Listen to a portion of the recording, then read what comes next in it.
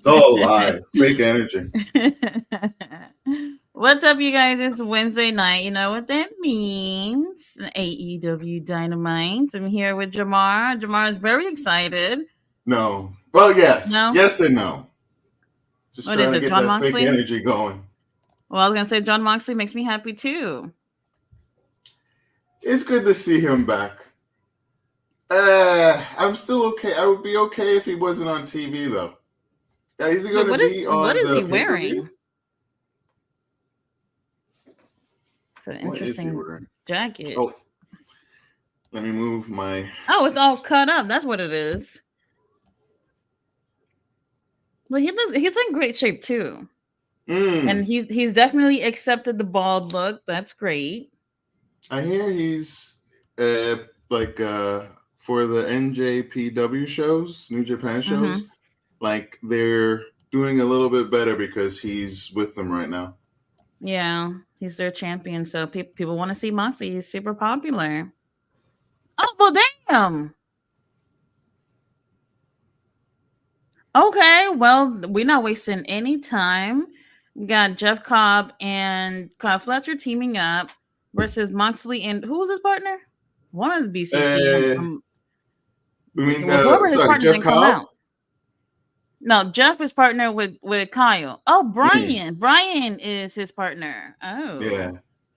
Mm-hmm. Look at Brian. Look at his jacket. It's so cute with the dragging scales. I like playing the music while they're thumping on people. That works out great. Well, oh my God. They just jobbered the Kyle and they've just ultimately jobbered this team. There's no opening music for them. I don't know if they were in the ring before. I think while Moxley was coming out, they just ran out. They didn't show it, but that's what I'm assuming, that they just ran. That's kind. I'm going with they were in the ring and the good guys were coming out and this is all started. Do you see how taped up Brian back is? Like, wow. Wow. Yeah, he's still selling the damage from the match with his last pay-per-view match. We're leaving the music on. That's what they said. We're leaving the music on. Enjoy it. Yeah. We spent a lot of money for this music. Which I like, but it's a little strange. And it really does not make it look like this team has any chance in the name. And they're, of course, going to come back a little bit. But for don't they leave the music playing on Anarchy in the Arena? Isn't that they've done that? They have done that. Yes, right. There was one great spot where Jericho was at the mixing board, all pissed off, and he like hits it, and that's what shuts it off. Oh. Moxley looks so good; he's in great shape. Jeff Cobb looks nice with his beard too. Oh Lord! Oh, Kyle. Hello, all right, the bell has rung, so the music has stopped. That's great to hear. All right, you guys. A chaotic beginning for this match, but we got Jeff Cobb and Bryan Danielson in the ring. Moxley's already given us a rah-rah speech, by the way. Oh, before we begin, who do you pick to win this match? Oh, Bryan and Moxley are winning this. Absolutely. I mean... yes. All right. I get it, but I don't necessarily like that. It's predictable once again. Well, that's the thing. I want to see if we can. How many matches we see tonight are predictable. Like we'll make our predictions at the beginning, and then we'll see at the end of the night. Oh well, I didn't see the whole card though. I would have to look at that. It's okay. We'll go match by match. I'll keep it. I'll try to pay attention. Maybe we'll get somebody from the audience to help us. Oh, ouch.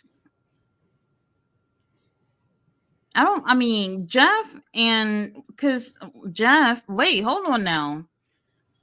Jeff, they've been doing hot potato with the New Japan TV title, so Jeff has it now. Oh, really? Kyle, obviously, yeah. Who did he beat Jack Sabres Jr. from it at the the hot potato with New Japan right now with these titles is annoying. He got it from Zack Sabre Jr. It's just weird shit going on. The And U.S. title. Kyle had the TV title for Ring of Honor. He still does, doesn't he? Yeah. Oh! Oh! Oh! Let me know when you get to Kyle's second big slap. Like, he just tagged himself in. You'll see. It'll be chops against Moxley in the corner. There's one big one. Moxley pushes. Well, you see. And then the second one. All right, he just gave the first chop. And Moxley's like, hey, I eat those. Try again.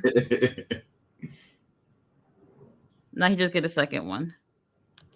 How so ahead of me? Like, damn.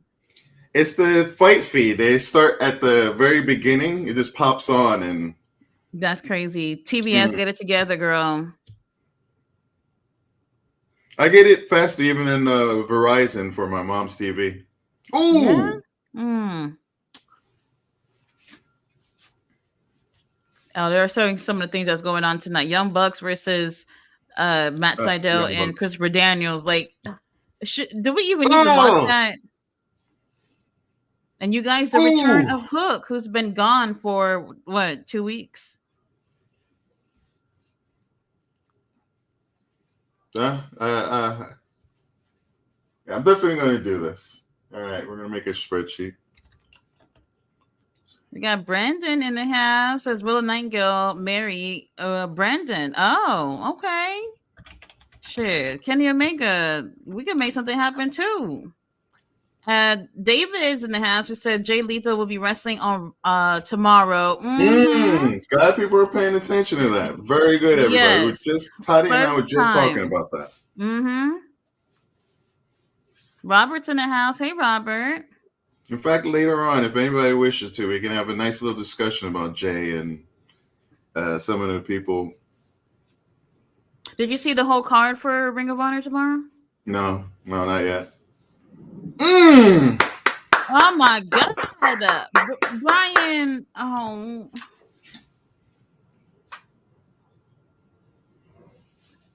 picture. Oh, looks like a good crowd, although it's supposed to be small. Where's Mr. All Days Off to talk about how horrible Brian hair looked? I don't even see the problem. Oh, they're chanting Brian. So, so far, Jeff and Kyle not looking so great, like, at all. At all. Now, I get it. Ring of Honor is supposed to be its own thing. New Japan is own thing, but they're champions and they can't look strong with Moxley. It is Kyle freaking Fletcher. This is wild, man. I don't it's not like it's Serpentico or John Cruz. It's freaking Kyle freaking Fletcher. We know. We've seen that Ring of Honor match, man. He's a hoss. Like, he can go. So, yeah, it's interesting. So they beat him up, but they don't really get the upper hand. The good guys going. You got to expect they're going to give, well, it looks like they're giving the bad guys a little bit in picture, but are they going to give Moxley and the whole match? We'll see. I don't know. Oh, it looks like big old Haas is bleeding from the nose. Mr. Fletcher. He's got a little blood on him.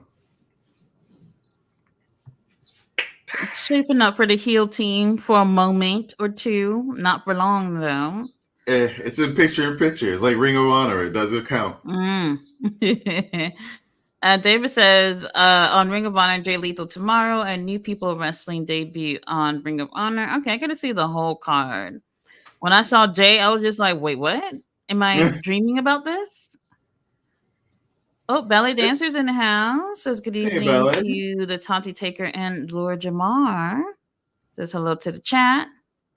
Says Fletcher. King Leo's in the house. Says hello to the head creature of the night, Laura Jamar and chat.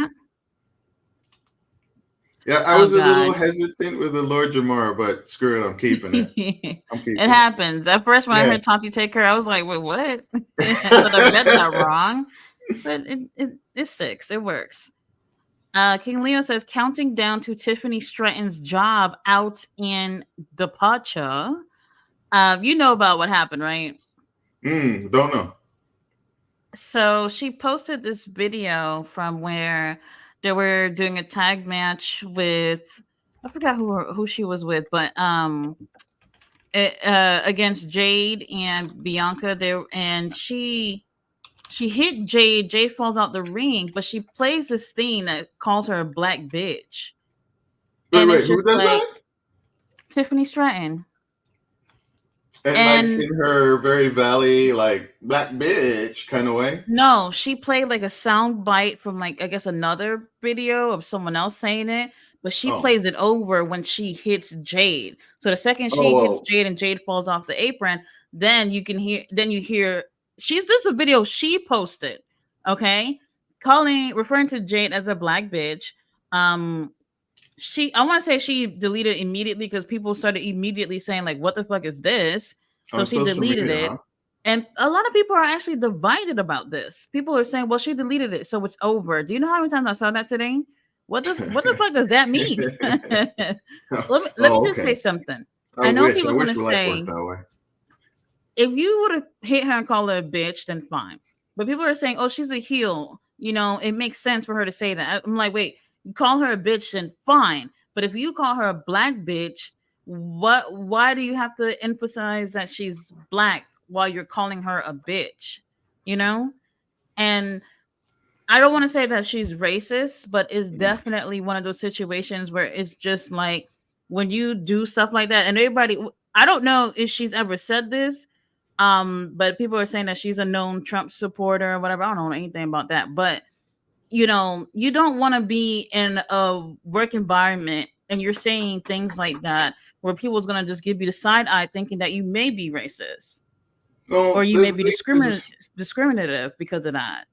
unfortunately, we don't know how much not coercion, how much they like. We don't know if they know about this. Like, if what Jade thinks, I'd be curious to see what Jade thinks. If it was against Jade, then her opinion is the only one that really matters. I know you say that, but if it makes the company look bad or if it looks bad on her for the company's going to care what everyone else thinks. Which they have like people that monitor it. So I would imagine that they either have already known about it, Jade's a part of it, or it's some kind of angle that they were doing like behind. That's what I mean. Like these in WWE especially, they don't get to act as freely ultimately as others, and we've known that they've had people monitoring it, and big corporations do it But anyway. yeah, I can't imagine someone from WWE giving her the green light to post that. Crazy. That's the thing. Like we don't know. Jade may have thought it was a cool angle or something. That's what I mean. Like it'll be interesting to see if she makes a comment because it's directed at her. She's part of the company. Oh, I don't know. I saw this like really early this morning, so I Mm. haven't checked to see if she's actually said anything. Look at Jeff mocking Brian. That's a very good mocking too. Oh, Oh, that was missed nice. that. That was a nice standing moonsault. Hey, you know who we haven't seen? Oh, who was that black wrestler that was on Ring of Honor? But he did something like that, but messed up when he was fighting Oh, Willie Mack. Kingston. Willie Mack. Where the hell's Willie Mack? I don't know. I just No remembered I haven't clue. seen that man in a long time. He's great. It's shocked. He was a bit of a regular at that point. Yeah, Ooh, he was.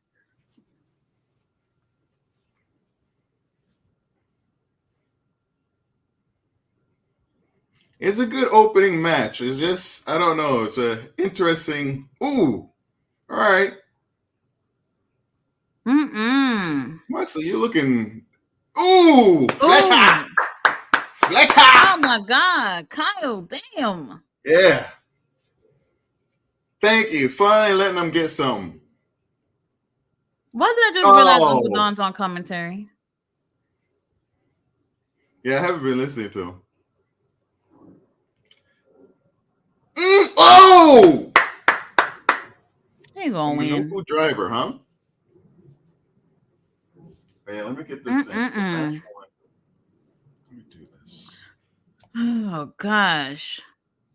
But anyway, I know some people might not find the comment to be that bad or whatever. But like I said, when you work for a company, especially like WWE, and Tiffany's getting this push right now coming from NXT, and they're giving her opportunities that other girls may not have right now.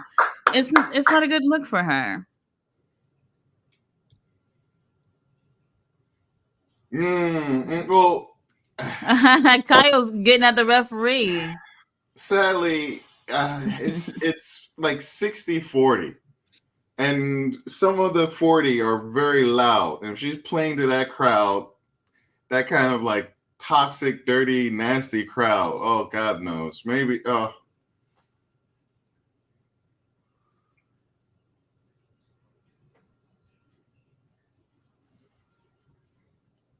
This is Ooh! Ooh! Oh. Okay, good night. Well, there go the paradigm shift. It is Holy over. shizzle.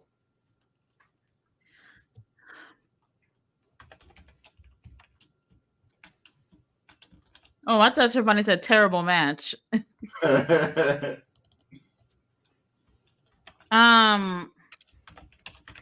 I don't even really know what to say because it was a really good match though. It's just Takeshita. Oh shit! I'm about to say who the hell is that? in his genie pants looking good. Oh my gosh! Oh. Well, Claudio ain't off, right? Oh, well, there he go. What is that? We got Claudio saying? coming in. Is that thing you The use to Snoopy grab stick stuff from or the high count from the high cabinets and got stuff? a butt picker. Oh, Takeshita's got painted nails. I'm down. He's been doing that for a while now. Oh, really? Because he's been healed, like yeah. This is the first time I've seen the crowbar in AEW. Me personally. Well, you will be seeing it on the pay-per-view. Trust me. You see it now, it's going to be there. It's interesting that they're bringing Takeshita back. It's like he's been missing for 2-3 weeks now. Oh, he's been in Japan. I need him on my screen. Takeshita looks so good, but he's a baby. Yeah, I need him on my screen. He's somebody that I want to see like every week. Right, I don't get it. We keep seeing the same dudes all the time. What is going on with the audio?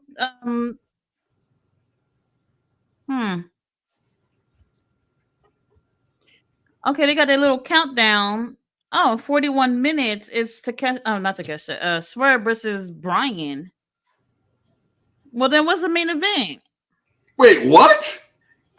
The fuck? Don't tell me this Young Buck foolishness is going to end the show. Because nobody cares. I gotta see the whole card because I don't see why that's not the main event. Or the opening. Either put him at the beginning or the end. Y'all just gonna throw Swerve in the middle of the show? He looks so good. Look at him doing his little TV interviews. Aw. Oh, our stepdaddy. I like the switch in music. Yeah.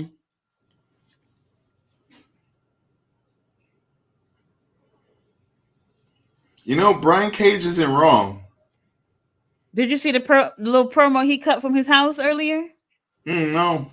It's so good. It's so good. Why do they do things like this on social media and not on the show where I think it really matters?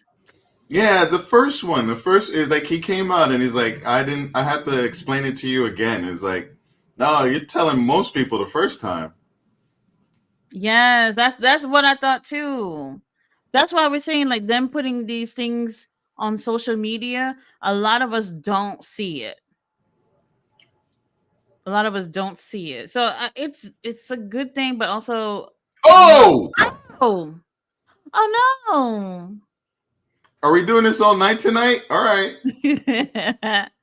Everybody comes out, just gets punked out. Malachi's not even there. That's Buddy and Oh, here he comes. Here he comes. Looking Brody. all There you go. brainy. Oh! Uh-oh. Oh, that.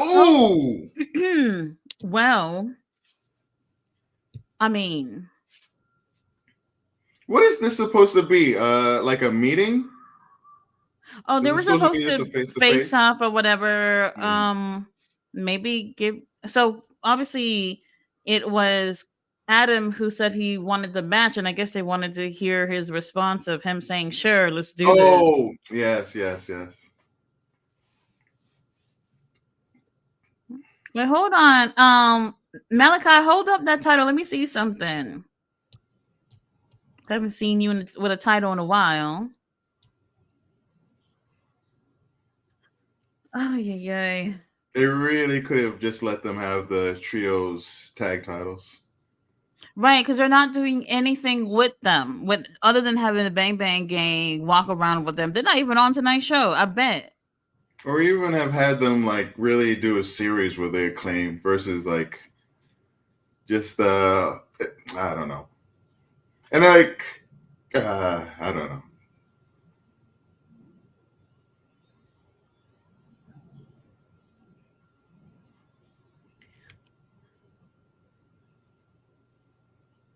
Shut the fuck up, Chance. He just started talking.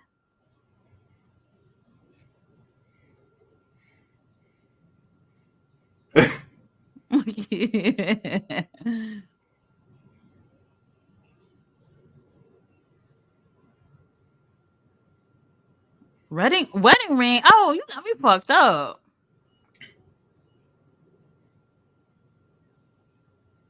Where the hell are Adam's friends? Oh, that's very good. Well, not very good, but how do you get it off of him? You choke him the F out. What are you gonna do? Throw it out and He's gonna eat it? You're gonna make him like root through his shit to get it again?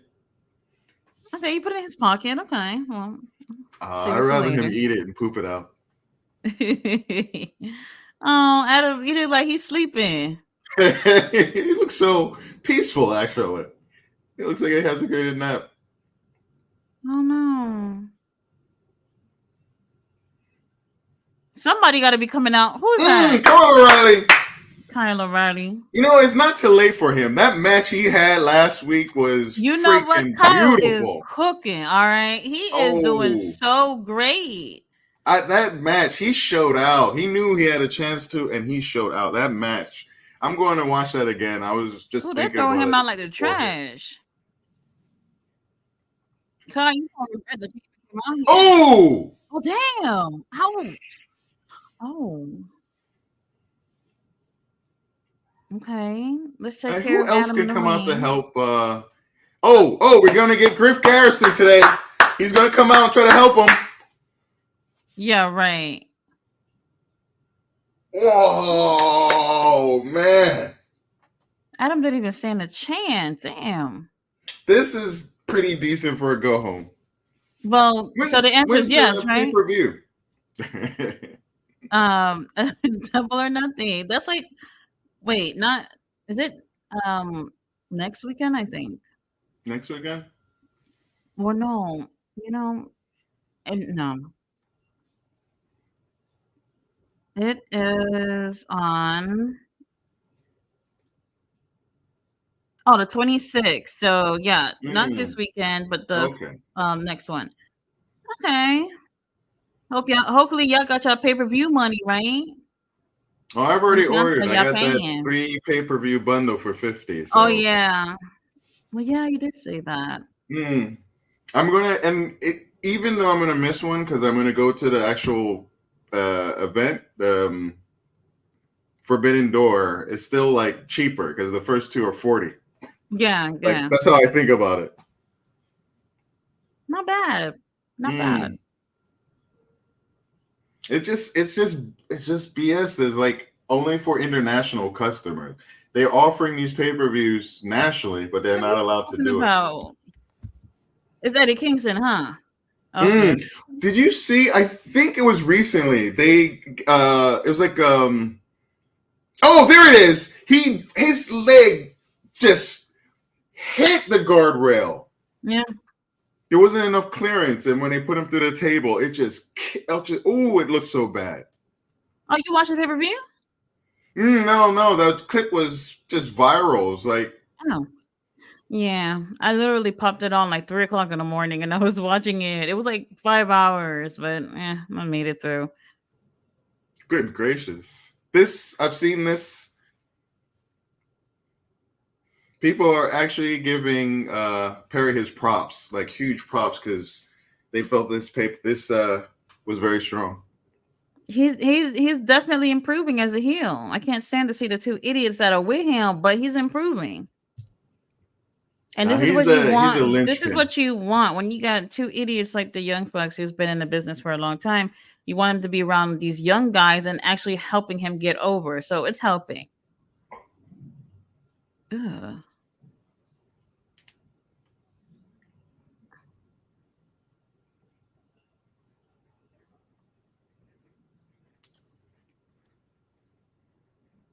Why did that title look like a toy on Okada? Like what?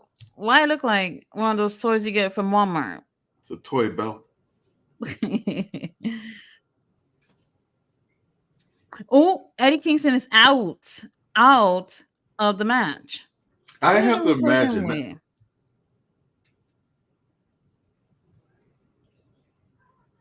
Well, Oh, damn. oh, cut up. I think that's gonna be the main event. Okada showed you. If they Um, put that as the the main tag match event, is next. What the fuck is a main event then? I think that's the main event. I think they're doing Okada and what you call it because they're gonna do a schmaz at the end. Oh, that is so weird. It really is. As long as we don't end off with Hook return celebration, home going, whatever they're doing, then I guess I'm fine with that. This is weird. Like we gotta prioritize our champion. Stop throwing him everywhere but in the main event right now. Let's see. Kelia said Danielson got the greatest Cadisio tape up ever. That tape wasn't going anywhere. I said hello, Ballet and Robert. Bella says it looked like a tattoo. It's his tribal Cadisio tattoo. All the kids are gonna be doing it. It says she should have apologized by now, and her politics are full right wing. I'm looking at her stuff. She knew what she was doing. Ooh, Tiffany girl. Yeah, very interesting. Like I said, I can't. Well, I know about her being, Trump supporter and all that stuff. People can support whatever they want, I guess. But I wouldn't have said something like that. I definitely wouldn't have said something like that. I still have to see it. I don't know. It's hard for me to even comment because I really am so. Oh, I can send it to you because everybody's been seeing it. Have y'all seen Ricky Stark's interview? Only heard about it with Andrew Pollard from What Culture Wrestling, right? Mm-hmm. Yeah, I didn't hear him, but I heard people talking about. I like Andrew Pollard, kinda. He's a little rough on AEW, but I do like him. The issue here is basically Ricky Stark said, "Ain't nothing wrong with me. I don't even know why I'm not on the show. I want to be on the show." And he feels a type of way about it. Like Ricky Starks is sitting at home. Are you guys kidding me? Ricky Starks. This is why I say like they're not prioritizing the young guys. Well, I mean, you see, they're doing a little something with Jack Perry, but he's with the young bucks right now, so that's gonna work out for him. But Ricky Starks is sitting at home looking fine as fuck and not in the ring. Are you kidding me? Are you kidding me? I still think Tony Khan doesn't. All right, I'll say it this way: Tony Khan is not very strong with booking black and brown people. I agree. I feel a little stronger about that, truly and honestly, in my heart of hearts. But I'll leave it at that. New Order. What's this? What is this? Don't tell me AEW got some Oh, they have sneakers sneakers. coming to a Foot Locker near you. They're actually What? putting their own freaking ad on this damn thing. Oh, The Young Bucks got their own little Reebok sneaker or whatever. well, they've had sneakers a few times. It's interesting they're actually. FTR. Oh.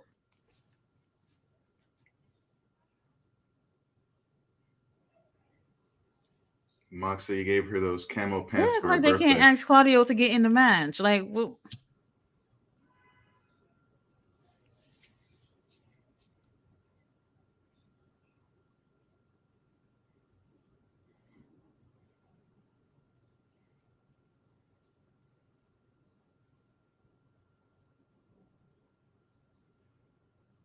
oh, they already found a fourth person.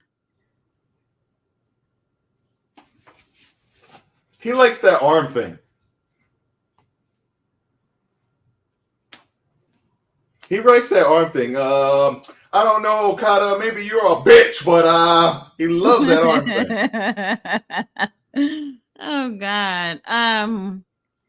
Interesting. Bailey says Willie Mack reminds me of the Junkyard Dog. I haven't seen him in a long time. Oh, actually, he did post. I think it was today or maybe yesterday that he's been wrestling for 18 years. This 18-year anniversary, being in the ring. King Leah says Bolo. She could have played another audio clip. Why that one? Right. She could have played any audio clip over. Wait, what does that mean? Audio clip? It's like something from So it's like not. It's it's like a not. TikTok thing. They have like an audio and then Yes, when they take stuff from other videos and put it in on another video. So it's not her saying it, but it's her who, I don't know if she made it or whatever, but a clip of someone calling somebody a black bitch, but she puts it on her video where she's referring to Jade Cargill as a black bitch. yeah, I don't get this stuff. Oh. I'll let it pan out. Let it play out a little bit, and then it's. We'll see. We'll see. Crowbar Claudio. Takeshita, the Young Buck Teeth. Let's see. Laughed my ass off. House of Black beating the brakes off Adam. Buddy Matthews. King Leo says Rhea approves. Matt, the fallen angel. Someone mentioned this. The fallen angel right now is older than what were they called? The Stooges, the WWE Stooges. What was that? Gerald Briscoe and Pat Patterson. He's older than they were when they were wrestling on WWE TV. What? How old is he? Good question. He looks good then. Oh, by the way, I'm calling the Young Bucks. What do you think, Tati? Young Bucks will take the win. So I was gonna Google something. Yeah, in the middle of the night, I woke up just asking myself, can vampires take selfies? I don't know why. I went to Google that, and then That's a good question. Right. Literally random, but right when I was gonna Google it, so like on my browser page, they recommend things for me to look at, and there's an article saying Attitude Era wrestler is going to be wrestling on AEW Dynamite this week. I said, who's that? When I went to check, they talking about Christopher Daniels. Nobody even remember Christopher Daniels even being in the Attitude Era, and I'm just like, it's a slow news day, isn't it? Y'all looking for clicks. He was supposed to be the higher power. It never turned out because Vinnie Mac did not care about this. You know, that might have even turned out to be better. But different. Oh man. Oh, damn, one of the worst reveal of all times. Oh yeah, I agree. I agree. Greatest yet worse. Oh, and for those of you guys who tuned in to Queens of the Ring last night, where we had a panel, I do appreciate you guys pulling up and supporting. Sorry, I didn't know that you had it. Yeah, I did post that I was doing it yesterday, and some people did show up. So sorry. I'm sad that I missed it.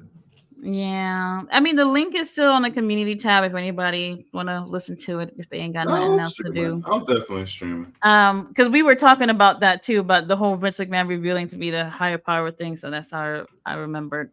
But Robert Brown had pulled up. Oh my god, he pulled up to the stream last night. He's in the comments, and I do appreciate Robert pulling up. But like we're like so into this wrestling thing, and he's commenting about all these hood movies and all this stuff. And I'm just like, bro, I kept trying not to laugh.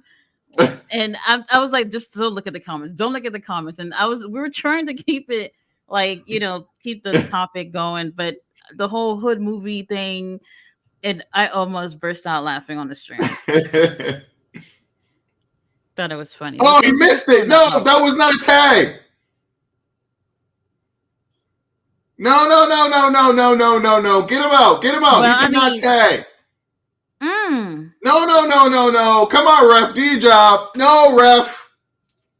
Oh, I'm a little angry. Did he see it or he just let it slide? Right at him. He missed it. He missed it. Well, it isn't the first time we've seen them mess up. Well, they don't care. The refs and the tags and the AEW. Cameraman, could you like not get so close to this guy's face? Thank you. I don't know why they don't just do a tornado tag for like every tag match here. Just make it their thing. Oh, they're showing the commercial to the Iron Claw. It's on Max now. I think it's been on for a couple of days now. For those who didn't see it, it's not bad. I enjoyed it as a non-wrestling fan who understands that it's not. Sorry, non-wrestling historian. I don't know. But as someone who can separate the fiction from the reality, because I couldn't. Understandable. I get it. I do understand it. There is a thing about wanting to see things accurately portrayed. It's a especially with a great story like that. It's a nicely done movie. Crazy story, a real life story, but it was not historically accurate. And I know people are going to say, but it's just a movie. Let me tell you, if you said this is a movie about the Williams family that somehow has similar circumstances as the Von Erichs, then sure. But you're using their likeness, their name, the family, everything. But you pick and choose what you want to put in the movie. And a lot of the things that they put in the movie was misleading. So if you're not familiar to the timeline, it's just not accurate. So sorry, but that looks so messy. Like messy in a bad will for Seidel. My picture in picture is so small, I'm not even bothering to strain my eyes on this. No worries. Not even bothering. But I did see Jack Perry sitting out there. I didn't even realize he was doing commentary. He's putting you over right now. Is he picking on Tony Schiavone? He's explaining on what they're doing. Just silliness. Oh, and Christopher Daniels is 54. Oh. And he looks so good. For 54, he really is in great shape. And that goes to tell you, like, looking at Pat Patterson and Joe Briscoe being even younger, and they look like they aged like milk. I mean, that's crazy. Yeah, they were around like 52, 53 at the time. And true, yes, considering they're all wrestlers. Yes. I did like what they were wearing, House of Black. I love their style. That's great. Oh, it talks to the goth in me, I swear. Yeah, they do look great. I wish you would do a little bit more with them. That would be nice. And Belly says Adam is asleep in the corner. Well, all that traveling, gonna have to sleep somewhere. He's losing his religion. King Leo with the poop emoji. What do you think he's gonna do with that ring, though? That's my ass off. Kyle got his ass beat. Somebody has to check on Adam. Says Beth ain't giving up her Legends contract. He better get that ring back. Oh, sight down. Now I hear Jack Perry on commentary. Are they got a picture yet? Yeah. Oh, and good, because they should not let Seidel have a moment like that without. He is hardly dragging himself. I'm Ooh, sorry, but I mean, the Young Bucks look is just like I don't like it. I don't like it. nice Ooh, duck. Fallen Angel. Yeah. Mm, he's really working. He does work. I mean, he's. We know he had that little run with, especially on Ring of Honor with Seidel, especially when they were a little more story heavy. Ooh, lovely. Okay, okay. I don't think I've seen him with this arm thing before, though. Looks like a 50-year-old stripper. Ooh! Oh God. Ooh! What are you Look at doing? Seidel's kicks! I'm telling y'all, he is so talented. Like They let him lose every week if he's going to play every dance like week. that. Just put him on my screen. Crazy. Crazy. I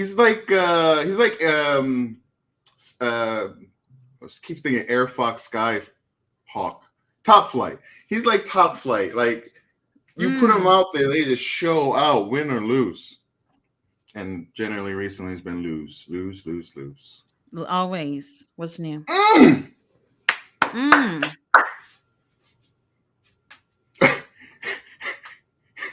Perry is like, it looks a bit more like a closed fist, honestly. Oh!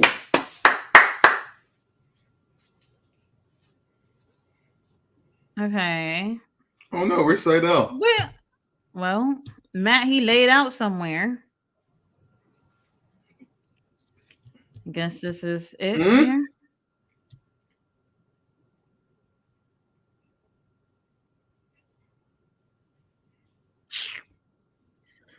Oh, Where's Seidel? Whoa, dudes, where's Seidel? Okay, I'm all over right. it. Well, we got that one. Oh.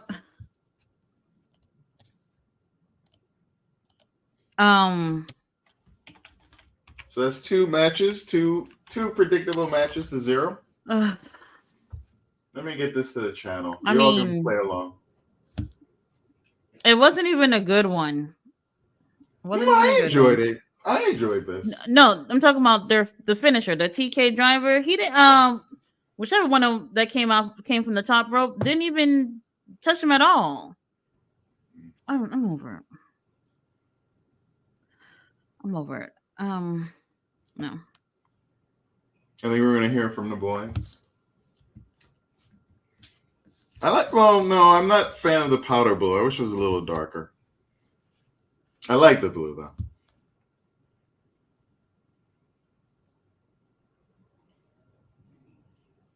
Are they gonna fire him? Oh, they're gonna fine him.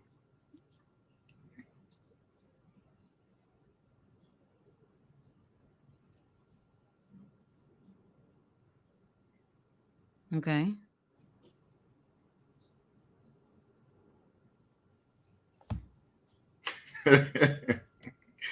Then y'all should be gone.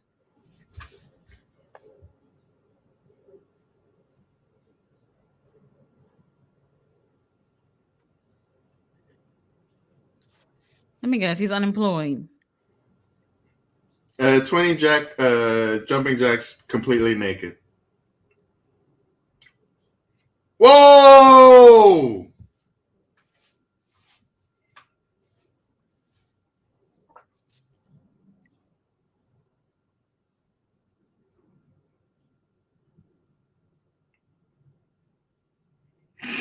Oh, that's bullshit. Next 30 days. Because that's like one check.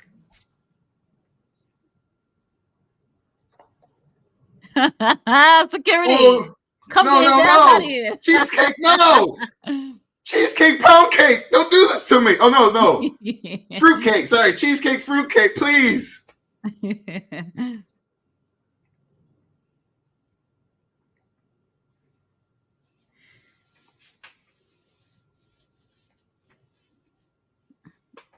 Good. Cheesecake is not part of this pound bullshit. cake. It's pound cake or whatever his name is. Pound cake. We're gonna call it pound cake. Good. I like that one. See you, Christopher.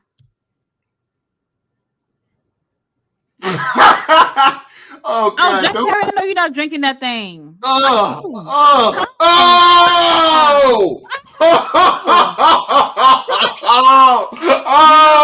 Shit! They don't give a damn about I called him a bitch, but he said "son of a bitch" and not "white bitch." Well, I think he's learning his lesson.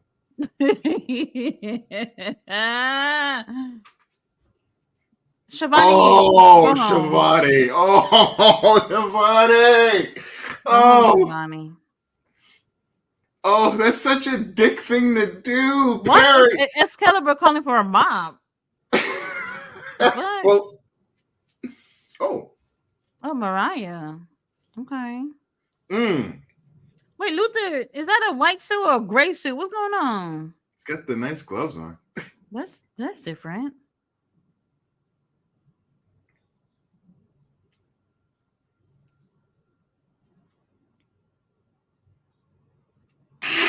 What the fuck?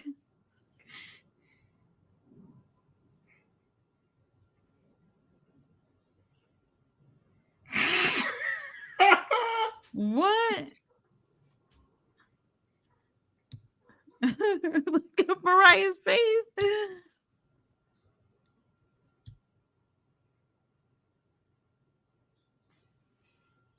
Look at Luther.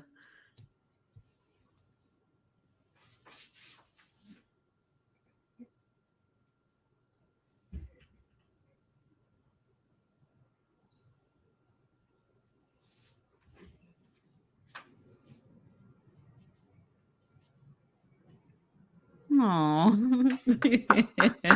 Tony Storm, one of the best characters right now. That was great. You see, I know a lot of people are not behind the whole character, but that it wasn't boring at all. You know, she's being funny. She's sticking to the character and incorporating Mariah, and Luther's back there with his nose up in the air. It's great, absolutely great. Let's see. King Leo said, "I told y'all Jack needed to go back to the flip side. Is it's him or Okada getting the Young Bucks over?" Right, because we're over them. So we need to see more of Okada, to be honest, I think. And he said, "Pretty Ricky Fontaine ready to go." I don't know how much time Ricky got left on his contract, but I wasn't happy to hear what he had to say. Really wasn't. Really, I still have to see the whole thing. Although Ricky does feel like somebody. Although, people keep thinking it's going to be a back and forth between WWE, but at this point, I can't imagine it. I can't imagine it. I don't know. WWE sucked up everybody before when AEW came out. Like, it was to hurt AEW, and please, everybody, remember that, because WWE did try to ruin a promotion before it even got started. But they're not in that mode now. So they don't need to be picking people up like they hoarded everybody originally. If we really think about it, like WWE destroyed some international scenes by pulling people in so that AEW couldn't get those people. Predatory. It's not cool, but that's what it was. So I agree. So I'd be sad if Ricky Starks goes out. Where does he go? Because it's not an automatic. He's getting my house. Oh, did I say that out loud? He can take a vacation. Ricky, take a vacation. Oh, he is in one, technically. So he's doing nothing. So I don't know. I could imagine WWE would like to sign someone like Ricky Starks. I think he's very promising. Just that he hasn't had the opportunity to really go there. I think the best I remember him, even though it was very short lived, what he had with what's his name? CM Punk.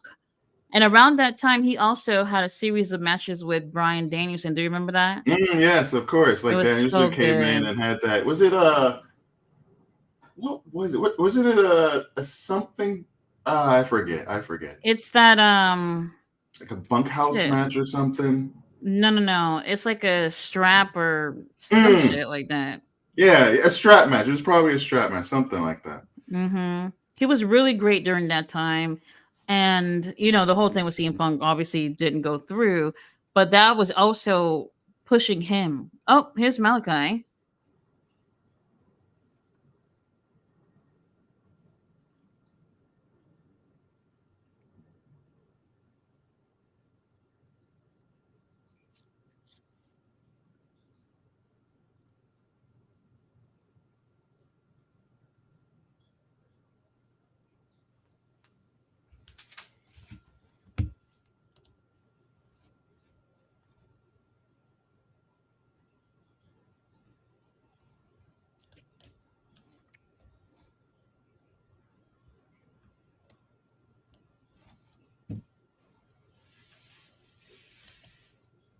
Okay.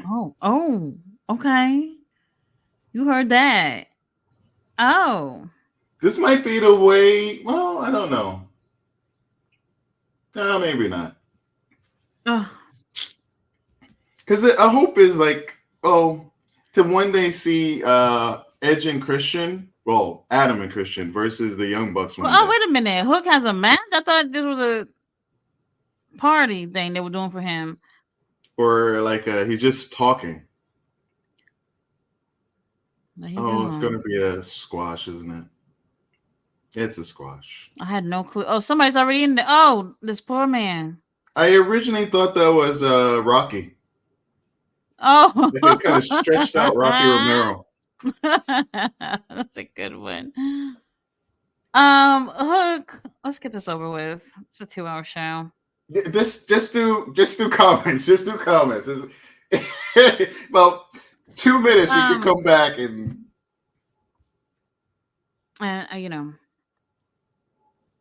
There's nothing to see here, everybody. Nothing to see here.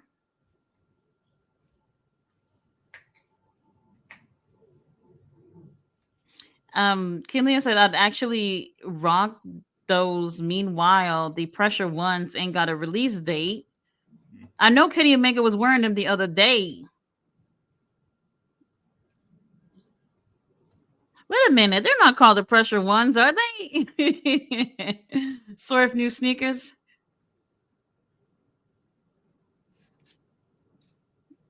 Oh, those are actually minutes. Nice little. See, it's over. Anyway, it's already over. There wasn't even 30 seconds. Nice I don't think so.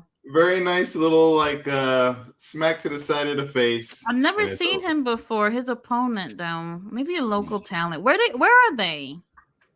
Good. Do you know? Good. Because I remember they were in Canada last week, right? They're out of Canada. Hook, how dare you, Hook, snatching the microphone from your elders? Respect. Washington. They're in Washington. Oh, Washington. Oh, my middle namesake, Everett, Washington. Oh. Angel of the Farting Winds Arena. What? Oh, Angel of the Wings Arena. Excuse me. Sorry. Oh my God, I'm over it. I'm over it already. Can't stand to see Chris Jericho. Good crowd tonight. So, Jamar, you remember how you said you wanted to do that tier thing from that website?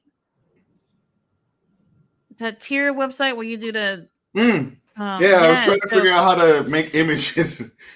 I don't know how they're doing it, but I've been seeing people making crazy ones all week. It's there, and I'm trying to figure it out. I think they probably PowerPoint, Paint Shop Pro. You can probably do a mask for each one, and then have it saved each one individually. But it's interesting. But I haven't effed around with Photoshop in a while now. Oh no! How dare Big Bill wear a jacket? It looks good though. Not good enough. What is up with them glittery ass heels he got on? Chris Jericho. Washington is still very close to Canada, so we'll have to see.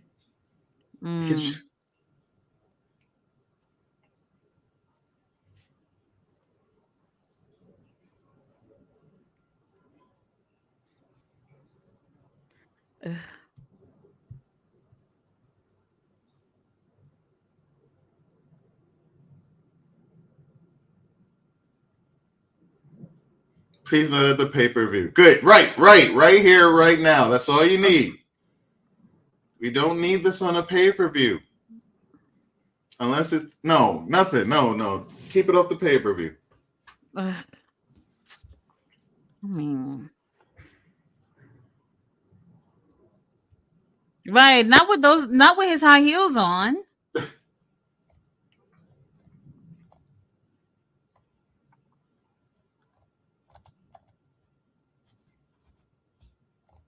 What?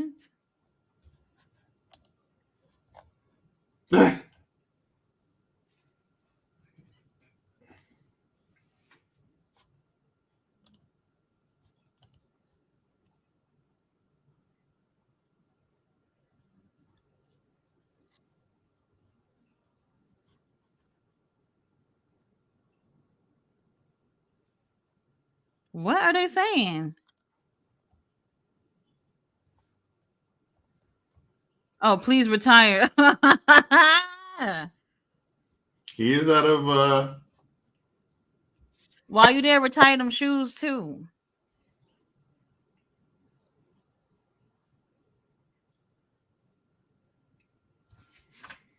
tonight. Wait, everyone here tonight.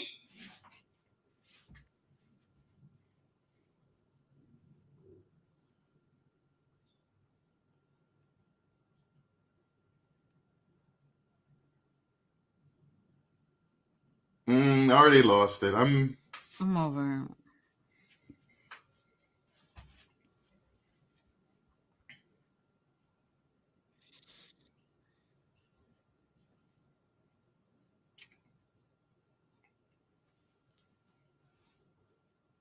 Ooh, under garbage rules. Okay, that might be interesting.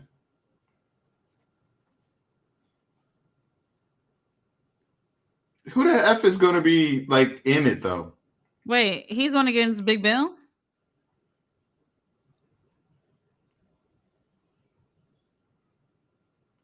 That was a bit weak.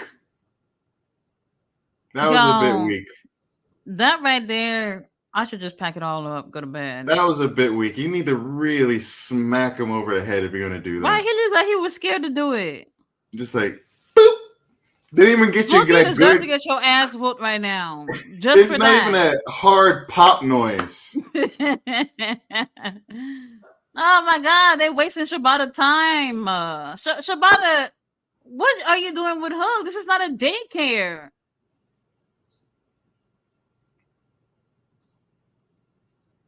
They did not need to play his music for the 2 seconds. What the fuck is that on his hand? Blood? You want to believe that he's bleeding? But where? How? Did he hit something?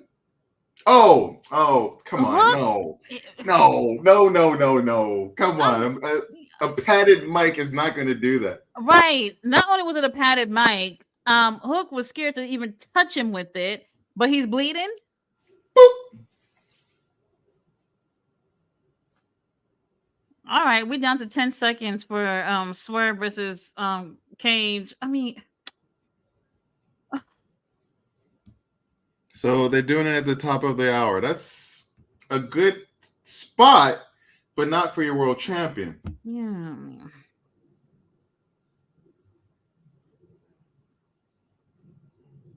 Oh, hold on. Swerve got a new shirt. I am going on. Hold on. Let me get my keyboard. Does he have a scar?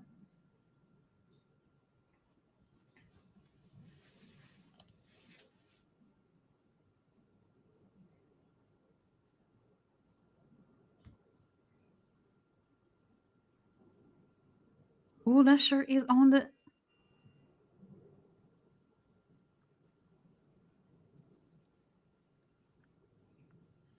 Ooh. Y'all, the shirt is $29.99. Is he gonna get jumped? Something's gonna happen. Something's gonna Why happen. are You we know it. When they following? do this, something's Oh, gonna why happen. are they?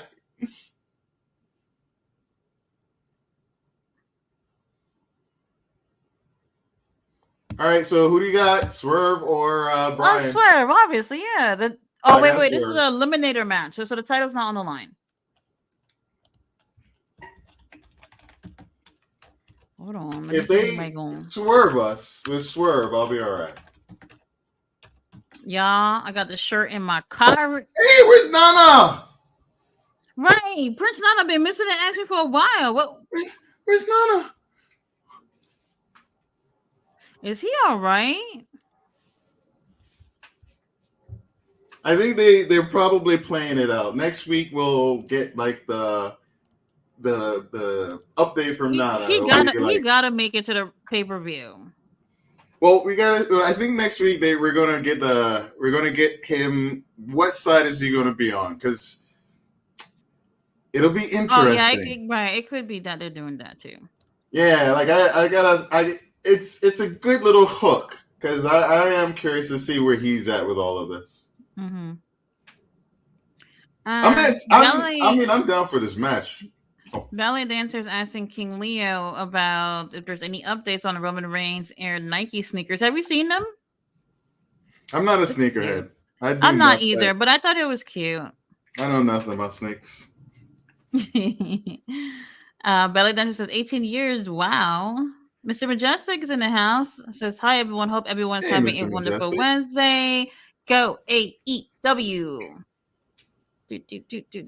Brian Cage is coming out now.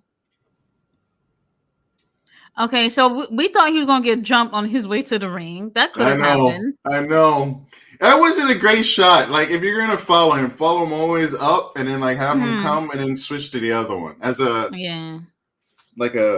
media-minded person, too. I would have had it, like, right behind them and then switch when it came out.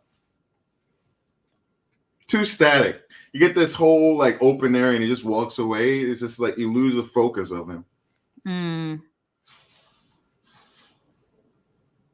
God damn, Brian Cage. Man. I gotta imagine there have been times where it's been tough for him to like rub his ass. He has like a full-on upper body workout, just comes out like, bro, come on, man. I need your help. Mm-hmm. Well, here we are. So Okada versus who is the main event? Okada versus Dax. I know. Open it though. Like you either do it at the beginning or the end and let him open. I don't know. I have no clue. This is a good spot because they have at the hour mark, top of the hour, people are tuning in. Right. Oh! Oh! Oh!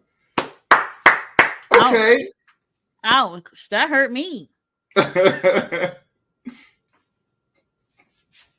Oh. Okay, Swerve.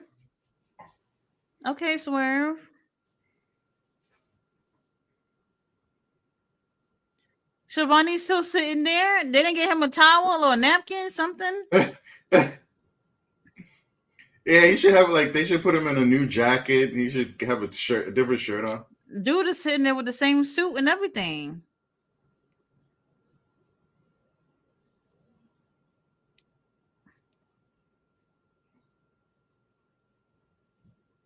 I feel like I haven't heard him say anything. True. Yes, true. Yes, he has been he's quiet. Waiting to dry up before he starts talking. Or maybe they even shorted out his mic, but I gotta imagine they have a backup. I'm sure he's annoyed.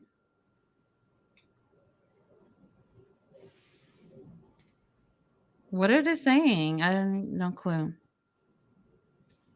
You see, it don't matter where they at in terms of an audience. Even when they're speaking in English, I don't know what they're saying. I don't know. Yeah, I didn't get that one.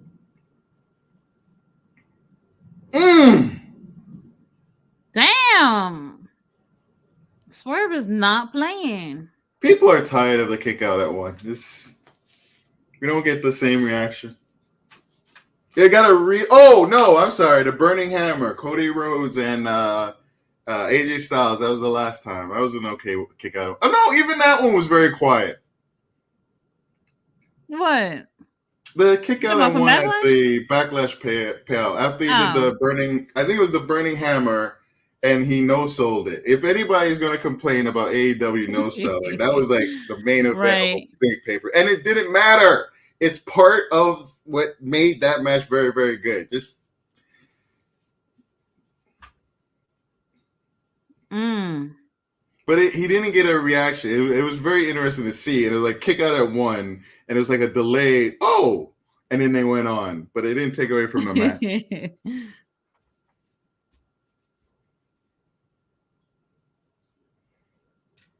Yes, Brian Shivani Cage. Quiet. I wish I was around to see Team Taz. I've heard great things about them, but I wasn't around for the time. I was under the impression that everybody in that group were like, it's a group where those guys were going to be on to do bigger and better things. And no, not really. When you look at it now, not really. Well, Taz, it's interesting because we are looking at Cage at the moment. Hook was just on a segment, but Starks, Mr. Starks, and I do remember when he was, I forgot, when he was having issues around that. Hobbs, yeah, when he was having that thing with Hobbs, that was a very good series. Well, you know what? I thought that needed to be done because I was like, okay, they can't have every single guy coming from that group moving all the way up to the top. And I thought, okay, if anybody from this group is going to be moving to the top first, I thought it was Ricky Starks. Obviously not. Yeah. I thought so with Ricky and then Brian. Hobbs, I felt like we didn't see enough of, so I couldn't really say at that time. But I don't know. Nothing's really gone on from Stark's that. face at around that time.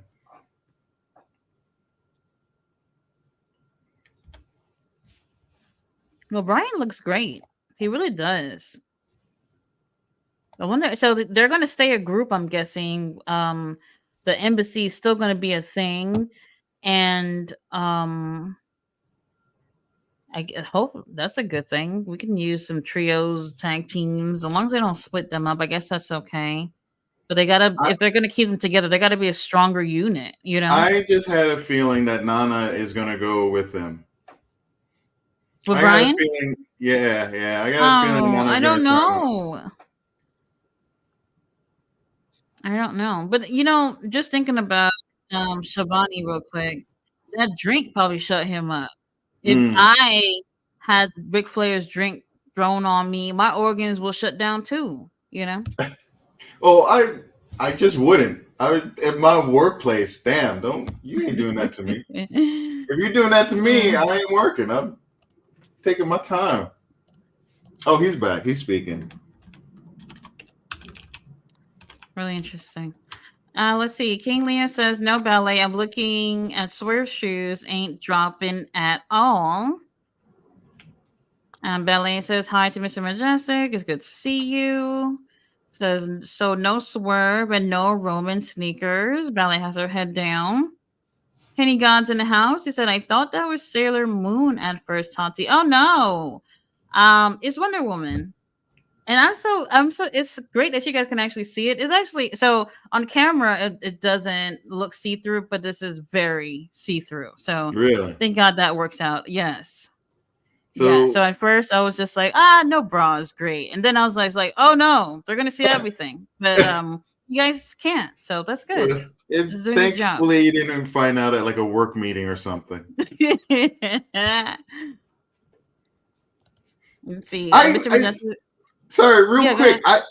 I was just watching a clip of the classic Wonder Woman because I don't know why. It was like a really bad thing.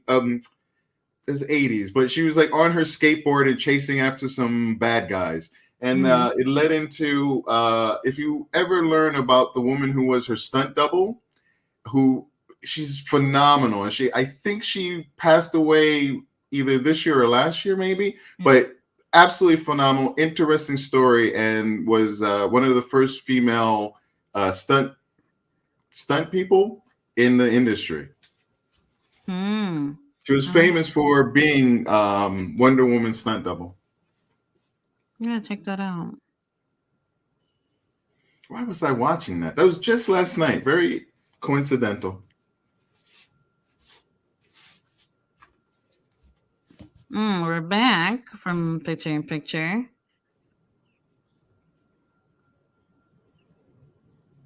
I'm not gonna lie, like Brian Cage in and out. Right, Brian. He has the look. I don't think he has enough opportunities to be on the mic or whatnot, and he's taken a lot of L's too. Aside from when they were doing the whole trios thing with the whole group, you know, as a singles competitor, he's not booked strongly at all. So I think he seems and to he did resign with them sometime last year. So yeah, that's what I was about to mention. Like he had that chance, and he was a person that was complaining, and his wife as well said a few things, but he seems to be okay with his position. Oh my God! Wait a minute. So did Swerve not sell that, or what? Adrenaline? It's adrenaline. All right, we'll take that. We'll take that. Although I tend to like it when they do the adrenaline and then lose it and then pass out. I feel like Ospreay does it really well. Like he falls into something, uses the kinetic energy to go into something, come up, but then he just pops out of it. Swerve looks perfect. And a lot of people have complained about that with Ospreay, saying that he's not selling. You know, and I don't know if I could say the same for the most part. I think people just like the gripe. And then there's another thing too. A lot of people are just now seeing Ospreay for the first time, have never seen him outside of AEW, so they're not used to his style. Let's go, Swerve. Oh, they have multiple people in WWE that does it. It's just who was that one person they were talking about? Oh, the fellow in Judgment Day, the little runt guy, the one that was the latest, the last one. He has that kind of style. It's just not as developed. You see it. There's a bunch of people in NXT, WWE. They have a similar thing. It's just it's more with that WWE flavor, so you don't think about it as the same thing, and it's not as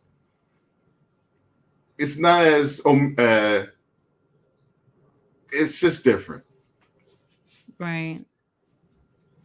I like this. Like he's working this. What is Swerve going for? Something like an armbar, I think. That's what I thought. Oh shit! Oh yes, Cage! Brian looked like he's just working out.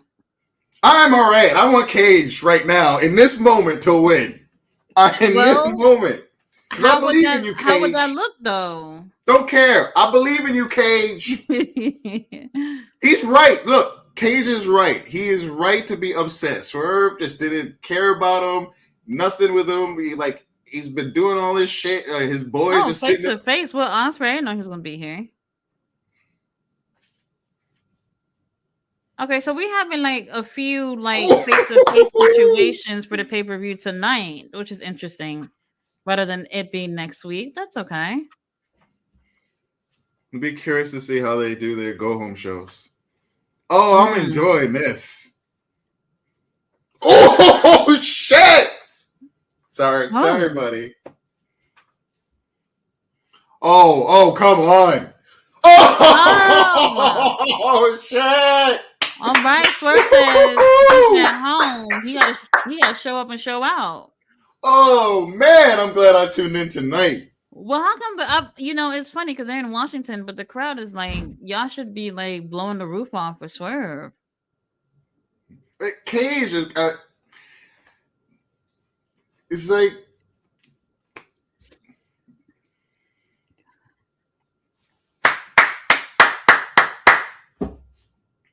yeah, come on, Cage. Actually, I'm going back and forth. Oh. Swerve has a little deodorant under his armpit. I remember a girl bugging me one time. I was out in a Washington Square Park as a teenager, and it was hot, and I would like put some deodorant on. She's like, "Oh," I'm like, "I don't want to be dirty. Leave me alone."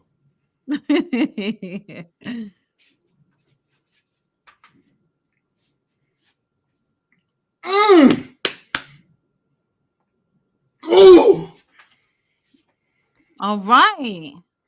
This isn't the cleanest match, but I like that. I like that. Like, it's like a struggle with two big guys. It's not perfect, but that's okay. Anybody that's like, "Ooh, that was a botch," it's just messy. Not messy. It's just they could gritty. have. Oh, this is awesome. Yeah. Ooh, yes. Okay. Ooh. Oh, damn. Ah! A bitch slap to take home. Oh. Mm. Oh. Oh, they could have made. I hope they made this a program. God dang.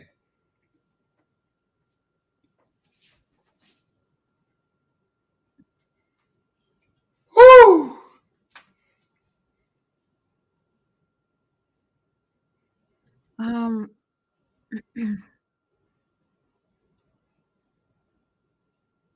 He has been working the arm. I agree. Oh, what's he gonna do? Oh, what the fuck is he gonna do? Oh shit! What? No! Not as good as Penta's arm break, but it's okay. Oh shit! Okay, that's a nice house call. You're gonna have to take Brian out in the stretcher. This should have been an opener. I'm sorry, Moxley. Oh, I really hope that's not like a Moxie Danielson favoritism thing. He should have been the opener. Sorry. That should have been an Great opener. match. If you're gonna do schmaz at the end, fine, all right. Have this open. Well, hold on. Let's not celebrate yet. Let's see if anybody gonna pop up. You only got one white guy on a. There's only one white guy. Ugh. Where's the rest of the crowd? Come on, crowd. Come on, Washington. Give us a little of this. Come on. It's just Swift not done. Well. Oh shit. Got some presents for you, Brian. Cages his ass up. Face down. That's the way I like to read. Face down, ass up. Oh, a stepdaddy. That's right. Don't worry about the theme. Just do it.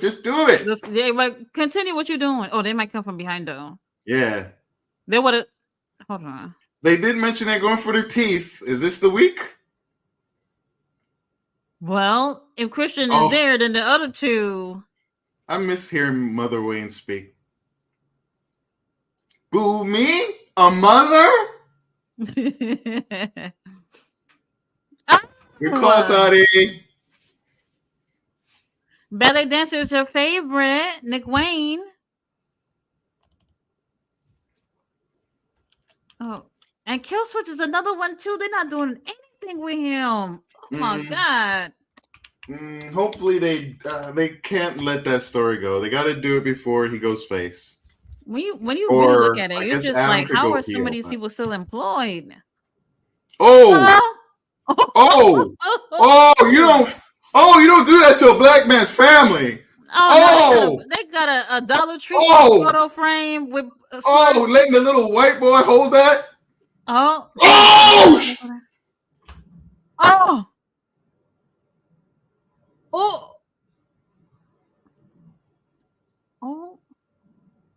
that shit-eating grin on his face.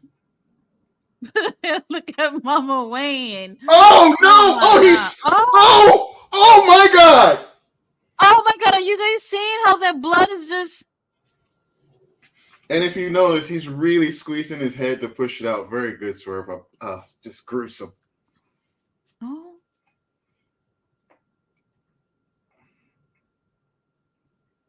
Oh.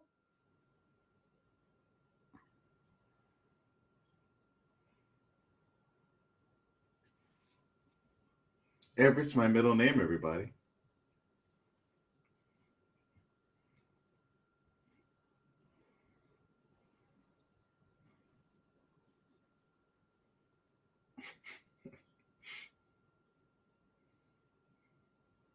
She's so cute.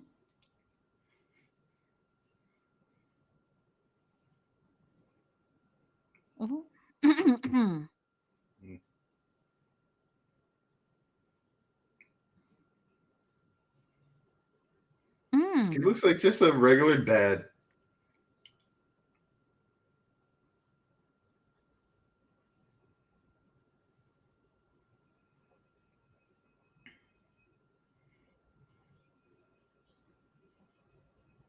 Look at Nick Wayne. Ugh. The face only a mother can love.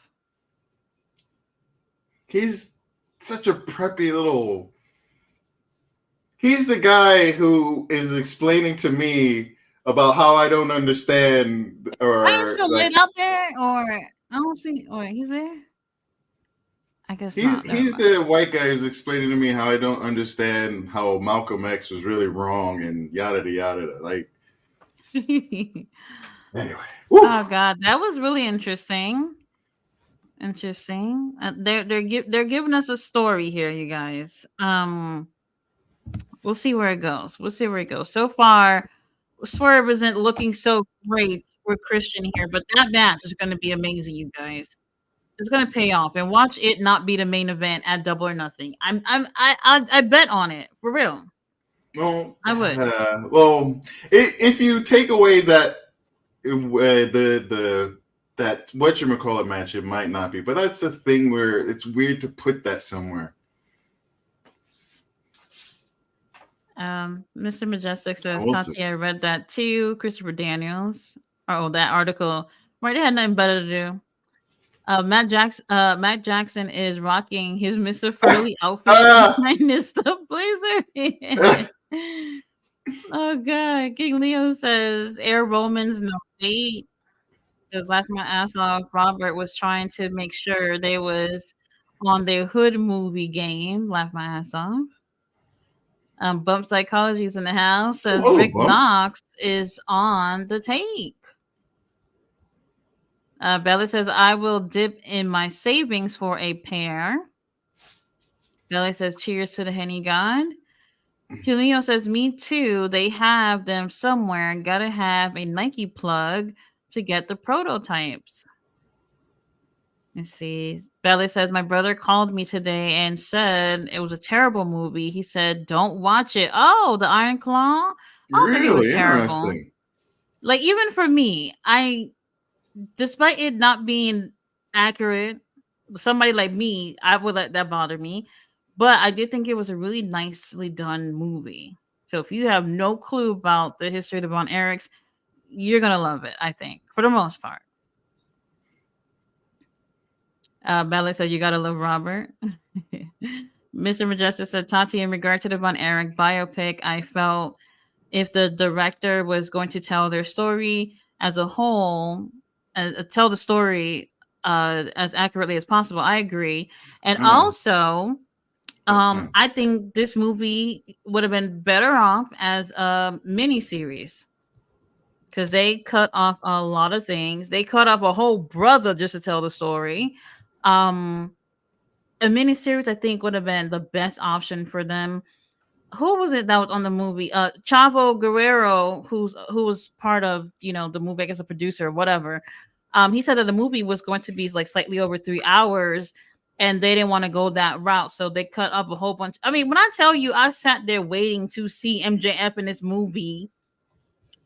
All I saw was just the back of his wig, and that was it. And it was just like 2 seconds, and I was just like, he's not really in it, you know. I don't know. It's okay. It's okay. Not a bad movie. Hey, Toddy, are you seeing this? Yeah. So this is thing called Meal in a Match. Oh yeah, you mentioned this, didn't you? That they talked about this morning on social media. That's first for me. Oh, sorry.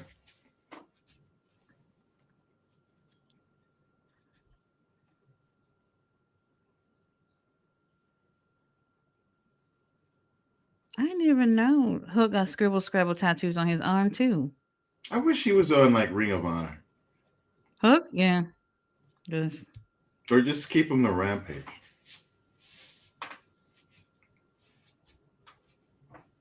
Like sexually? What?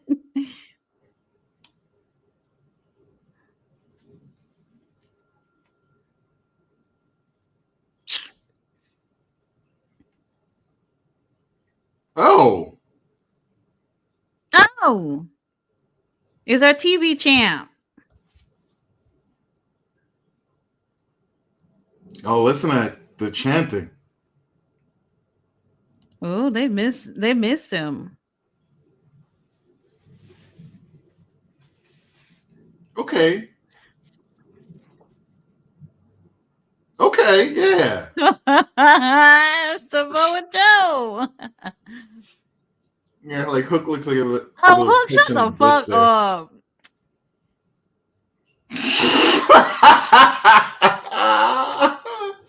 Hell nah. Shibata. Shimura's funny. Oh, it's fucking funny. Oh my god. I'm Who do you telling got for y'all. this one? Oh, it's Tony versus who? Who do you have for it? She's Oh, going Harley against. Cameron. You know what?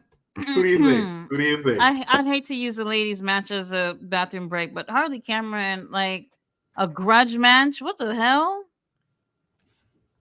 You know, Harley, she had her, what I seen was her first match ever on AEW. I had never seen her in the ring wrestling before in AEW.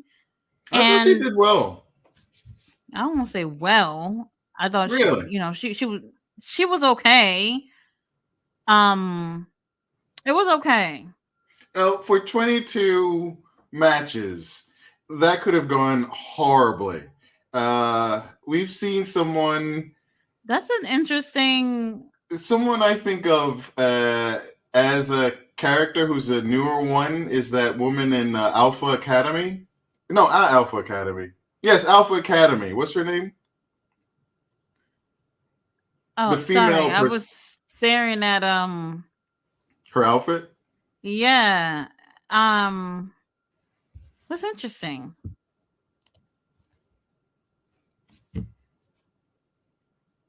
Really interesting. Oh wait, nothing. Soraya didn't come out with her Good point. because she was there last week. Oh, and no Mariah either. Okay, so they're all alone.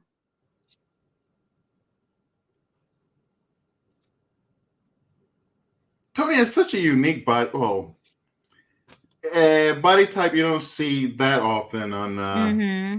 And the females in clothes she America. wears really Accentuate, is yeah. flattering. Yeah, very flattering for her. Oh, apparently Kevin Nash was going on about uh, who was it? Oh, Shane Taylor, about him being like pear shaped, and how What? if he yeah, and how if he ooh, nice Thez press. If he can't look as good as Nash at his age, like he shouldn't be in the business. What? Who said that? To Kevin Nash, he has a little bit right now where he's talking about how I think people were giving him pushback for his comments about Shane Taylor's body type. So he's saying that Shane Taylor should drink his milk, eat his vitamins, and look like him. He said he was basically comparing him. He was like saying at his age he had done this, and this, and like. Oh, look at Serena. She is so Yeah. boring. Check it out. Check it out. Serena, you need a stylist, girl. Really, you don't like this? No, every outfit she comes out is just like, this is not for you. Somebody need to help her out. All the other girls usually do great with their looks. I'm not convinced with Serena, but for Kevin Nash to say something like that, like, how are you? I gotta hear this. I gotta hear. Yeah. Where is this even coming from? Where is this even coming from? I don't know where to comment. Oh, this is his podcast, you know. No, like what even brought that on for him to say that about Shane Taylor? That I don't know. What is Shane Taylor supposed to do about the way he looks and his natural look like body type? And come on, Nash is tall. He's still in good shape. I don't know if you see the picture of him recently. He's in good shape. You know, giving a new meeting to Big Sexy at whatever age he is right now. But although really, I can't imagine it's like he's not going in the wrestling ring at these days. He better not. I saw him in a movie recently. Hello, Haley. That movie. Something about a dog. And I was looking at him for like a good 5 minutes. Benji. No. I remember Benji. This movie gotta be like maybe year or 2 or 3. And for this movie, he went full on gray. So at first glance, you didn't notice that it was him. And then his voice is what was like, that sounds like Kevin Nash. And I kept looking at him and just staring. I was just like, oh, it's Kevin. So I guess, you know, he does his little movie opportunities, those F-list movies and shit like that. So, you know, but for him to commenting even on men body type, like that doesn't really make sense. Like Shane Taylor is not going to be able to help how he looks. You know, he could be working out. He could sorry. And he still won't look like Kevin Nash. And that was a bit of a fumble. That was a bit of a big fumble. And you don't repeat it. To King Neil's point, you don't repeat it. You move on to something else you try it a different way. But that's the thing, though, because she's not as experienced. Not as experienced. So thankfully, it's in picture. I'll give it to them for that one. We can still see it. They're letting us go a little long. Well, a lot long. This is not necessary for her. Well, they look great in the ring. Give them that. I like her character. I think she also has a character. She's not just a wrestler. And a character can overcome, you know, oh my God, she just licked her.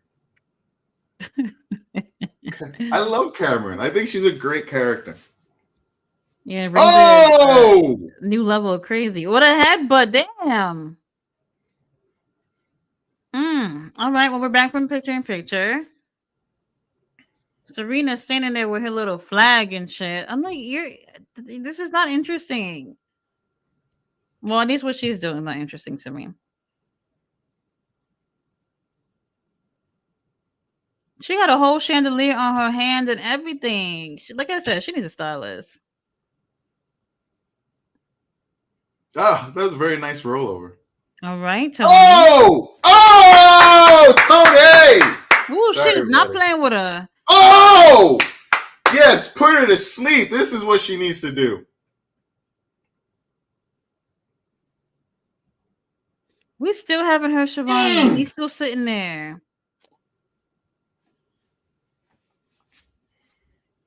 All right. I would have let her win with that one. You don't have to win with a freaking... When did that happen? When did that start? Where you win every single one with...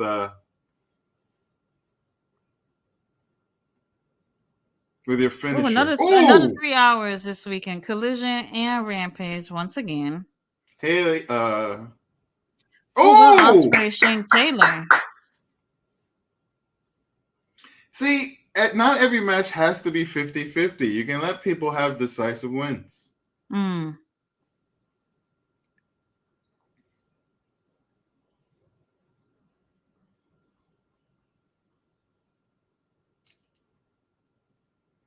I love her run. Oh! All right, Rap, get down and count. What the hell? I think that's it. Come on.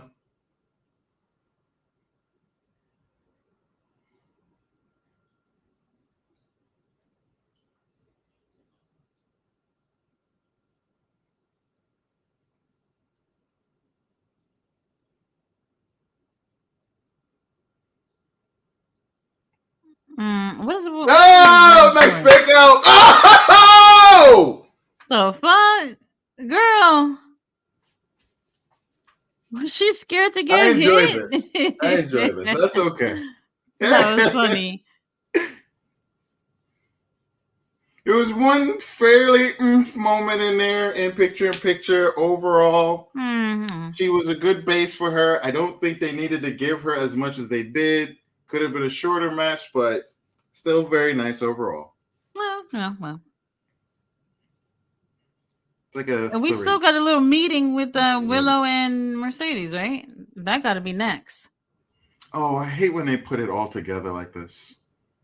That has to be next, and then Okada with what's his name, Dax. Ugh. There's only like 23 minutes left. Piss off.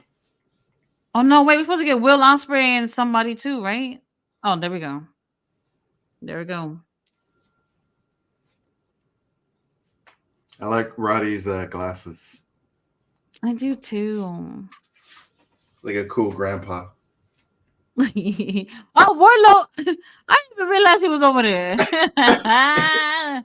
I did. I missed it until you mentioned. You started laughing.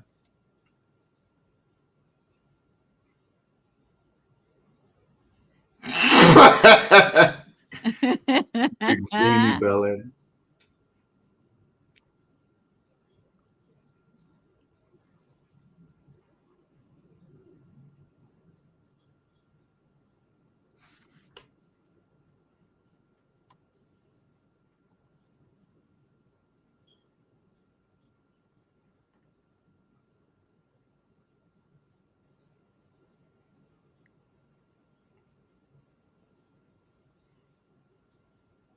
This is a very nice framing. This is very, very nice.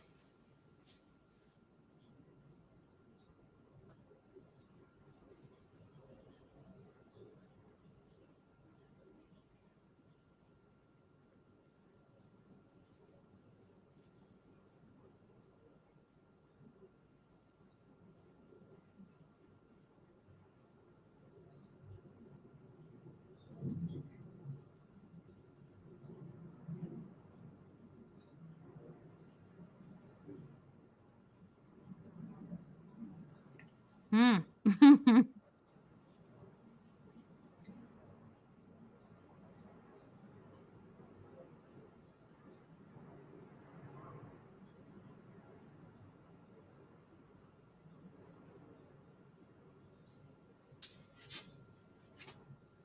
can't stop looking at Wardlow.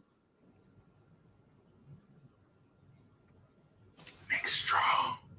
Nick Strong.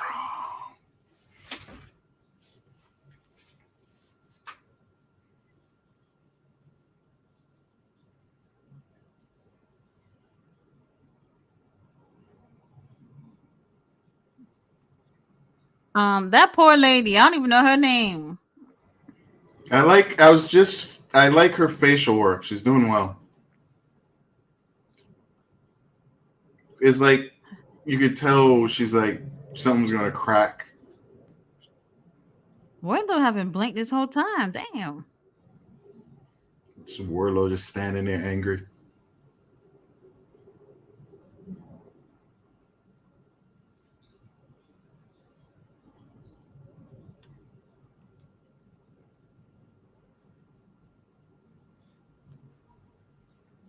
No bruv counter.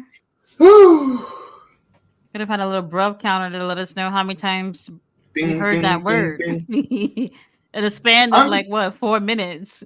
I'm glad Ospreay hasn't like totally fixed his teeth. He still has that like kind of British thing going on. It's real. It's real. Oh, look, Renee. Okay, her hair looks so nice. And she's wearing those camo pants. I'm pretty sure Moxley got for her, thinking these are the look. Oh, here's the CEO. Let's see what she's wearing tonight. Has she always done this dance? Yeah. Oh, that's a nice blue. It's nice. It's all right. I don't wear it, but it's great. I love the blue. I'm a blue head. I love that blue. Better, much better than the powder blue we saw earlier on Matthew Jackson. Oh, I forget. I always forget. Yeah, I always forget too. I'm not even gonna try to remember. So wait, we doing this, and then when is the main event coming on? Tomorrow? Yeah, Oh, does cutting it under Statlander turn 19 heel minutes. tonight? What do you think? If she comes out? You know what? Willow gave a really good promo the other week, and I don't think we've talked about it enough. I don't think people have given her enough props. She's really been working on her not just her in-ring game, but like being on a mic and everything.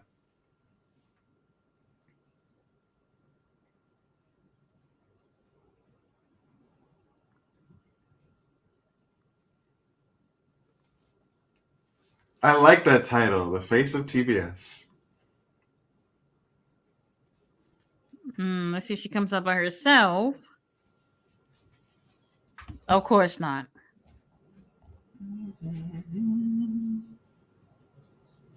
There's Stokely and Statlander.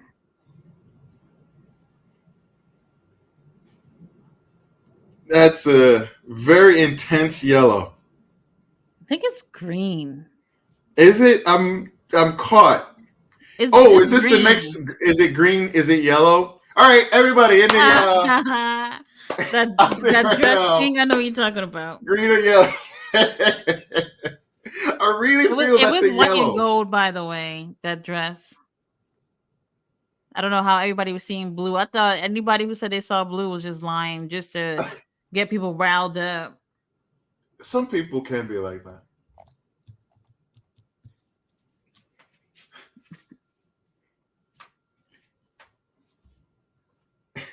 Oh, that's not. Oh yeah, definitely green. I still say yellow. It looks yellow. You don't see it. It has a hint of the green, but to me, it's yellow. I don't like green, so.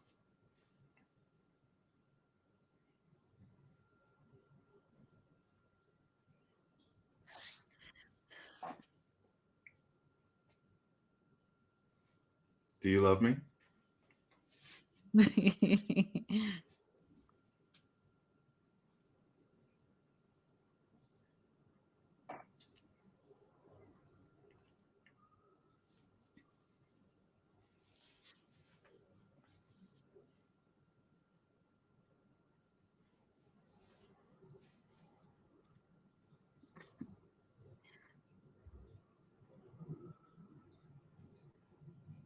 I love Willow's wild hair.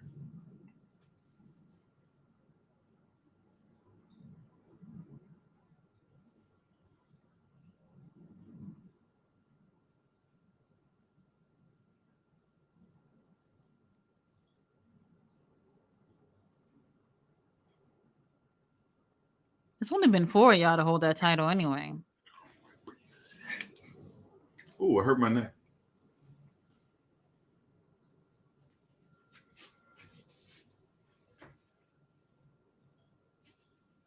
Sending them out to Willow.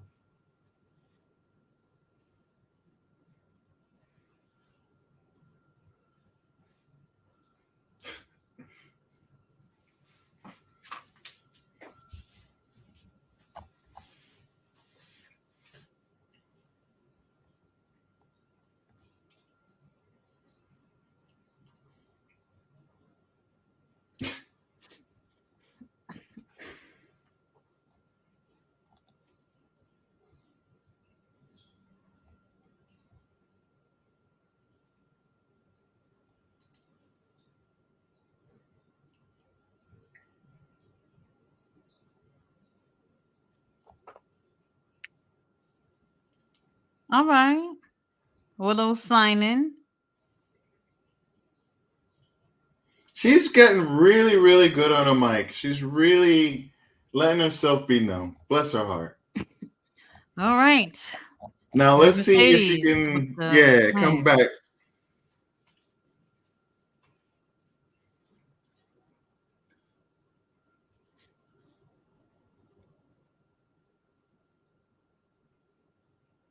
They're turning her heel. They're turning her heel. I mean, she's going against Willow, so I mean, yeah. Oh, they're going to turn her heel.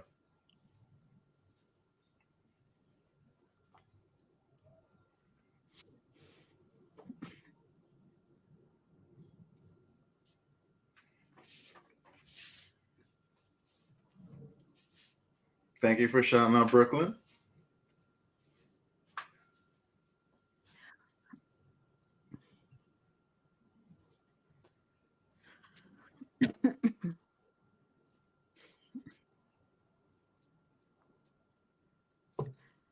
Kicking down glass ceilings. Sounds like a mixed metaphor. How do you kick down a glass ceiling?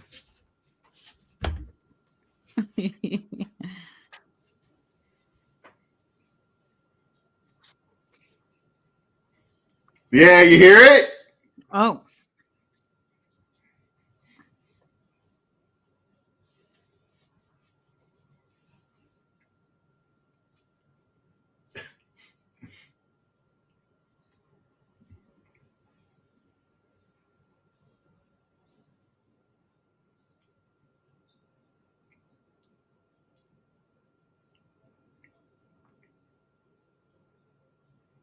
Does everything but get in the ring? That's so sad. So much pressure on this match. They're not going to let it. Wow.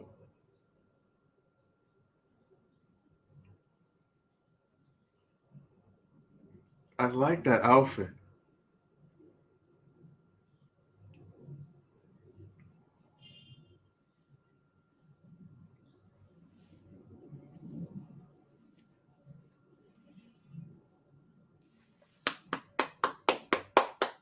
Now this time, baby. Ooh!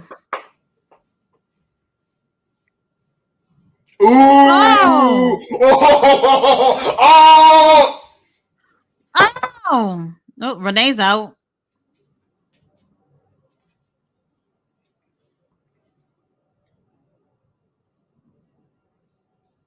Ah! To the table. No!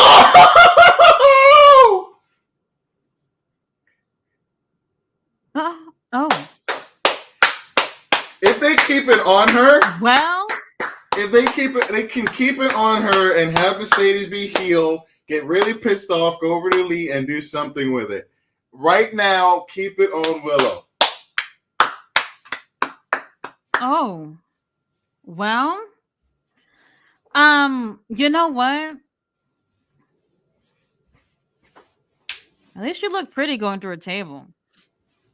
They did a good job, and she did a nice flail. She was smart.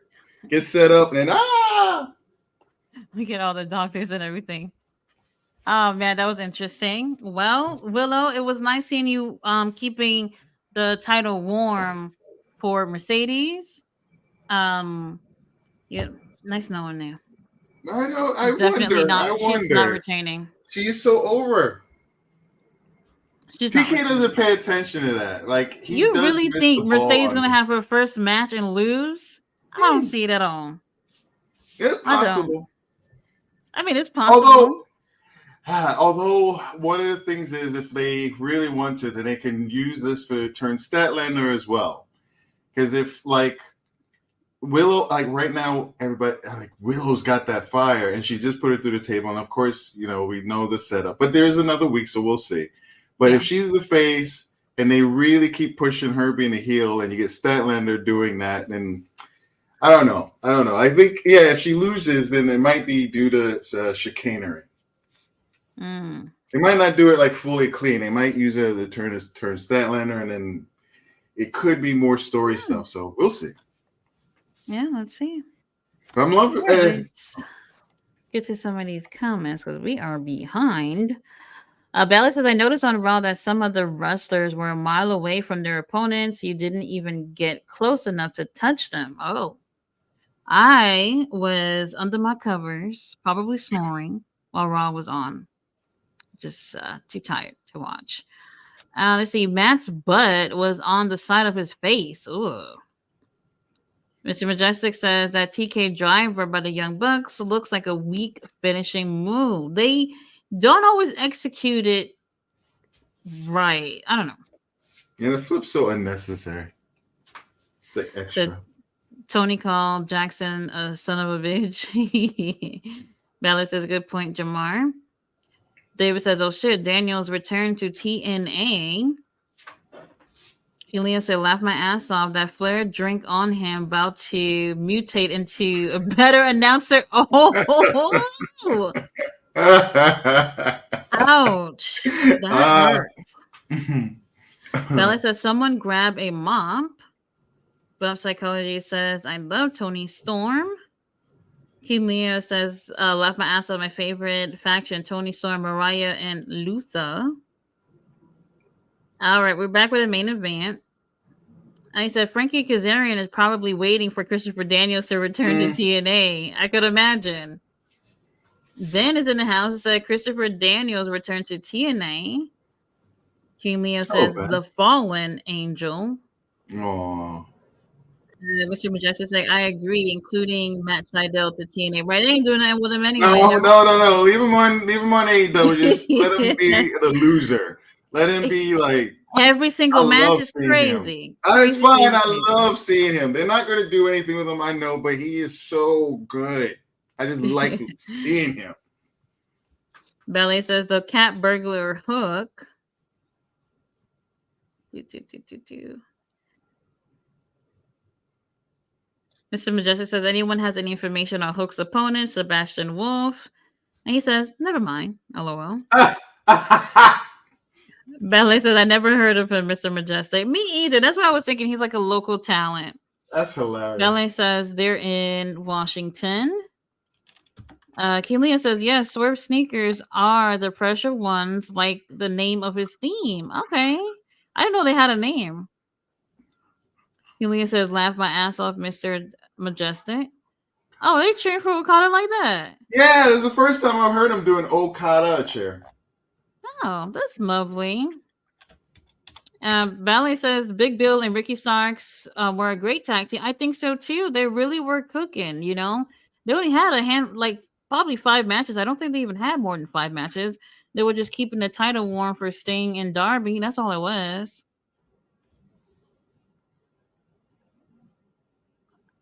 Oh, look at Renee. She's kind of repeating what they said earlier. Like, okay. Here come Dax. Cash, you can go to the back. He's good. Dax the Axe. Oh, God. Oh, God. I don't know much about this thing you call psychology, but I can chew gum like a motherfucker. King Leo says Big Bill be acting like whoever his partner is, he like the Drake of wrestling. Ben says Jay Lethal also back to TNA. I guess they're not doing that with him over here either. If he was doing something, yeah, I could go with that one. Ballet says at least Hook is trying to talk more. Well, yeah, we got a little bit more this time.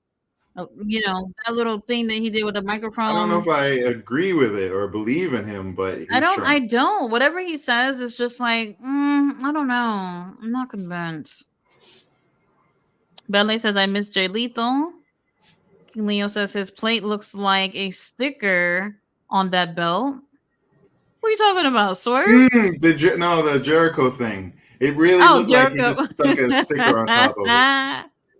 Dax, fight like an 8-year-old girl. Oh, man. Well, here's our main event for whatever reason.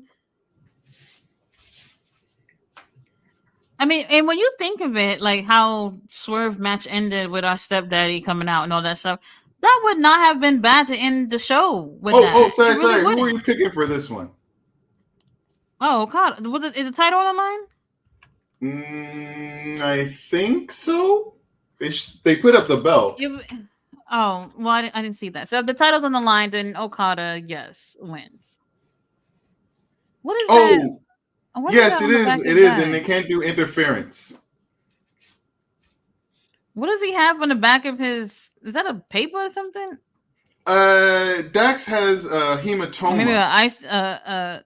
I was say a icy hot patch. Dax has a hematoma, like a blood cyst, and he said one of the bumps he took from on Sunday was one of the most painful bumps he's ever taken. Right now, Dax is pretty injured. That a hematoma Wait, is from like when? a blood cyst underneath the skin. From when? I'm not sure when it happened, but he had it during the last match with the Billington guy, the Billington kid. Oh, this just happened on Saturday. So well, he had it, or he had a hematoma. I don't know if it developed before or after, but because of it, this is simple. Like I find out which move it was, but he said that move caused so much pain for him. It was like the most painful bump, and it was a simple like slamming him on his back. They probably had to cut it out. Interesting. Well, hold on, because we are 3 more minutes before the top of the hour. Please, no way. Overtime. Yeah. We'll see what happens.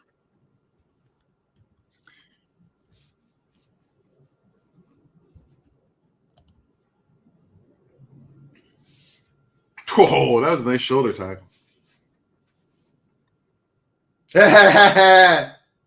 Oh!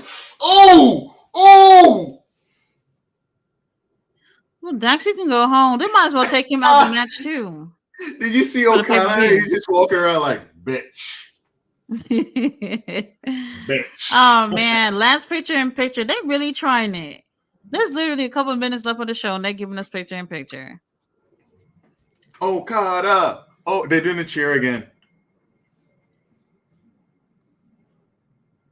It's not gonna take much for. I mean, I don't see Dax winning this.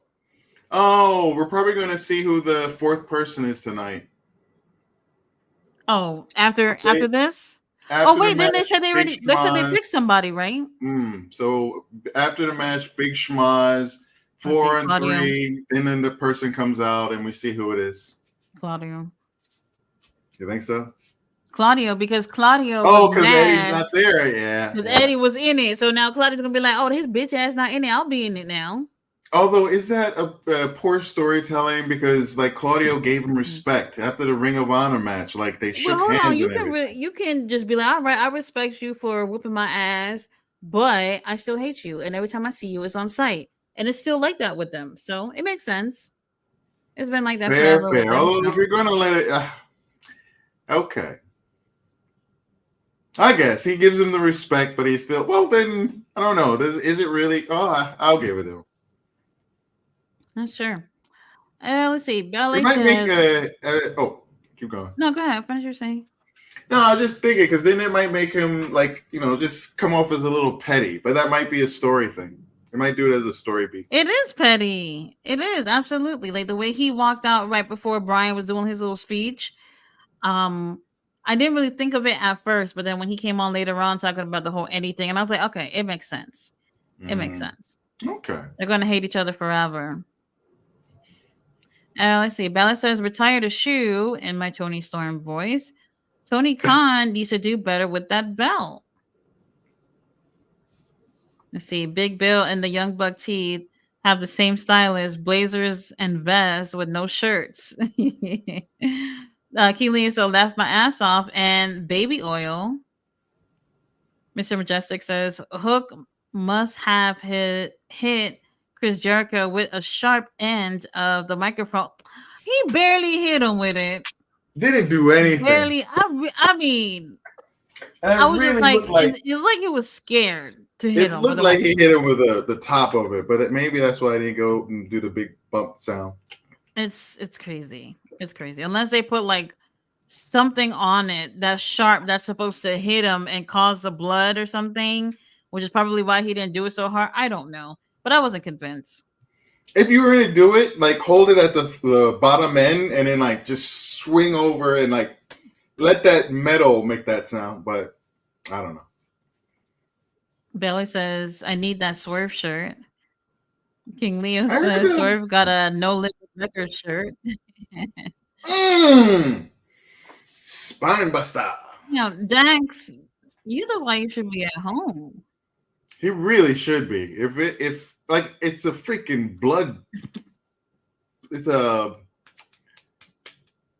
And you know what's interesting though, because you're seeing these guys that they're using over and over again, and look how they look broken down in the ring.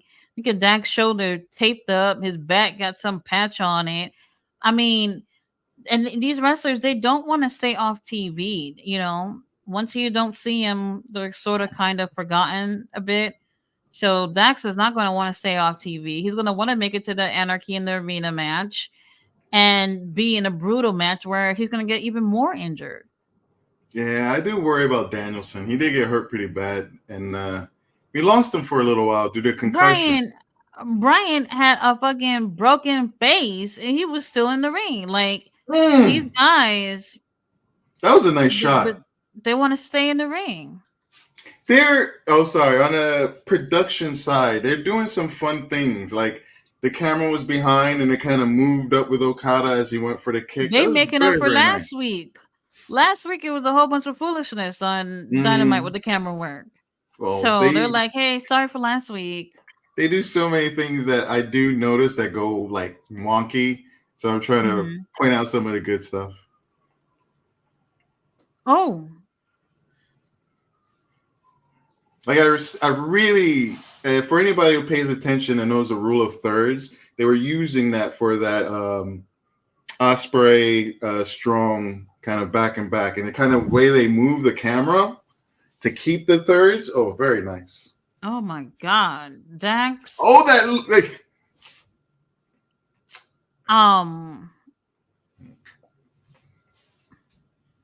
Whew. They got a ball head too. Oh, that's Lord. A great sell. Oh.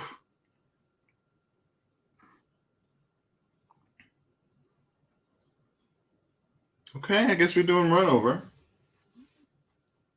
Oh yeah, we're a few minutes after the hour. I wonder what's gonna happen here, because don't forget to hit the like button, everybody. Oh yes, please do. Thank you. Damn, look at Okada's chest. So you notice that they did quite a few things today that normally. Oh, that must have hurt with his stupid back thing. 8.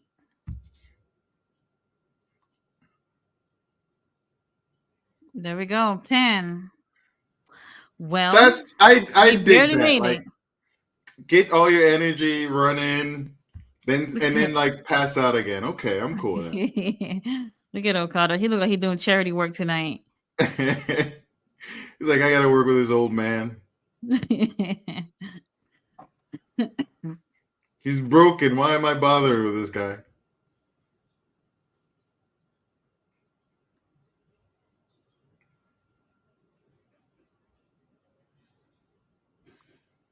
And Eddie got to be real injured for him not to be in that match. Like for real. You know how Eddie is. Yes, look at that. If you haven't seen, you have seen it. That I'm shocked he can walk. I knew it was going to be brutal, and I figured he was going to lose the title at that pay-per-view. But I didn't think that it would get in the way of him doing, for Double or Nothing. So, yeah. His leg, I think, did he bend the metal? I don't know if he bent the metal. Oh, I'm not sure. I have to look back at that. But, and this is a risk, too. When you are wrestling at other promotions, you're holding titles at other promotions, and you end up getting hurt. He lost all his titles, so he's not a major player in that team anyway. So him not being in it, it's okay. Although it's sad, like I said, it's like the perfect match for him. Oh yeah, that's totally in his element. That you remember when he came out with the gasoline? And that was actually the one where Danielson got injured. But when he comes stumbling out, blood all over, and he's just all like, and he's I love the way he walked out to the ring. Oh, that's a moment. That's capital M moment. Have you ever watched any of his interviews? I enjoy him. I like his style. Have I you used to watched the ones that he's done with Swerve? It's with like Swerve. yeah, so Swerve podcast, like some of his more earlier episodes, he's done I think two of them with Swerve. And just listening to them talk, it's just like you sitting there with a whole bunch of homies and just Oh, talking and chilling. Such oh a no, really I haven't great seen that. vibe. Really great vibe. No, I haven't seen that. I'll check that out. I used to see. Oh, that was Oh, prayers for Dax the Axe.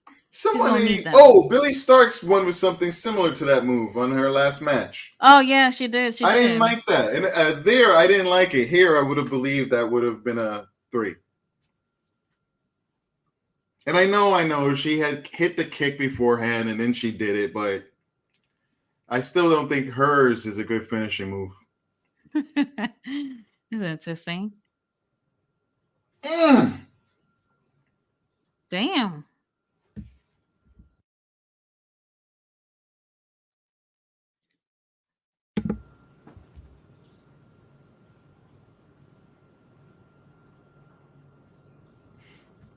Oh, I appreciate when Dax fights like an 8-year-old girl. Honestly, after this pay-per-view, um, I'm not saying that they have to even wait after the pay-per-view, but they really need to start prioritizing some of these younger talent. I don't want to keep seeing Dax every week, Young Bucks every week.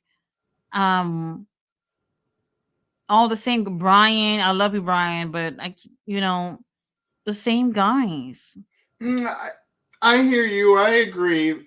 Not I even Jack also Perry's in the ring. I mean, was, he's part of something, but he's not in the ring.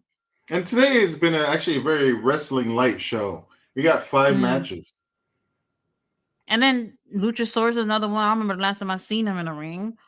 That's Nick what, Wayne, y'all could be doing something with these guys. Put Ricky Starks on the damn show. Tony Khan, I know you saw that interview. Call him up and put him on Collision. and that's the thing. I don't feel bad seeing people consistently because you know those are your stars. It's just the people who come in and out. Like it's sad because these names that you think about or I think about they just pop up and you forget about them because you don't see them for months at a time. Right, because these guys are always on. Mm. And for that 14.5 million, they paid Okada. Oh, He's not in the wait! ring That for was that that. too? Was That was that two. two? It was. Okay.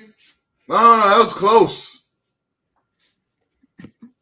That was a slightly better pin reversal than the women's match, but it was a bit messy. Ooh. Mm. Okay. A tombstone. And do what you gotta do, King Y'all Leo. We're gonna here have for to you. wrap this match up because Dax Hey, tape Jason. is wearing out. And that his little pad came off. Oh yeah, Ben. That wasn't going nowhere. Oh. Oh, I'm glad they changed that. He seemed like he was too far away. Yeah. It wasn't he? Don't know. They did a good job of switching the camera. Right, from that angle, yeah.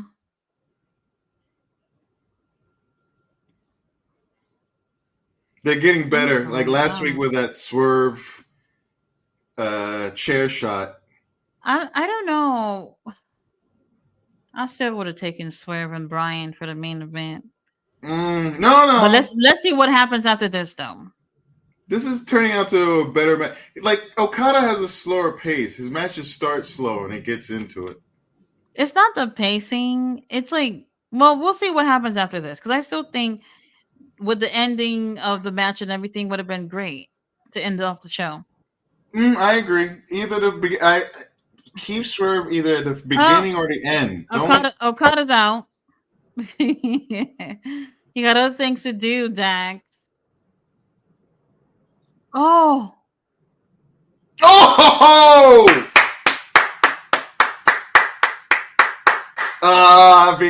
If you can't was get all your a boys in the distraction. ring, you gotta cheat. That's what's nice about this belt. Like they don't allow people to run in. No outside interference, which I wish was every title match, but whatever. Oh, here's your friends. You know They what? changed suits. That's a much better blue. The fuck? What kind of suit is that? Oh, well, there go Yeah, Dax. they're gonna show the fourth man. Brian. All right, Who's fourth it gonna person coming be? out. It's Claudio. It's Claudio. Like, it has to be. Who's my Has to joke pick? be.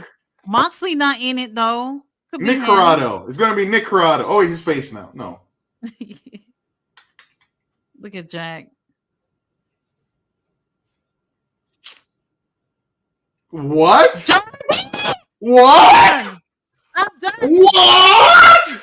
No. You know, I thought about Darby earlier because look at his face. Look at his face. I'm done. Jungle Jack, did you see his face? He was just like, what the fuck? Oh shit. The crowd is up. I'm loving his purple little bougie jacket too. Yeah, it is giving bad bitch during the fall. Darby, Ice Darby Spice. Wait a fucking. Oh, and he's got a mohawk going on. Darby got a mohawk and everything. Oh, wait a minute. Woo! If his bag is still messed up and he's heavily taped up, I don't know. Hold on. I don't know. I can't imagine he's back. He was hurt. Let me put this volume down. Hold on. Darby Allin, he just broke his foot the other day. He got day he got hit by a bus. And not just any bus, a New York City transit bus. Which happens, people, is not a good thing. Not a good thing. This is not a regular bus we're talking about here, people. What am I missing something here? How long does it take for your foot to heal? I have to imagine he's like I don't know how he's cleared. The X-rays. I don't know how he's cleared. I can't imagine this. It wasn't that long ago. What is it? December, right? It wasn't. No, that was okay. Wait, Revolution was March. It was Revolution, so it wasn't okay. Revolution was March. He took a break for a week, and they came back the following week. Had that match with Jay. That's right. So that was sometime in April. So how long it took? You know what? I mean, Jay got the belt and everything, and that was all around that time. Is he ordering one of those miracle waters from one of the televangelists or something? Oh, let me see. It doesn't make sense. Fuck you, Papo. How would he be healed so quickly? I don't think he is. I think he's like taped up, and they just got him bandaged. And since it's a garbage match, he doesn't have to. Did you see his face after the bus incident? Well, I don't know because they had the picture of him in the audience, and then some people had that picture of him like just messed up. There was another picture. Yeah, it was two pictures. Because in the audience, he looked fine. Same day. Yeah, I can't. I think that first picture had to have been fake. There's no way you get that smashed up and then you look okay at the thing. Or maybe that was after. I don't know. I'll look at it again. It could have been after, but then he said like he had been hit. And maybe it posted. Oh, that could have been. It could have just been a picture he posted with that title. Maybe. I am so confused. I really am. And I was thinking about Darby earlier. I was like, oh, they're in Washington. Maybe Darby might just pop up and say, his greetings or whatever. But him being part, and let me just say this too, like. As someone, like if I had my own promotion and I knew what Darby was going through, I wouldn't even have picked him. I wouldn't have picked him. You want a little cheap pop because you in Darby Allin's home state? Come on now. Y'all could have picked anybody else. pretty much. Well, although one of the things he was one of the people that if he was healthy, that was one of the people that out of if you're gonna have a team AEW, you put Darby on it. Like he is. And then he had on them platform shoes on. Let me just say, as a goth who wear platform shoes, they're not fun. They look good, but they're not fun to wear. And for someone who just broke his foot wearing those two, I don't know. I'm not convinced. Darby Allin would do anything to put his body on the line. So he could be maybe even 50% right now. But he has to be It's just cleared. crazy.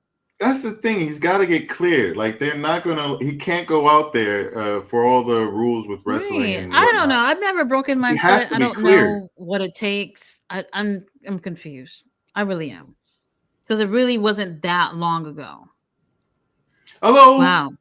oh no, it's a broken foot. We've had wrestlers come back earlier because they just are like that. Cena, when people didn't expect him to come back. Cena. Rollins. This, I'm not going to get into John Cena. He wasn't. Yeah, if you, They needed him on top, whether if he was on a wheelchair or not. So I mean, Darby Allin though to be part of Team AEW. Well, he fits in terms of the Anarchy and Arena match situation. That's something and up just his as a alley. and as a But Team when AEW person, like he's one of the the like, pillars of AEW. and someone that they get behind. Like it's one of the few people out of that group where, and it's nice to see. Actually, let's see. We got MJF. We have Darby Allin. Who was the other two? Sammy, Jack. Sammy and Jack. Mm-hmm. Okay, so fuck Sammy. All right, the other three though right now are doing pretty damn good. So it's interesting. I am, man. We'll see how this works out. I'm trying to do the math on Darby's injury here. It's not adding up. So It all really right, here's a isn't. question. All right, well let's do comments and think about that one because I think that's a good question. Oh, and for anybody who knows, Tati and I we went 5 for 0. Okay, I don't know if that says anything. We're gonna keep tracking It it. says the show is too fucking predictable. That's what it says. We're gonna keep tracking it. If we keep it 80-90%, we're gonna send it to TK and be like, you gotta change shit up. You gotta change shit up. Give us a little bit more. There's no reason why two black people on the internet watching your show should be getting every single match correct. I'm sorry, but you need to change it up. Too predictable. Too predictable. Like Mm. and I don't know. I'm not feeling it. I'm not feeling it. Just so that we can see Darby come out at the end. That's the reason why that was the main event. And you For knew it was that. going to be something. Although, For that. I don't know. I'm okay with it because look at us. We're like talking. Question is a good little like get people going thing. Then where do you put Swerve? I would have just opened a fucking episode with Swerve. You know what I mean? Like, too. I mean, I didn't mind the tag match. I thought it was a great opener. it's a too, great match. Knowing It's a what we great know match, now, you don't need. I personally think it's a Moxley thing. I don't know if he's got an ego, but he does get himself in some situations, and it's over. The last time he had the match with Hobbs, the last one where Hobbs got injured. That was him in the main event where that was the first match we had Swerve come out. He didn't even get to come out at the beginning of that match because what was that? Oh, Orange Cassidy. I almost said Orange Juice again. Orange Cassidy got bum rushed, so that took up the very beginning part of that session. Okay, Then we had the Swerve match, and then they said next week we're going to have him do his thing. So they took it away from a black man to put one white guy, skinny, scrawny white guy over, and then another big white guy over. They always the gonna put Orange Cassidy over. And then you know what? When I was watching the thing with Ricky Starks earlier, I thought about Orange Cassidy. I was saying like Orange Cassidy.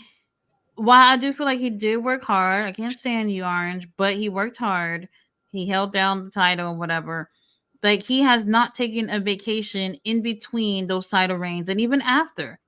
They will stop at nothing to make sure that Orange Cassidy is on TV. Well, we didn't see him tonight, but someone else could be taking that time. Put him on. Like with wrestling, there isn't necessarily off seasons like where it's like, all right, you guys a few months, then you guys can go, and now we have these guys to work with. Um, so some of these people stay at the top for a really long time. A reason that I'm okay with Moxley not being around. He has another company's belt. I get he's a world champion, but he's a world champion for someone else. Oh, Swerve is my you're gonna world see him champion. more because the Forbidden Door is gonna be after this, so it's gonna make sense because this New Japan title, you're gonna see more of him, I think, from here Then between that both that companies. you have two people with world champion belts. You're taking away from Swerve's equity. This is his house. This is his goddamn house. Moxley, you got someone else's belt. You don't need to be here right now. And right now in this moment with what happened before and today, Moxley's taken away from Swerve's spot. I don't like it. I don't like it. I hear you. Well, we'll I'm see sorry. what I'm happens really with Forbidden Door. true. I told That's you the this is, thing. but this is That's what the thing. happened with. So this isn't me pointing fingers at Moxley. This is a Tony Khan thing because we were saying the same thing about Tony MJF kind of gets to last say yes or year. no. Remember, MJF opened Forbidden Door with Tanahashi of all people. Tanahashi, who needs to be escorted to the ring because he can barely walk. And it's just like, okay, this is what we're doing with our champion. I thought they should have did a champion versus champion match for no title. Speaking of champion versus champion, Logan versus Cody Rhodes. Lord have mercy. Anyway, last year they should have did Sonata versus MJF. Instead, they put Sonata in the ring with Jack Perry of all people. Weird. Oh, different Jack Perry too. Although some people aren't really on. I don't know where Sonata is now, but I remember people speaking of him then, and they didn't really care much for him. It was like this guy that it seems like was being pushed a lot, but at least some people who were watching didn't take to it. And then at that time, I hear what you're saying. I definitely hear what you're saying. Because at that time, Sonata had the biggest title, which is the title that Moxley has right now, and then MJF obviously having the biggest title in AEW. That right there, they could have just did like a champion versus champion thing. I think would have been best case scenario because literally Sonata came on via satellites, I guess, for Forbidden Door like the week before, I want to say, and Jack Perry just came on like 2 seconds later and said, "Hey, I want to fight you," and then it just happened. What You was know, it was Jack weird. Perry? What was the dynamic at the time? Was Sonata a heel? Um, Not that shit it was ultimately was matters, but I Jack. was curious. I think this was after this. Okay, this was before Forbidden Door. Oh wait, yeah. Oh wow. I mean, this was before All In. He might have been a babyface. I think this is after ditching our stepdaddy. And I think MJF was still a heel there, and his whole thing was, I just want to get in and get out. And then since they had, since they had the kind of older wrestler who was a legend, and wasn't really, we didn't know what we were going to get. Like I knew what was going to get. It wasn't good. It wasn't good at all. Tanahashi I don't can't walk remember the without an match. escort, so it wasn't that great. And I'm all for respecting legends and things like that in the business, but you have to come to a point where it's just like, well, if you cannot perform like how you used to, and you're supposed to be part of this really big thing where you guys are putting two promotions together and showcasing your best, but you're not at your best, stay the fuck home. You know? Yeah. And then because it made a big deal, at least to me, because he's going against MJF, who has the world title, and you give him a shitty match to open the show. And like I said, this is the same treatment Swerve was getting. So I don't look at this as in, like, I know a lot of people say, oh, the race card. They did this with MJF last year too, before MJF finally got a chance to be at a main event level because they were actually putting him there. I don't know. It's weird. Remember Anarchy in the Arena main event last year too? While was it the Four Pillars match they had on that same pay-per-view? Yeah, the Four Pillars match they had on that pay-per-view and Anarchy in the Arena, which was just nothing to me. It's not wrestling. It really ain't. It's just you and your friends doing hood rat things and having a good time. I That's all it enjoy really is. Anarchy in Arena though. It's It's different. not bad. It's not bad. But when you're looking at the whole card as a whole and what turned out to be the best, that match was not the best. Where do you because put it? That's and the then thing with that match. what did MJF say? He said he don't want to wrestle on John Moxley blood or whatever he said. I don't know. Yeah, yes, yeah. Like he wanted to go home. Yeah, yeah. Like he did a great job of shaping that story. So Yeah. by one, it was one of the weakest cards of the match with 3.25 stars. Really The weird. only other one was the women's match. The only thing less, I think, was a 6-man tag, which was I don't even remember. Oh, Jericho Appreciation Society. Oh yeah. Mm. Oh yeah. Mm. Suzuki But I Boy. would say this though: the difference with Swerve and MJF around this time of year was MJF had already had the title for several months by then. Meanwhile, Swerve, he's had it a month now, maybe slightly over. So he's And still MJF. fairly new as champion. Meanwhile, during that time, I think MJF might have had the title for, I don't know, 4 months or so. Something like that. MJF, my Maybe more. impression, had a very strong beginning, but MJF is just strong. Like I don't really think of his run as weak, and he had that wonderful, to me, that wonderful overall Oh, I don't think it's character weak. story. I think the company prioritized BCC. Remember BCC in the elite storyline that was going on? They brought Takeshita in it and all that stuff. While that stuff was great, they pushed back MJF so that they can focus on these guys. And this is And what that I'm trying to was say. Look at us right now, 2024, a year later, and it's still those guys on top. This is why Ricky Starks is sitting at home. they. Oh, I forgot the point I was gonna make. It's the same thing. For me, I've been tired with BCC. I've been pretty okay with the group, Oh, and that's like not gonna happen with me. I've been I tired with love the those. group. I love them individually. I don't like the flip flopping. I wish they could just have like certain destinations. Moxley Yeah. again, I already mentioned it. So like I would like to see Danielson just keep his arc and do his thing. And I feel bad for poor Well, Brian Wheeler. don't have that long. Brian doesn't have that long Mm. as a singles competitor. Oh, well, not singles. Full time. I know we're Oh, gonna get him on a part time basis at some point, but full and time, it's not that much longer. Well, and actually, one he said his contract ends before All In, right? Or one of those they two. All just In, All mentioned Out, that. one of Yeah, those. yeah. I think it's Hmm. right by the pay-per-view. But he's not going anywhere. So if he wants us to believe that he's just not gonna show up at All In or something, you're right. You're right. Oh, and real quickly, that angle with the BCC, like one of the things that I didn't like about it was to me fake. Like the whole thing was like Danielson was like calling them like what was it? Amateurs, inauthentic. He had just come back and he was like ranting at him and stuff like that. And you can't well Hmm. for me, I got the sense like he was standing in for like CM Punk. That's what Hmm. he was using the voice of CM Punk to attack the elite, and then they were playing out that story, and it was like so inauthentic. Interesting. They because it wasn't like it didn't to me. It didn't feel like it was a Danielson thing, and then like the whole of the BCC had to go, and then you kind of Hmm. get the ruffians versus the people who are slackers, but then contain it to them and their story. But it felt so much like they were just using like what happened at Brawl Out, if anyone remembers that. But what happened in Brawl Out to use that with this other story, and it wasn't the story that people wanted. They wanted Right. CM Punk and his people going against and then doing it that way. They should have just left it alone Hmm.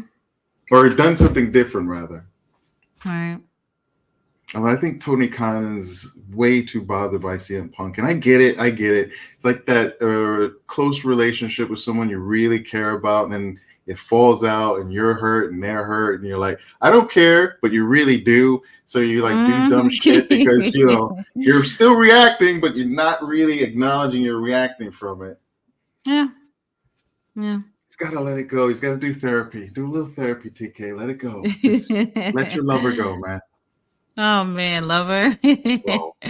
Oh I god. think I would imagine as a person who had such a strong fandom for CM Punk, like he has a love for him, more of a not a romantic love, but I think like he had a love for him, appreciation, like that Yeah, compassion for absolutely. I'm someone sure he else. wanted it to work out. I'm Oh sure he yeah, did. oh yeah.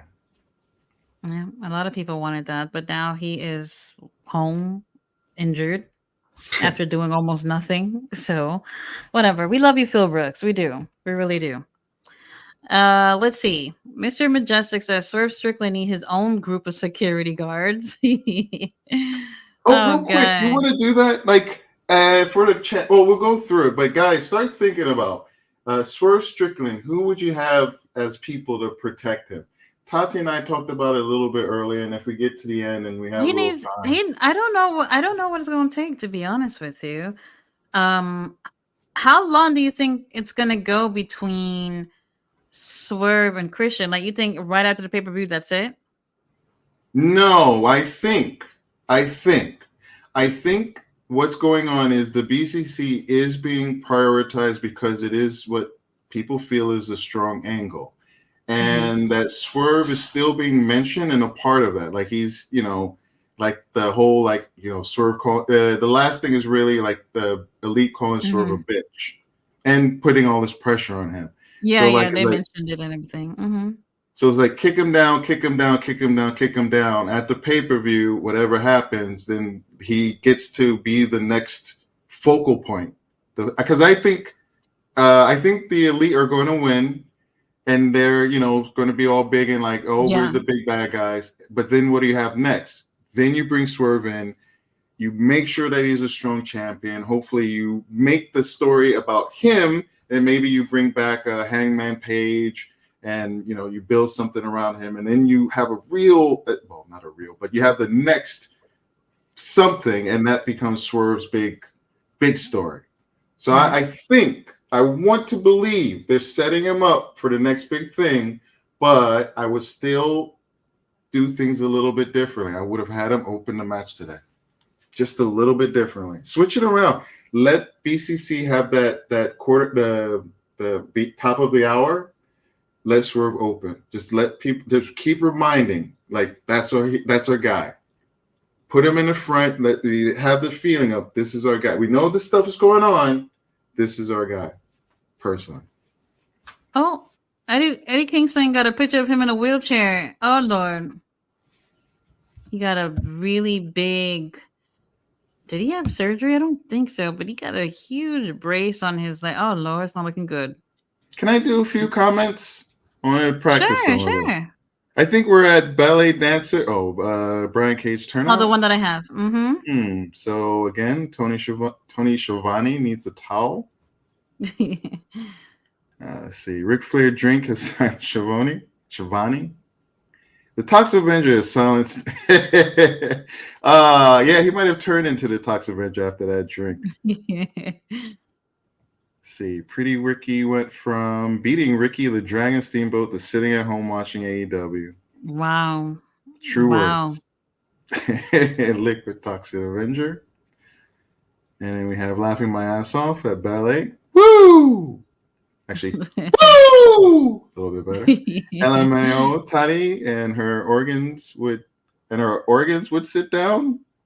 Oh, Said when I her was saying if somebody dropped the Ric Flair drink on me, my organs would shut down too. That's why we didn't hear from Shivani for a while. Oh, he was mutating. Brian Cage is on the Brooklyn Brawler plan. Oh, ouch. JD Dunkin' Dunkin' Donuts. Donuts. He's not a bad wrestler. He's not a bad wrestler. Just younger style. He's the runt of the group, so he's not respected or anything. It makes sense. It makes sense. Gets beat up every once in a while. I like his like scrawny, scrappy nature. Mr. Majestic to Robert Brown. Hey, how you doing? Hey, how you doing? And fun fact, Brian Cage is a former TNA World Heavyweight Champion. Let's see if he gets his hand on the world title in AEW. Let's see. Oh, I have to scroll down. All right, and then we have King Leo Picasso. Why are they always? Oops, sorry, Mama Wayne. And why are they always taking Swerve's blood? Man, when it poured out of his I just head. realized. Yeah, that looked crazy. Absolutely crazy. We got Swerve and Brian. Ballet dancer Swerve and Brian just put on a grade A. Why is my thing acting match. stupid? And then they have to make it look less than by doing that stupid shit. Bump Psychology. Welcome, Bump Psychology. That was fire. Ballet Dancer. I don't want that goofy ass story. Okay. Banning of Baby Oil at Leo. And we have why are they putting Hook and Shibata together? In storyline, they've done it, but Shibata, I wish he was doing a little bit more. I like Samoa Joe's shirt.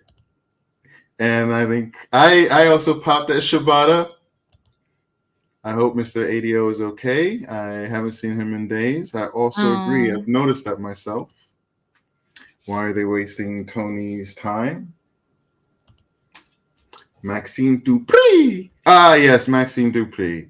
I wish he wasn't on television. Like, it's unfair. It's one thing for NXT people to have time. It's another thing to be learning and showing your ass on, like, national television. Like, that's rough. That's very, very rough. And then we have Kevin wouldn't open his mouth to Shane Taylor in real life. Oh, facts. Facts. I'm sorry. You just kick his leg out, break a quad, and just stomp him into the ground.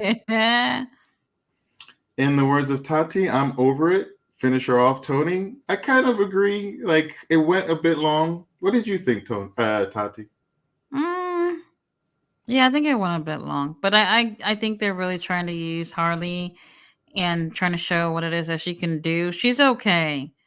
She's okay. I don't think the crowd is really behind her at all, really. And like, again, another way, like, it's good for her to have these matches, but you can't push her too much because she's had 20 plus matches in her whole career. Yeah, but like, we haven't seen the 24th. Yeah, but yes. Although that's the thing, that they're not able to connect with her because they haven't seen her do anything before. That's a very salient point. We see her speak, but this is her kind of coming out. It's very quick for her to be handed to Tony. Personally, I think I get it. Yeah, this is a little quick to just Okay, let's see. Back to King Leo. That's why it took a year for her to get in the ring. I hope she's been practicing that the whole time. And why she's stroking the title like that? We got the high school English substitute and Mr. Socks in his pants. I still love those glasses. Warlow, King Leo Picasso, Warlow growing that ponytail out. Didn't notice that. Ballet dancer. Warlow wants to be sitting home eating bonbons and wanted to fight it right. Oh, the other day I was watching The Price is Right, and I was just like, I finally caught this on TV. I haven't watched it in so long. Drew Carey. Who's going to be on it forever now? He's found his thing. Right. He aged so much from the last time I seen him, which was probably 2 years ago. Oh, wait a minute. Did his girlfriend or wife or something died like 2 years ago, or I don't something know. to that effect? If anything, it was that. I think she committed, But yeah. That's sad. Something to that effect, yeah. I'll look into that. That's very sad. And we're at the age now that the comedians and stars of our age are now becoming like game show hosts. I saw like Howie Mandel's been doing it for a while, but he's got a new thing. Doing it. Yeah, but he's got a new thing recently, and it had like all these people, and I'm like, God damn, I'm older. I'm the older generation now. Like they're trying to catch me with this. It's like all these faces, like, I know you. I remember your show. Oh. Still a great show. Still a great show. And then there was another thing. Oh, he was on a Mr. Beast thing where he was doing the game show thing, helping him out. And I would tell you, I don't know if y'all believe me, but I have never even seen Mr. Beast. Never. It's okay. Don't even know what it looks like. Oh, really? I really don't. I really don't. I didn't know he was so popular until maybe a year ago. I know he has like What does he have the most amount of subscribers on YouTube? Something like that. He puts out videos. It's like 30 million instantly. Like this guy knows it. I saw the thing that he did. A few things, because I was curious. I can't Mhm. remember which ones they were, but he doesn't do any bullshit. He like gets to the point of things. He has very high production values. He really thinks these things out, and they're like miniature reality shows. They're Mm. miniature reality shows, game shows played out very quickly. So it's bite size. It's like something you would find on like a Netflix series, but on Netflix they would extend his 1 30-minute segment to like 8 shows. So he just cuts it down Okay. to just the stuff you want to see. So he's getting like 30 freaking million views per pop. Wow. Yeah, it's ridiculous. And he's got it figured out. He's who's the guy you mentioned, the Prime guy that you Logan? yeah, he's another like these guys that have been on it and have figured out like what you need to do to connect and make it happen. And of course to be a pretty white guy in the sea of YouTube. Okay, we'll get back to this. Yes, King Leo Picasso Osprey looks like his breath smells like red food. Oh, What? that's because he has the teeth. He has the teeth. Oh, poor Osprey. Anyway, LMAO, not the Price is Right. That is laughing. Osprey's breath. I'm sure it's fine. He's got a good set of teeth. It's not like what's that British super spy with a fat bastard. Austin Powers? Yeah, it's not like Austin Powers British I have bad. not Like watched that in a really long time. when I think of like stereotypical, because that's what he's going for. He's going for which was a thing. If people look at pictures from like early periods, and the reason why, fluoride. They didn't have fluoride in the water. They didn't adapt to it like we did here in America. So their teeth, unfortunately, had issues over time, and it took them a while to kind of change that.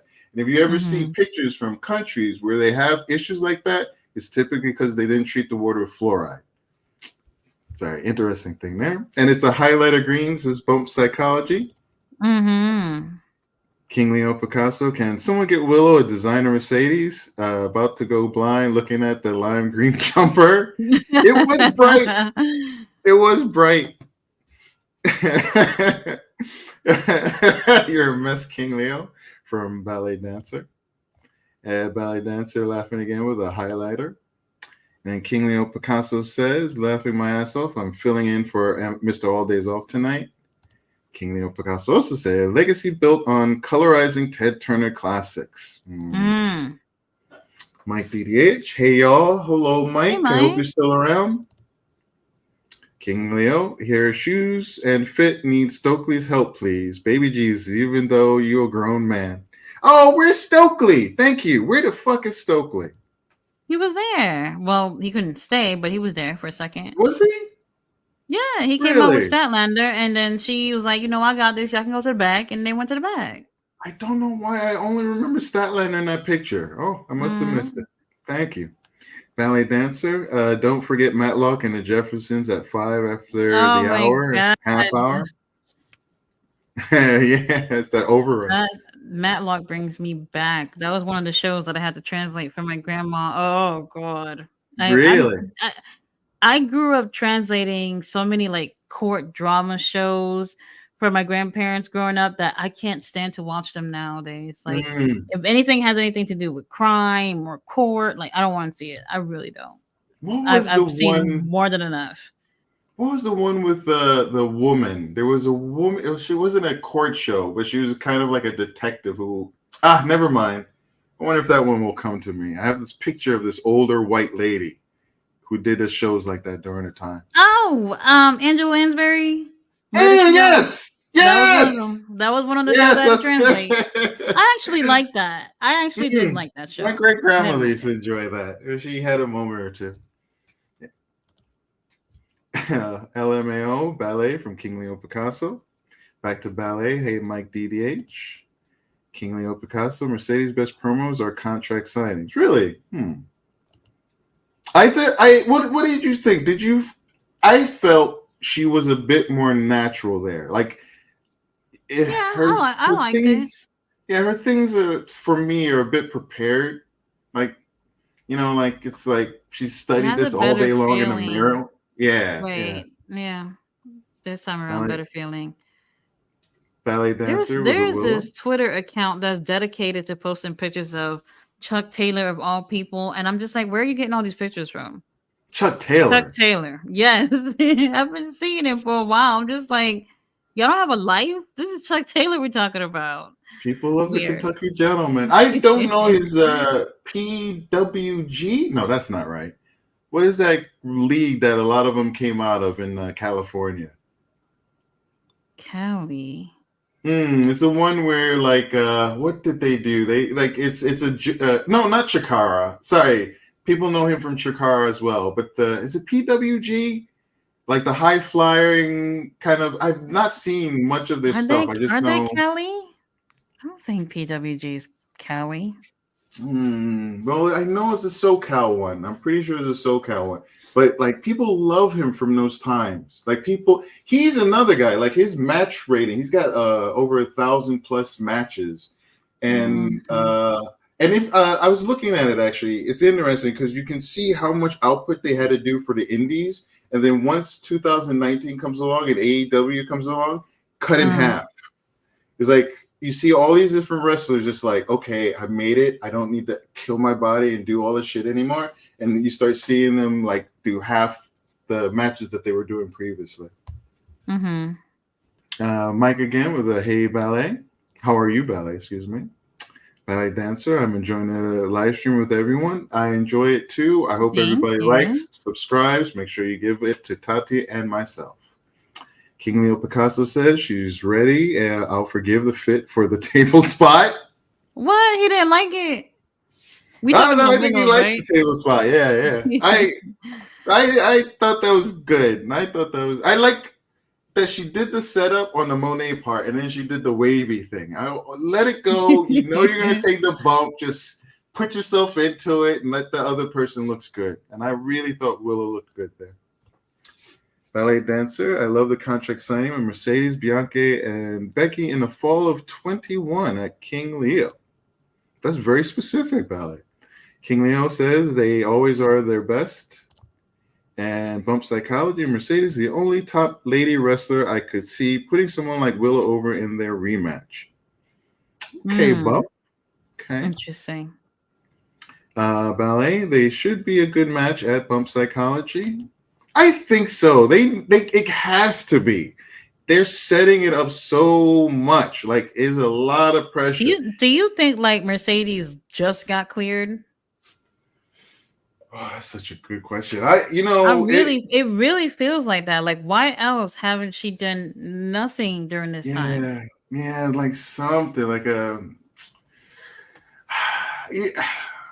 it's not even doing something. It's when they first brought her out. They brought her out for me like one cycle too early. Like for me, it should have been Willow gets the belt, then Mercedes premieres, and this month just let it be the whole build. Like cram it all and focus it. Like that first early part was just so much of nothing. Like you had a lot of like hype, but then it died down. And right now, I don't know, Mercedes doesn't have that same kind of energy to me that she had when she first came. So if you had it pretty much at the pay-per-view, you have a shorter time between then and this one. And then you still have that energy of, oh my God, Monet just came in. And you're further away from Okada and Ospreay coming in because that was so big and right near one another. And you had kind of like Mercedes caught up with that. If you split it out, she could have her own little thing, but I don't know. Oh, ballet dancer again. Don't forget the like button. Absolutely, everybody. Ballet dancer Dax Hardward again, fighting like a 6-year-old. King Leo Picasso. I was supposed to go to the store hours ago, but that chat is lit. I'll work out for the rest and then go after. And I thought it was Ben Stiller, but Ben Miller. Welcome, Ben. Whoa, time out, Tati. Where is Mark Briscoe? Oh, you tell me. Where is our Ring of Honor World Champion? Where is he? Since he won the title, have we even seen him at all? Wait, there was something that happened recently. He was there. I don't remember. Oh no. The match. What was the last pay per view when he was partners with Adam and Yes, the pay per the other view. one, Who's the last one? Adam and is Eddie. it Kingston? Yeah. Yeah. What the Yeah, he hell was there. was I it? think that's the last time Oh, we they're going to seen Mark. BCC. Yeah, they're I don't going know. to BCC. Hopefully he's not injured. I don't know. So I don't know. yeah, His that's what I wife was just wondering. she gave birth to a baby not too long ago. I think number 7, number 8. Who knows? I don't need more hands on that chicken Maternity farm. leave, maybe. But what do you think about that? Like, what do you think about that? Because what do you think about that? Someone gets the belt and then they take time off immediately? I don't know. I don't know. They can't afford that if he's injured to take it off of him. Because that's the same thing they're not doing with what's his name, Willie Yuta too, who's been injured for quite some time. They're still keeping the title on him. So many things have happened with these titles. I'm pretty sure Tony Khan is just like, we need to chill out on the tournaments and figure something else out. Or he doesn't care about Ring of Honor. They don't matter. The belts don't matter. Sorry. This is my projection. I believe it does matter. It matters to him when he can put those titles on an AEW wrestler on that show. That's why we that's why they're over there with the other titles. I think almost all the titles have done that with, except for and then the they don't title thing. really show them too much. Kyle Fletcher, I think, just wants to work. But the rest, and I imagine they all. We haven't seen Kyle with that title, right? Do you remember? Have you seen him with the Ring of Honor title on AEW shows? That's a good question. I don't think so. Once or twice, and I know earlier, but at the moment, and that's a good thing because you have that belt within that group. I don't know. Tony Khan at the moment, Ring of Honor seems to be like. Is no pay-per-view coming up, and it just seems like there's nothing to focus his attention on it. So it's just like whatever. So if he's like on, I imagine it's like it's a nice thing for him to take time off because of a child and everything. Though you're only really wrestling once a week, ultimately, if you're on Ring of Honor. So there's no reason why Briscoe can't appear every once in a while, just for a day. I get it. You have a child and everything. A day. And it's your 7th or 8th, and that don't mean to take away from it, but a day and even a few hours. But I don't know. I hope we see him again. Okay, back to the comments. Mike DDH, is Rampage airing this Friday? Collision is Saturday. Do you know, Tati, or are they together? Yeah, it's together this weekend on Saturday once again. Is it live or pre-taped? Live. Oh, I'm not 100% sure about that. I'm guessing it's live, but they're going back to back, so it's most likely live. Yeah. Okay, keep going. Ballet Dancer Rampage will air on Saturday, 5/18, according to the website. Ben Miller laughs at me, not at me, with me. And Ballet Dancer, do your thing, King Leo. Jason Dunn trivia after this Dynamite, Tati. Oh no, I don't have it ready. I have for tomorrow, but they're on my tablet, so. And this is a bit long tonight, everybody. You guys don't know. This takes energy. Tati and I, just to open the curtain a little bit. We were tired before we got here, everybody. This energy is part the show, is part you guys, and is a part fake energy for me. If you two would have paid me like how my full-time job pays me, then sure, I would stay on here all night, all day, all week. I literally 15 minutes before the show woke up from a nap, and I was just really fighting, taking another 5 minutes. So yeah. Just to let you guys know. So these things can, and I'm standing, but even if you're sitting, I'm sorry, it takes energy, everybody. Yeah, it does. Jason Don, hi Jamar, hi Jason. I love the spelling of your name, by the way. Ballet Dancer, missing my Judge Judy reruns. Even the newer ones without the bailiff, what's his name? Bert. Even the ones without Officer Bert. Bird. Yeah, I can't with her daughter. These new episodes. It's her granddaughter. You know what? Because I love Judge Judy. I feel like I've probably seen every single episode of Judge Judy. It is Please go extremely off. rare for me to see one that I have not seen. But I don't care too much for the new format. She got the stenographer there. I'm just like, so Judy, I don't know if it's because she's getting older or whatnot, but she needs somebody to read back things that happen. Her memory has always been so sharp, but Hmm. now she needs someone to help her with that. And then the granddaughter, she's there, and all she does is really Google shit on her phone. And I don't care for it. But I I love to miss see Judy, Bert. so And yeah, I I do think too. if I you hear forgot the the story new behind it, the new one. it's a little like, just like, she gets a new deal and it's just like, well, take care, Bert. Yeah. But I don't know what's behind it, but I kind of like their little pairing. There's more to it. There's more to it for sure. I miss the old SNL skits with Sherry O'Terry and Tracy Morgan. Oh, and the one time Judge Judy showed up, like, get out of the way, let me show you how it's done. Oh, I love Judge classics. Judy. I really do. But the newer episodes is different. It's really different. It's different. But I still support. So we have ballet dances with the tomato, bump psychology with Garcia. Ballet dancer, can you all get Nick a jacket that fits? He's a scrawny boy. Ballet dancer. Oh, we get into Darby. End of the show. Bump psychology. We're getting the hypeness. Darby's back. I mean, I don't know. How did you feel just seeing him viscerally? Like, I was excited. I was shocked. Mm. I was shocked because of how we knew how injured he was. Darby was barely holding on by a piece of thread, and here he is, not too long after, about to fight in an Anarchy in an Arena match. After all that, getting hit by a bus, foot broken, getting flying from the top of a ladder onto two sheets of glass. Like, come on. Oh my God, that was yeah, I agree. Let Y'all him. forgetting all that. Like, Darby He's needs time to fucking breathe. Tony Khan, how dare you even allow him to come back right now? That's crazy. and that is that. Ultimately, it is TK's. The end of the It's, day, like the it's Danielson, him. the placement.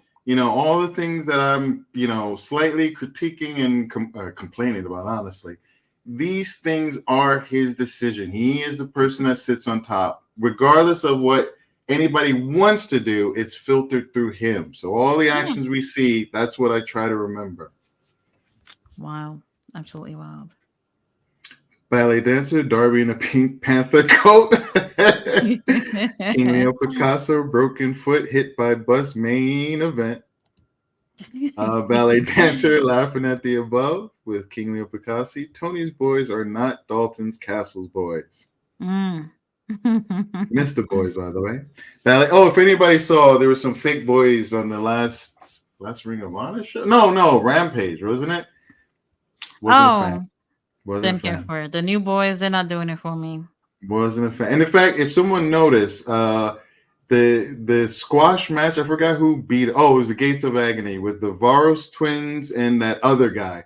That other guy got his ass beat, went to the back, dressed up as a boy, came back later on. He No, was the guy with the tattoos. He you was a bigger sure? guy with a yes. Yeah, it's the I'll same watch damn it guy. back. I'll watch You it see, back. same tattoos, same tattoos. Very He got his interesting. money. He worked. Sometimes I wonder who some of the boys are because, he always had the twins, but sometimes he would have a Mm, larger group of boys, and I would assume that they are wrestlers. They're mm, just giving them something to do, but some of them don't really look like wrestlers, to be honest. So I'm not sure, but I'm definitely gonna check that back and see if mm. that's the case. That would be interesting. Darby should be Interesting. wearing Dr. Show. Now, please don't knock. I have flat feet, and I had what is that called? Really?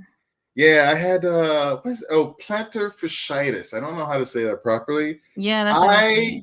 died. I was in Taiwan, and I was wearing shoes that just didn't have the same kind of supporting and padding you have with Adidas, Reeboks, whatever. and my feet. It's the worst thing in the world, and to not be able to walk. Oh, so no.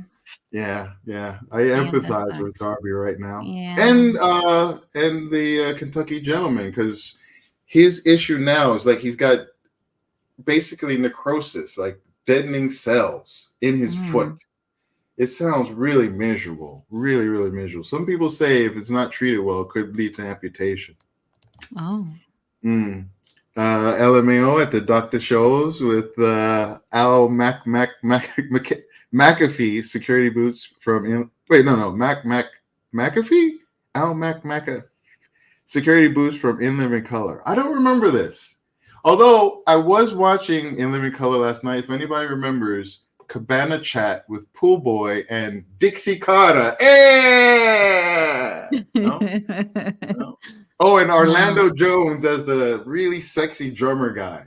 It had Ice-T on that episode. Anyway, very funny. All right, Mike DDH says, "Is it just me, or did AEW become very predictable? And WWS once Hmm. TK hired a lot of former WWE personnel as behind-the-scenes staff. When I say former staff, I mean people that were there for 5+ years. What do you think, Tati?" Predictable, yes. It's getting really annoying actually right now. I wish they would have other people who are not being utilized on these shows. Um and I'm not really bothered by people who were already in WWE working at AEW or whatever capacity. I do feel like it's normal. Like you've been doing something like that for a long time. If you're not working at another company like WWE, then you want to take your talent elsewhere. So I think that's fine. I think that's Mm. fine. But the predictability, not cool.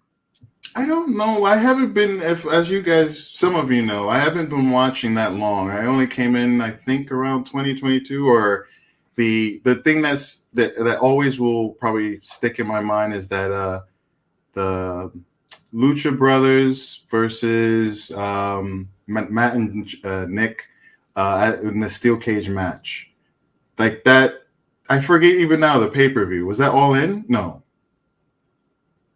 it was For when what?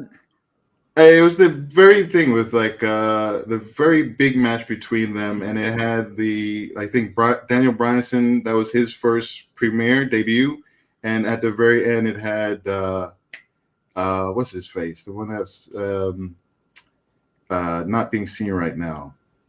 Ricky? No, married to Britt Baker. Adam. Adam Cole, that pay-per-view, that whole I, pay-per-view, like that's what draw me in. So my beginning is from there until now. And I don't know when or where, but it's I don't know if I've ever thought it's not been predictable. Like I think it has been, but I think it's been predictable. But I think lately it's just like you just know everything that's going to happen when you look at the card, and then you're right. You know, so mm, nothing surprises you. Nothing really. Well, the Darby thing, that was the only thing really that really I know caught a lot of people off guard. But other than that, everything is predictable. and that's not even in a You match. right? I'm not feeling it. Not My feeling it. That's one of it's getting a little my frustrating. mm, like so collision, excellent match, excellent card, I should say. I really enjoyed it. I really, really did. But again, that feeling of that. And so by the time we got to Rampage, I was kind of out of it. I can't Mm. remember those matches. I stopped caring. They had the that great main event, and then I was just like, oh, I'm tired. I kind of don't care anymore. I was That's why paying I was attention to saying you Rampage guys. should come on first, right? I mean, I don't know if it will make a huge difference, but it feels like if Rampage came on first and then Collision and them having a pretty big main event on Collision, you're good to go by the end of the show, rather than having to slow things down with Collision. I mean, with Rampage. One thing I think I noticed, or I feel I see with TK, he seems like a guy of excess.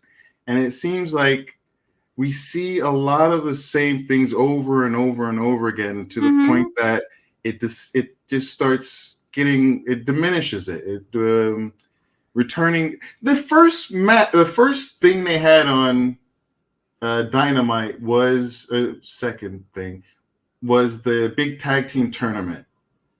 And like it's like a joke now. Like that was very early on, and it seems like every time there's an opportunity, he throws a tournament together. Oh, that's where it shows up for me. Like, what was that tournament? Oh, the women. Well, let's go to Ring of Honor. The tournament for the that new U.S. belt or whatever. The first round was just bullshit. If anybody watches with us, it was just like not no name, but people who were from the indies who came into Ring of Honor just to lose, which is your whole first fucking round. The first round was the Ring of Honor girls versus people who are not in Ring of Honor, and they really want you to believe that those people even had stood a chance advancing in the tournament. Come on, Tony. And if you let someone advance in the tournament, then you have something special because you don't know the next time. So, and even if one or two make it through, but do you put unknowns over your own people? I think what he was doing was trying to prolong the tournament. And in that case, sure. However, you really wanted to prolong it, you shouldn't have done an eliminator style. You should have did like how they did the Continental tournament. They should have did it like that if you really wanted to prolong it. And in this way, you do a better job at showcasing all these girls, and they end up racking up points to the very end to who gets to be in the finals for the title. That would have been the best case scenario for these girls that hardly get used anyway. Then you can put Haley, I say her name wrong, Cameron, into a match like that. You can put who's coming up on the Collision one female match that we're going to get. Who was in? Robin. Not Robin. Well, we have Robin, but the one in JAS.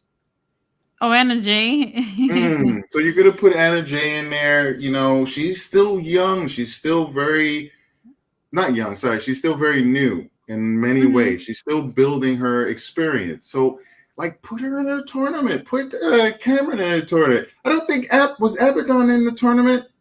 I don't think so. Abaddon was on there.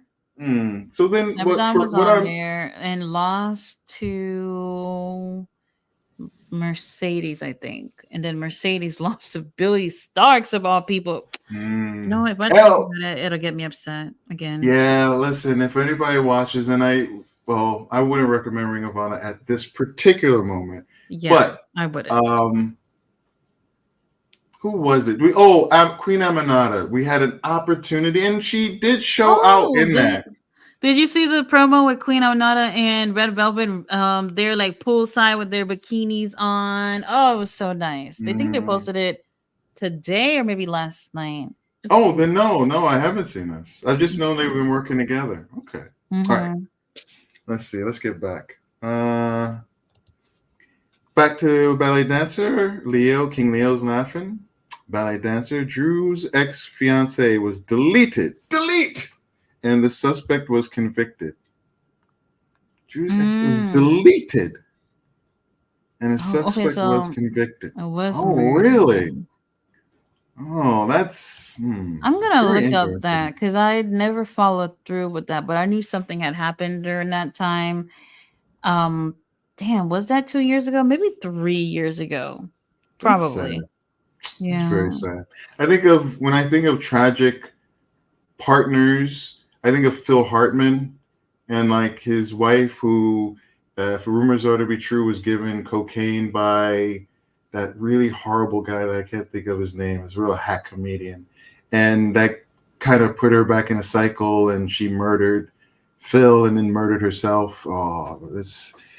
And he like, as a person who was older and kind of got into acting, comedy, and all these things later in life, and it did it at such a high level, like as a bit of an inspiration. I, as a person that went to college at 29, like I related to that, and it's just sad, just so sad. Yeah. So back to ballet dancers. Some of the matches are definitely predictable. Many. We just did 5. We just went 5-0, everybody. Wait till Ring of Honor tomorrow. Ballet dancers, some of their teeth are still janky. Get water picks, people. They really work very well. And Oh, then, those things are something else. do you use water Something else. picks? Yeah, I like it, but I wish they had more than two settings. Oh, really? I Because have one it's that has a one dial. is oh yeah. Yeah, yeah. So Oh, it I has don't on remember the what brand I have, but it only has two settings. So it's low, which is I think too low, then high, which is I think too high. If you have like sensitive teeth, I wouldn't recommend it. Because what I I'm like to just do is I like to mix the water with what do you call those things? pro- Mouthwash. Oh, okay. Oh, I'm Yeah. gonna give that a shot. I thought you were gonna Oh say man, peroxide. it's so good. So good. You're in a little geek talk, everybody. All right, so yeah, I have one.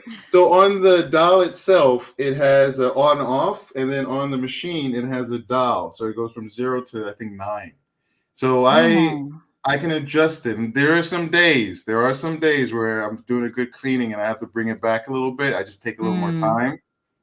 And then if I'm going quick or it's like, like going out for a date or Uh, something, I've had I'll mine take it for a out. while, but it's not good enough to replace. But I wish I would have known that to get something that had different settings.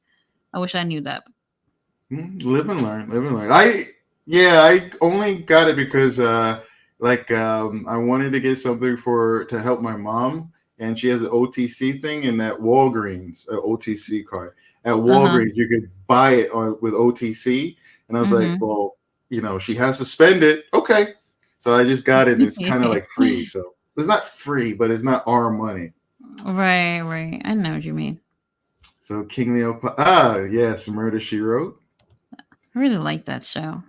Ballet dancer also coming in with it. And then ballet still watches Matlock, Murder She Wrote, Columbo. Columbo's another one. I like Mm. Columbo. I like Me, I Columbo, the haven't seen cigar that one in a chopping guy. while. Yeah. There's something else that I'm thinking about that was in a casino. Like a bald guy. Anyway, I don't know. These things are floating back to me. Mike DDH, Tati, when you get a chance, check out the animated short on here called Lakay. It's only 4 minutes long, but it's very heartwarming. I have a feeling that all of your Haitian friends and family will enjoy. Oh, that's Lakai. Lakai means house Oh, or Lakay, home. Lakay. Mm-hmm. Hmm. Thank you for teaching me a new word. Lakay, house. In Chinese, everyone is cha, cha. Lakay, house, cha. You're all learning something today. Mike DDH, it is PWG. They have the Battle of Los Angeles every year. I wonder how they're Mm. doing. Isn't that oh Excalibur. yeah, Excalibur, where he said nigger one time in front of Kevin Steen. Oh. Someone was showing that clip today, and I don't know what point they were trying to make, but I'm like, you need to keep If showing they it. showed that today, it's because of the Tiffany Stratton thing. Every time something, let me tell you Oh, something. Every time some racist shit come up, they will play that moment with Excalibur every single time. okay, okay, Mm-hmm. I understand. This is what happens when you don't pay attention to media, but things filter through, and you're just like, I don't know why, Yep. but okay. So ballet dancer, she's giving cheers, and ballet dancer. I don't watch the new episodes of Judge Judy. I like the old episodes. In agreement. King Leo Picasso, boy toy syndrome. King Leo Picasso. I told y'all he changed clothes on Ring of Honor. And if the heads of WWE are over AEW, maybe that's why Swerve and Mercedes are getting mid-carded even with titles and title shots. Mm. I still think it's Tony. I think personally from my experiences with Indian culture, generalizations, and this is dating within the culture, generalizations don't Mm-hmm. do not like black people. Dark skin, women. I don't know. I don't know. If the stories about what happened to women in India, and so the woman I dated, Wait, are they're Arab, right? uh, just Or it's a little different. They don't have. It's not really like religious mores. It's kind of just no, I know, cultural but I and was saying Tony is Arab, right?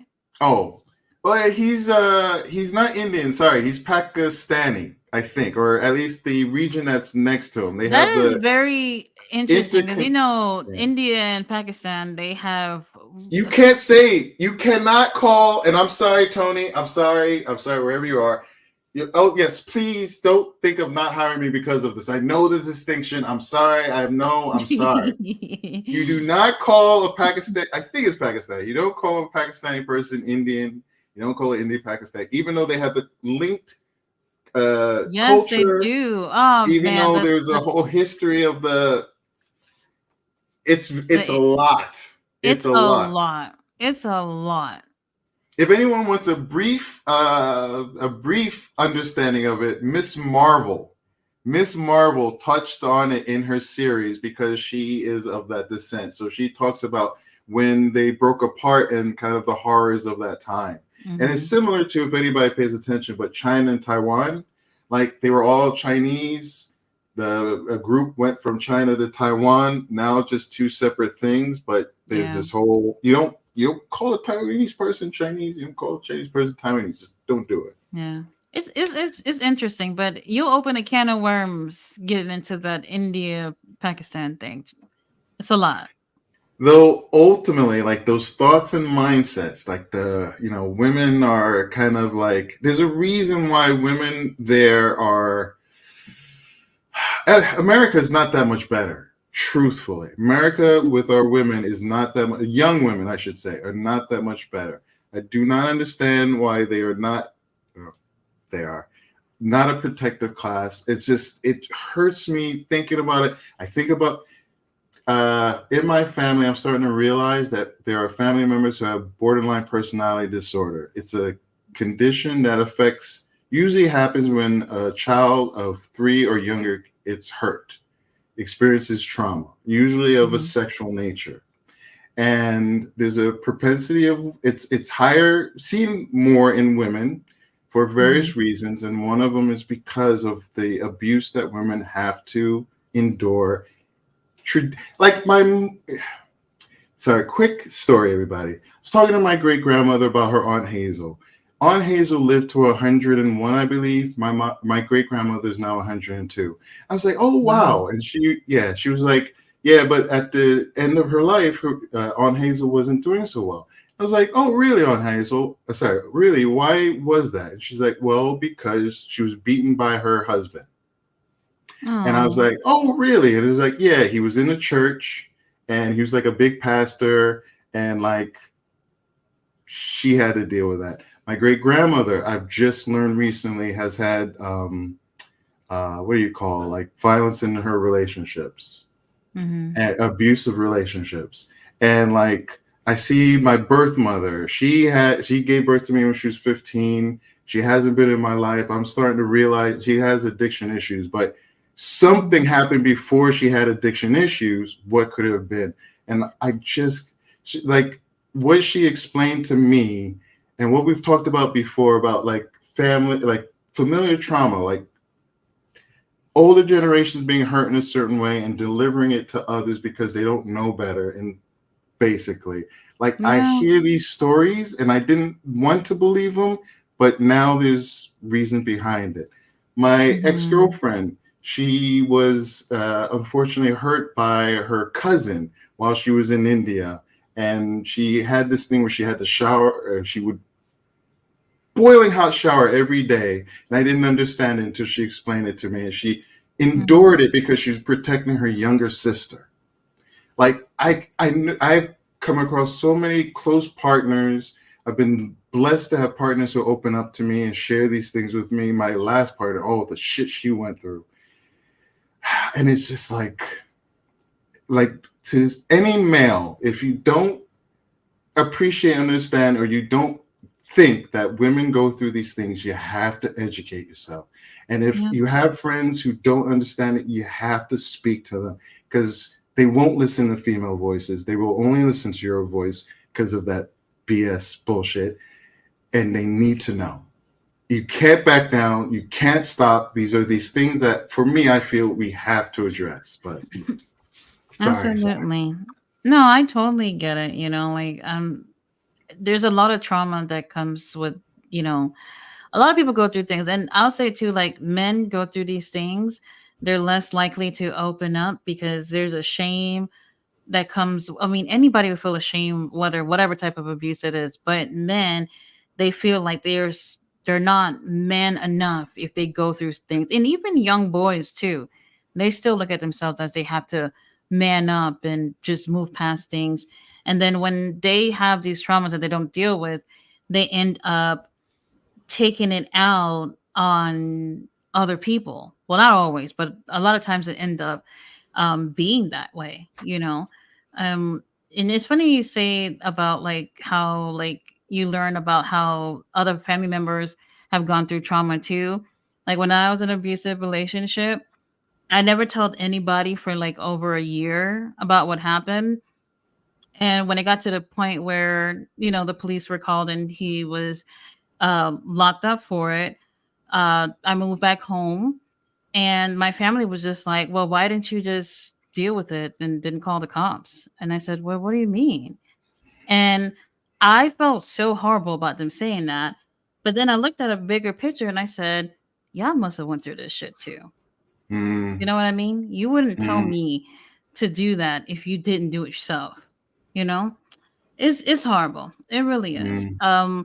And I'm at that point where I've gone through what I've gone through. I didn't get any therapy for any of that stuff. But yeah, it hurts when I think about it. But I'm at that point where it's just like some people are strong enough to move forward while other people aren't.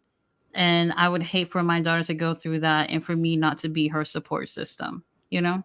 So Well, she's I just want to say, I appreciate that you speak about it, and I hope that it helps that we keep a safe space. I can oh yeah. imagine, I can imagine what you're saying about men. Like, I have to deal with that. I grew up I was the weirdo in my neighborhood. I was the cross-dressing guy wearing skirts, fishnets, colored hair. I was not too long ago. My nails were probably the same color. Well, they were. No, I had blue. Takesha had black. I had my nails done and painted up. I'm missing it actually. I was thinking I need to get a wax and get my nails done. And like I was just I remember being with two women goth women walking down the street, and some black guy like in a subway like yelling at them, calling them lesbians for some weird reason. And then when there was pushback, then he attacked me for being gay, which was really weird. Huh. But anyway, so I get it, and I can imagine. I know there are people like Darby Allin with his funky jacket, like calling him gay right now, or there Huh. was Calling Darby gay, he'll take your bitch. What you mean? right, and I there don't think how somebody dress makes them gay or whatever. It's not like that. somebody I forgot where it was, but somebody had colored hair. I can't remember who it was, but someone had colored hair, and someone was like, "Oh, look at that guy with like the gay, like, look, of course he's gay. Look at his hair." And I was like, "What? Of course he's You gay. talking about a Look at his wrestler? hair."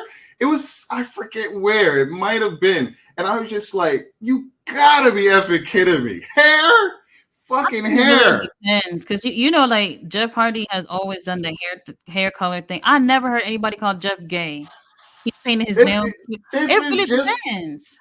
this is just some insecure person who for whatever reason decides to use that as a reason to attack somebody else. I don't get Mm. it. I don't get it. Like, I had colored hair. It's just coloring your damn hair. Like that. That made me go, "Wow, I'm not connecting with you because my brain doesn't operate in that way. I'm sorry, sir, but I'm not talking to you because there's nothing I'm gonna get out of this." Okay. Whew. Thank you, everybody. So back to the comments. Let's see. Ballet dancer. Perhaps that's why Solo stopped going barefoot with the raps like Yokozuna and Umaga, excuse me. Walking around without good support for your feet could become a problem. Oh, I wonder if that's Riddle has that interesting. issue. Yeah, and he's a big guy too. Like, you can imagine that having flat feet with Solo would be an issue. Right. Mm-hmm. Ballet dancer. I would be surprised. I wouldn't be surprised if that was the case at King Leo. I have seen Queen Aminata on the main. I haven't seen her on the main shows in a long time. Sadly, I don't think Mm-hmm. we will see her. Yep. I don't think so. I tried the Arm& Hammer spinning brush when they first came out. I used it once and threw it out. Oh, that's a good rhyme. My teeth can be sensitive at times. I have a Right? spinning brush too. I don't like them. I don't. Really? I I just bought don't. one out. I just bought one. I haven't used it yet. Was yeah. Something Was, about it, not comfortable. Not comfortable for me. I only use it once. I'm gonna check it out. I might. I will see. Mike DD8. Wait, Excalibur said what? Did Tiffany Stratton say it too? A little bit different. Little bit different. Still trying to figure out. We'll find out Oh, later the on. But Tiffany thing. I'm gonna send you the link, Jamar, so you can see. Tiffany posted a video this morning, from the match that they had the other day, and when she pushed Jade out the ring, she put the sound clip calling her a black bitch. So yeah, and it's and okay if someone in the black community calls themselves a black bitch. Don't get it twisted. When you're outside of the community, a little bit different. it's a little different. If she just say, okay, if she said just bitch, fine. Nobody would say anything. But the fact that she had to call her a black bitch, I don't know. I personally did not like that. And like I Mm. said, I don't think that that makes her racist, but you're working for WWE, you're on TV, you're supposed to, you just got called up from NXT. They're prioritizing her as of late. This is not the move you want to make. And it Maybe doesn't. Jay might have found it funny or whatever, but from a company standpoint and how you're presenting yourself, they're probably not going to like that. I don't think that was the right thing for her to do. And it doesn't have to reach the realms of being racist. Being a bigot is fucking bad. All right. And look, I'm a bigot. Okay. I have things inside of me. All right. If I see a group of people in my community and they're together, now it can be a group of black people, it can be a group of white people, I will likely turn and walk away. I will look at that group and I will worry about it, but I will not extend it to all of the people that are in it. But I know in that moment, I'm showing bigotry towards certain people because I don't know them. When I was in Taiwan, right, it was very popular for white guys to be seen with Asian women. And That's how they like it. it's oftentimes because white people there have an elevated status. You Oh, can tell be me about it. you can be the absolute biggest reject here in these communities. You go to Taiwan, you're superstar, right? So you see all these guys walking around, and I'll be like, God, mother That effing is damn. so true. Because they look That at is so me true. and they're like, no, I'm not talking to that African guy. I'm like, wait, I'm not African. I'm a black guy. I speak Chinese, And it's still, man, oh, like. Yeah, I know. I mean, almost anywhere you go, there's a prejudice with color, even amongst the black community too. Mm. If you So it there, the whole colorism thing where it's like it's favorable to be lighter, it's favorable to have a certain type of hair texture and all that stuff. Black people do the same thing too. You're black people are not safe within any community, to be honest with you, which is crazy. So understanding it Crazy. is one thing. If you understand it, Oh, you can well, deal only with it. group of people I But probably say is the Samoans because the Samoans they love chocolate women. If you're mm, Samoan and you're watching, give me a call. I don't know, but I think anyway, Italian's on yeah, a download too, but I'm not sure right. about that. But So the yeah, the thing is though, is that to emphasize that you're calling somebody referring to someone as bitch, but saying that they're a black bitch, it doesn't sound like something someone should no, say with yeah, it's especially in the position that she's in. Like this is social media stuff get people in trouble all the fucking time. People feel like they have to post every single thing. If you just shared it with Jade or a little group chat or something like that, nobody was even gonna know. Nobody's gonna care. It would have been nothing. And Jade might have even laughed about it. But for you to or have shared it with all these people, Or if you make it a storyline within the realm of that existence, because you know, typically that it's not just coming out of the blue or anything, like it's a worked angle, it's like for a reason. It's devoid of that person's individual personality. And if it's true about her Uh-huh. having like, right leaning stuff, Well, that I typically, didn't know, and if it that's the might be true. case, yeah, and if that's the case, not all, generalization, but typically I feel they do run the realm of that hardcore bigotry racism. Yeah, Like yeah. they sometimes they often step over the line. But I do understand it's not always racism, but bigotry is bad enough. It's Mm-hmm. bad enough. All right, so let's keep going. King Leo Picasso, Kojak was the big. Thank you, Kojak, with a Oh, lollipop. Yeah. Thank you. Oh, and King Leo Picasso. when I is did not watch X-Men. That was when is it today. coming out? Almost. It's oh I wanted to watch it so bad today. Today was another busy day at work where I just didn't have not even a second to breathe. So I didn't get a chance to see it.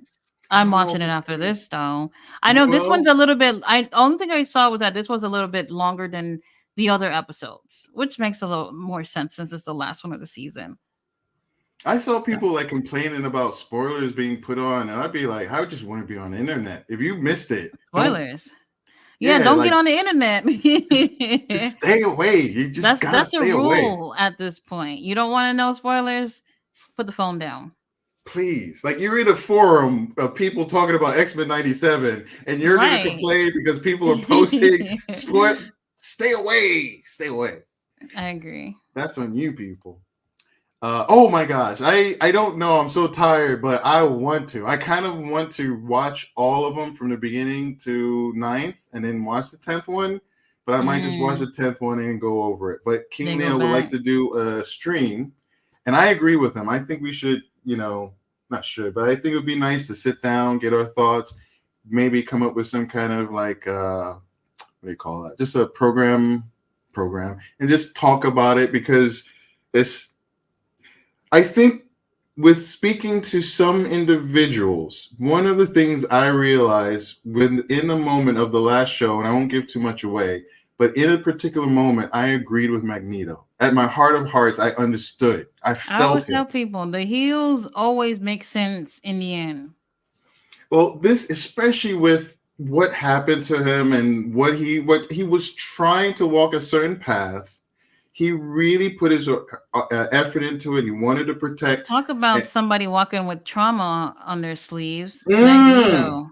right? Like especially what in fiction, like what he went through as a child, and then anyway, there's so much we can talk about. But I was speaking to several people, and I had white people talk to me about how I didn't understand how Malcolm X didn't mean anything, and how like his message was like wrong, and how like or how Magneto like how it's just wrong. If you're a black and white thinker, it's just wrong. And they were trying to explain to me how, like, even if a person is marginalized, is pressed upon, is oppressed, has Hmm. the foot of another country or entity stepped on them, that a person it's not right for a person to get to that place where they have to do anything to get away from it. And I don't Hmm. particularly agree. I And understand in the world we live in, going we with want the to. whole by any means necessary thing.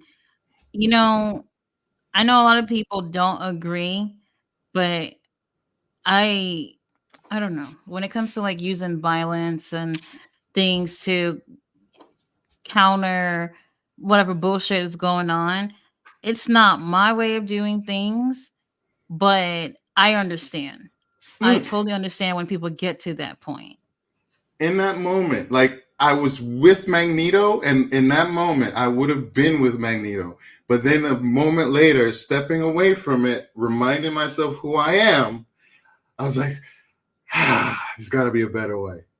I didn't agree with Professor X. I think Professor X came in a little too high and mighty. I really think he It was a wasn't bit you. too. I was applauding when he got himself shut down a little bit. For anybody, if you know, you know. So, that line was good. So anyway, we'll save it. But I agree with King Leo. Like Saturday, Sunday, whenever we guys have time, we'll sit down and we'll talk through these issues, because even today,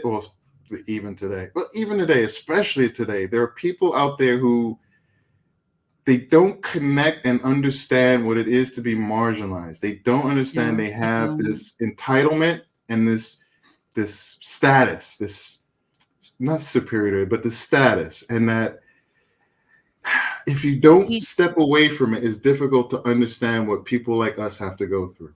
Yeah, I agree. Anyway. Watching it, to me, not to give anything away, but you guys know about the Holocaust. There's people that believe that it didn't even happen. But in Magneto's story, imagine him going through that, and look at what he's doing now in terms of the show. It makes sense as to why he got to that point. Some like certain things you go through in life is just like you can work through, but I can't imagine how a lot of people who went through that particular event, how they just push through the rest of their life. People who've gone through slavery and other types of traumas. Like, imagine having to live that life, and then after a while, you're quote unquote free to live your life, but you're never truly free because you have that shadow with you throughout the rest of your life, and you either take it to be a better person or you take it to be Magneto and I don't know. I'm with him in some ways. So I get it. Why were police created in America? To hunt down black people? Guys, come on. If it's not institutionalized, what is that? Like the beginning of a organization to keep control of black people. They rounded up people, slaves, and they got them back to their masters because they were property. One very last thing. If anybody out there in our community probably doesn't think, I hope not. I shouldn't say that. There are people who do think this way. But if anybody thinks that in 1970, just outside, 60, 70, just outside of my lifetime, our lifetime, that, much of this started changing. If it only happened because of peaceful, nonviolent action, you fucking aren't paying attention to history. If you do not know some of the violent actions that have happened versus whether it was because of being started by individuals who are oppressed or as a response to oppression, there was a lot of violence that led up to the changes in society, which started opening up the freedoms for black people in society. And that was only in the fucking 60s and 70s, okay? Yeah, not that long ago. It's not that goddamn 300 years of oppression versus something that happened just outside of my lifetime. Someone mentioned American Gods because I was talking about Orlando Jones and In Living Color, and they sent me this clip. I'm going to send it to you. It might be a good kind of connection with X-Men 97. We can talk about it, but it was an African god, speaking to a group of slaves going to America and explaining to them what's about to happen to them. And the god talks about what they believe is the proper action in that moment. And one of the slaves speaks up and says, if we do all of this violent action, we're going to die. And he's like, motherfucker, you're already fucking dead. You don't get it? You're already fucking dead. When you're already fucking dead, sometimes violence. That's all you can do. Okay. Heavy. Woo. Center. So, ballet dancer, Kojak was a bald New York detective. The heroes come on Get TV. I love that you know where these shows are, ballet. Older Women Either. And King Leo Picasso. Ah, that must have just been the Jim Carrey skit, Kojak. And yes, sadly, people can be terrible. Lack of mutual respect, if you ask me. But colorism is not racism. Right, it's not racism, but it divides people too. It divides your own culture where there's favoritism based, or people associate being lighter as being beautiful, you know? And it is so this is probably not even a topic, but and another thing that happens though is that when we talk about lighter is beautiful, sometimes that goes from not just being light skinned but just being white in particular, like how people are getting at Jalea White for marrying that white lady. Honestly, Mm. I look at them and I'm just like, I don't really see chemistry between them, but whatever. um a lot of black men, they don't like black women, and then the same thing goes for um black women too. Let me tell you how colorism works that I've seen being raised in the hood of Brooklyn, where all the black girls fantasize about being with the Hispanic dudes, the white skinned Hispanic dudes, or just the white guys, so that their children can be pretty. You mean to tell me a black baby is not pretty? Oh, that I don't fair want my skin I don't stuff. want my I don't want my daughter to have nappy hair like me. Nappy hair is not Mm. pretty. You don't want a Mm. dark skinned baby because what being dark skinned is not pretty like you. You know what I mean? This is you also hating on yourself because you think that if I mix myself with someone that could have, I don't know, better genes than what I have, then my child could look better than me. That's how And colorism works, where you almost, well, you at the point where you hate yourself and how you look, that you feel like you have to make sure your child doesn't have to feel the same way because they have better genes. Crazy. And for me, Very that's the crazy. distinction between, well, not a distinction, but a way to differentiate. Like there's that separation. If you do it against another group, if you identify them and do those things to another group, it's racism. If you Mm-hmm. bring it away and take it away, then you get bigotry, and that you get bigotry. What? It's not better. It's just a different form. Like it Mm-hmm. can be internalized within groups and stuff like that. It can be others and stuff like that. Is a strong distinction, and when I speak to people, I try to make that distinction because you're not really sure sometimes where these comments come from. It could be racism, it could be bigotry. It's Mm-hmm. not necessarily better because the message is just negativity. Yeah. Mm. And Henny guy said, what about preferences? So preferences is one thing, but if you say that you want to be with someone of a different race so that your child can look better, that's a hate issue you have within yourself and who you are. You got nappy hair, you don't want your child to have nappy hair, so find someone who has what they deem to have as nice hair.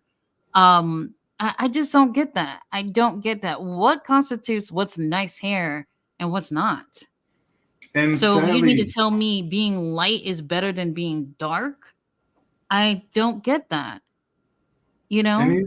these are sadly things that are kind of set when we're really young. They've had studies, like research studies, where like children would play with two dolls, one white, one black, and they would ask them which doll you want to play with, and they would pick up the Oh, different kids along the span.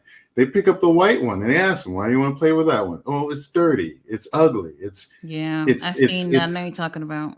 yeah, we've seen these like time and time again, socialization, like this as a community, like these things kind of get into our children. Oh, and if we really take it back, the colorism thing goes back to slavery when Yes. Massa has a baby with one of the female slaves, and that light skinned baby is too pretty to be on the field. She's in the house.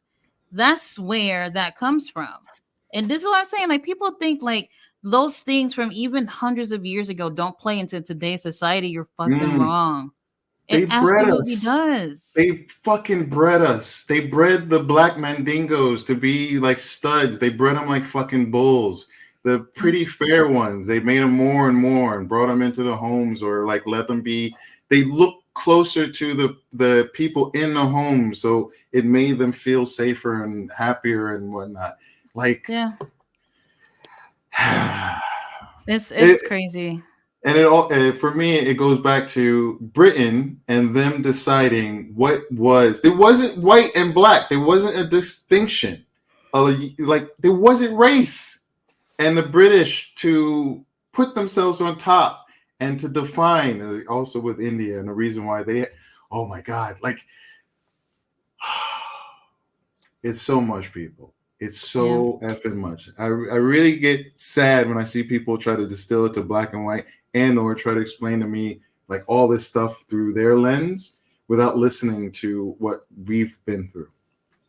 Okay, let's keep going, everyone. So ballet dancer, the slave patrols, the patty rollers, Gen X here. A few years before I was born, my parents' generation got the right to vote.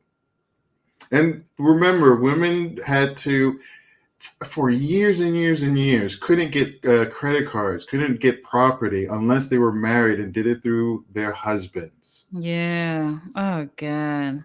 These things are still pretty recent. It really is. Yes. Marital rape wasn't on the law books. It wasn't illegal to rape your wife within the context of a marriage. They didn't have a concept. Even now, on our books, that's not so much of a thing. But even now on our books, there are laws that are towards the men within within that relationship to protect them, for even though they do these harmful things.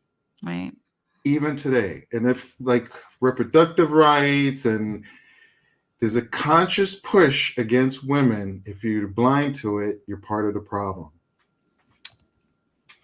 Henny God says, ballet knows best.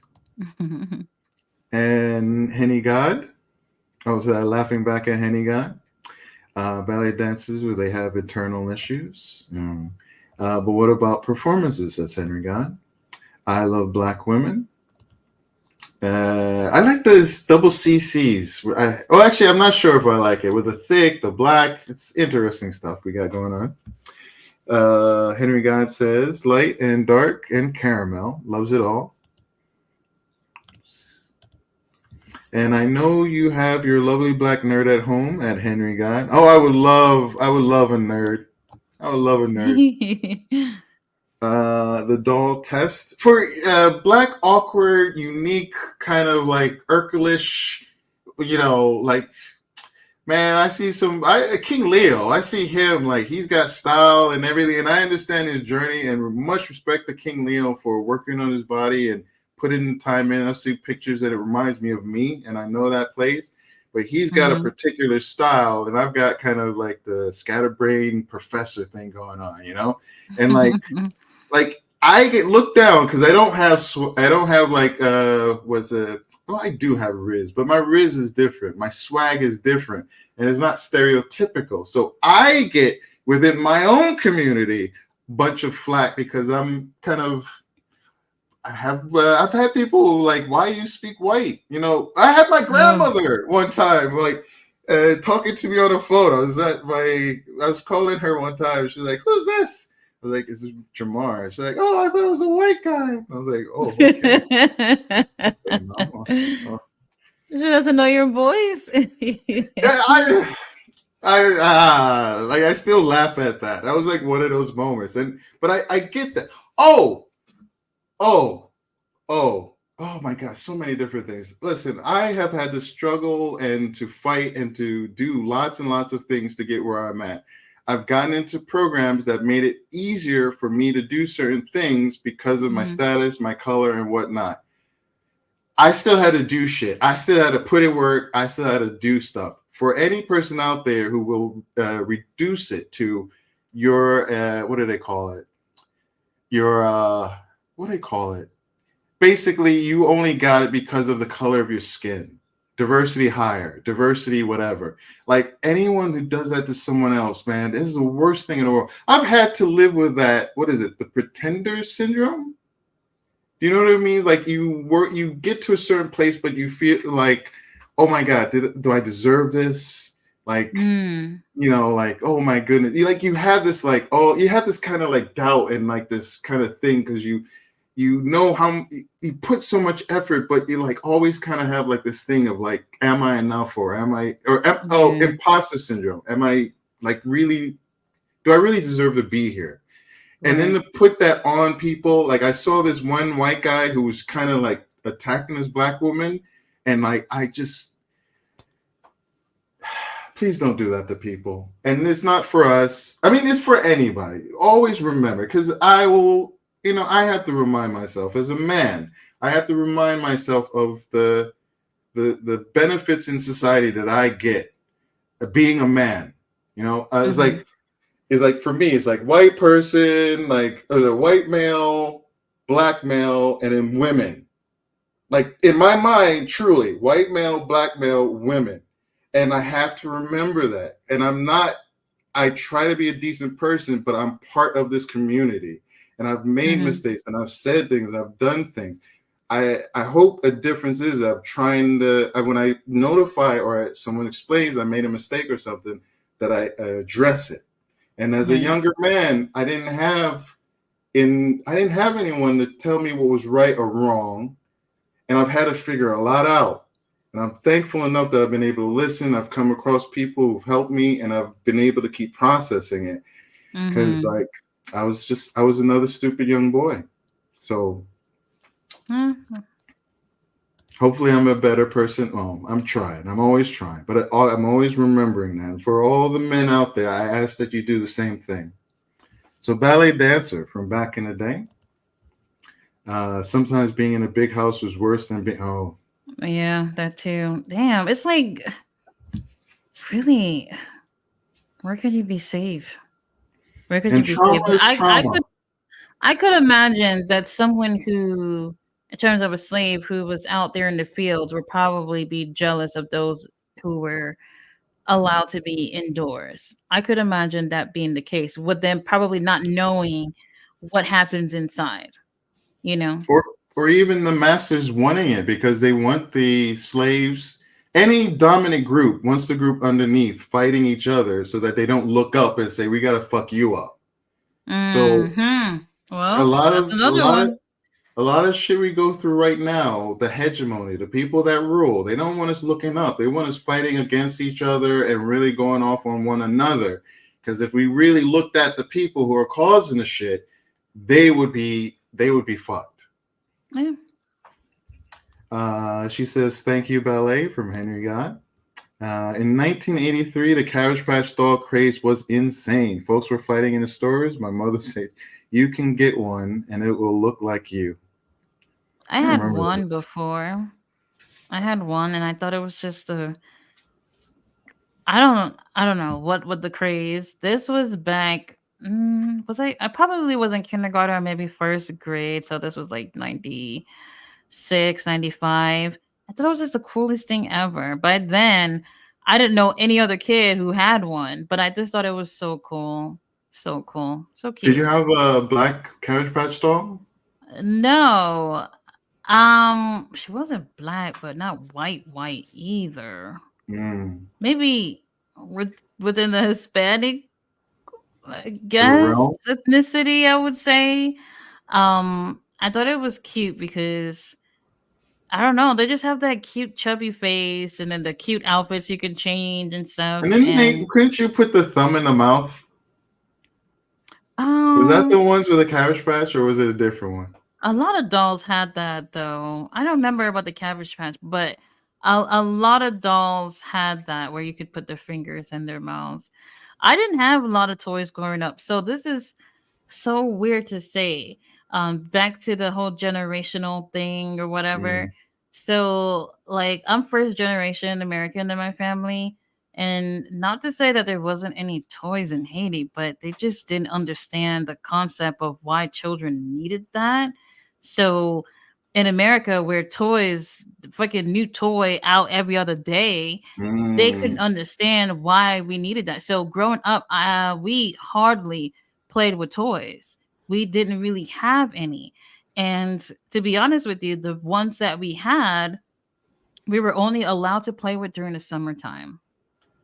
And I kid you not, only the What? summertime. What was the And reasoning? because in Haitian culture, they're very strict about school. When it's school Mm, time, they don't play. And they only really, and real talk, they only made the exception with wrestling to let us stay up for that because they saw how much we really loved it. And it was actually a family bonding time to watch wrestling as a kid. mm, So they let that slide, but no toys. Only get them during the summertime. And by the time we got a chance to play what we had, we didn't even care anymore. So mm. didn't grow up with toys. Do you But that think that cute scratch ball was really cool to have though. do you think that do you think that not affected you in a way, but did it shape your life in any way? That kind of like because I imagine you saw other kids who had that culture. So did it like I always tell people that even though I was born in America, I feel like I don't feel like I identify as a Black American.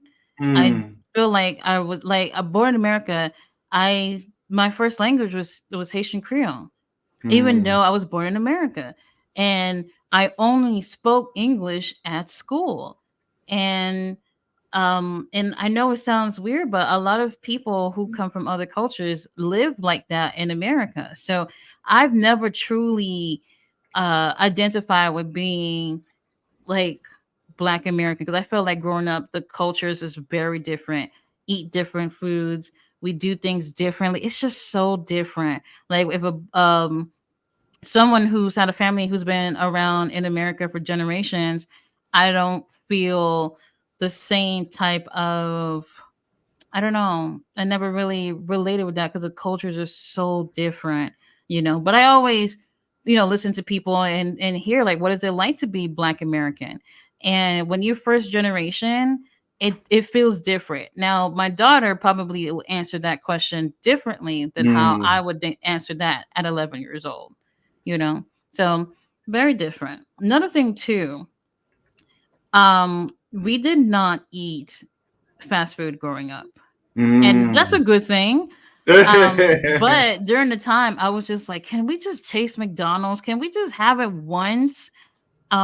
Like Haitian culture, very into cook everything from scratch, you know, every meal from breakfast, lunch, dinner, everything from scratch, no processed foods, no none of that shit. And that's still a good thing. But when you grow up in America and you're seeing all that stuff plastered on TV and billboards and all that stuff, you want to feel like you fit in, especially as a kid.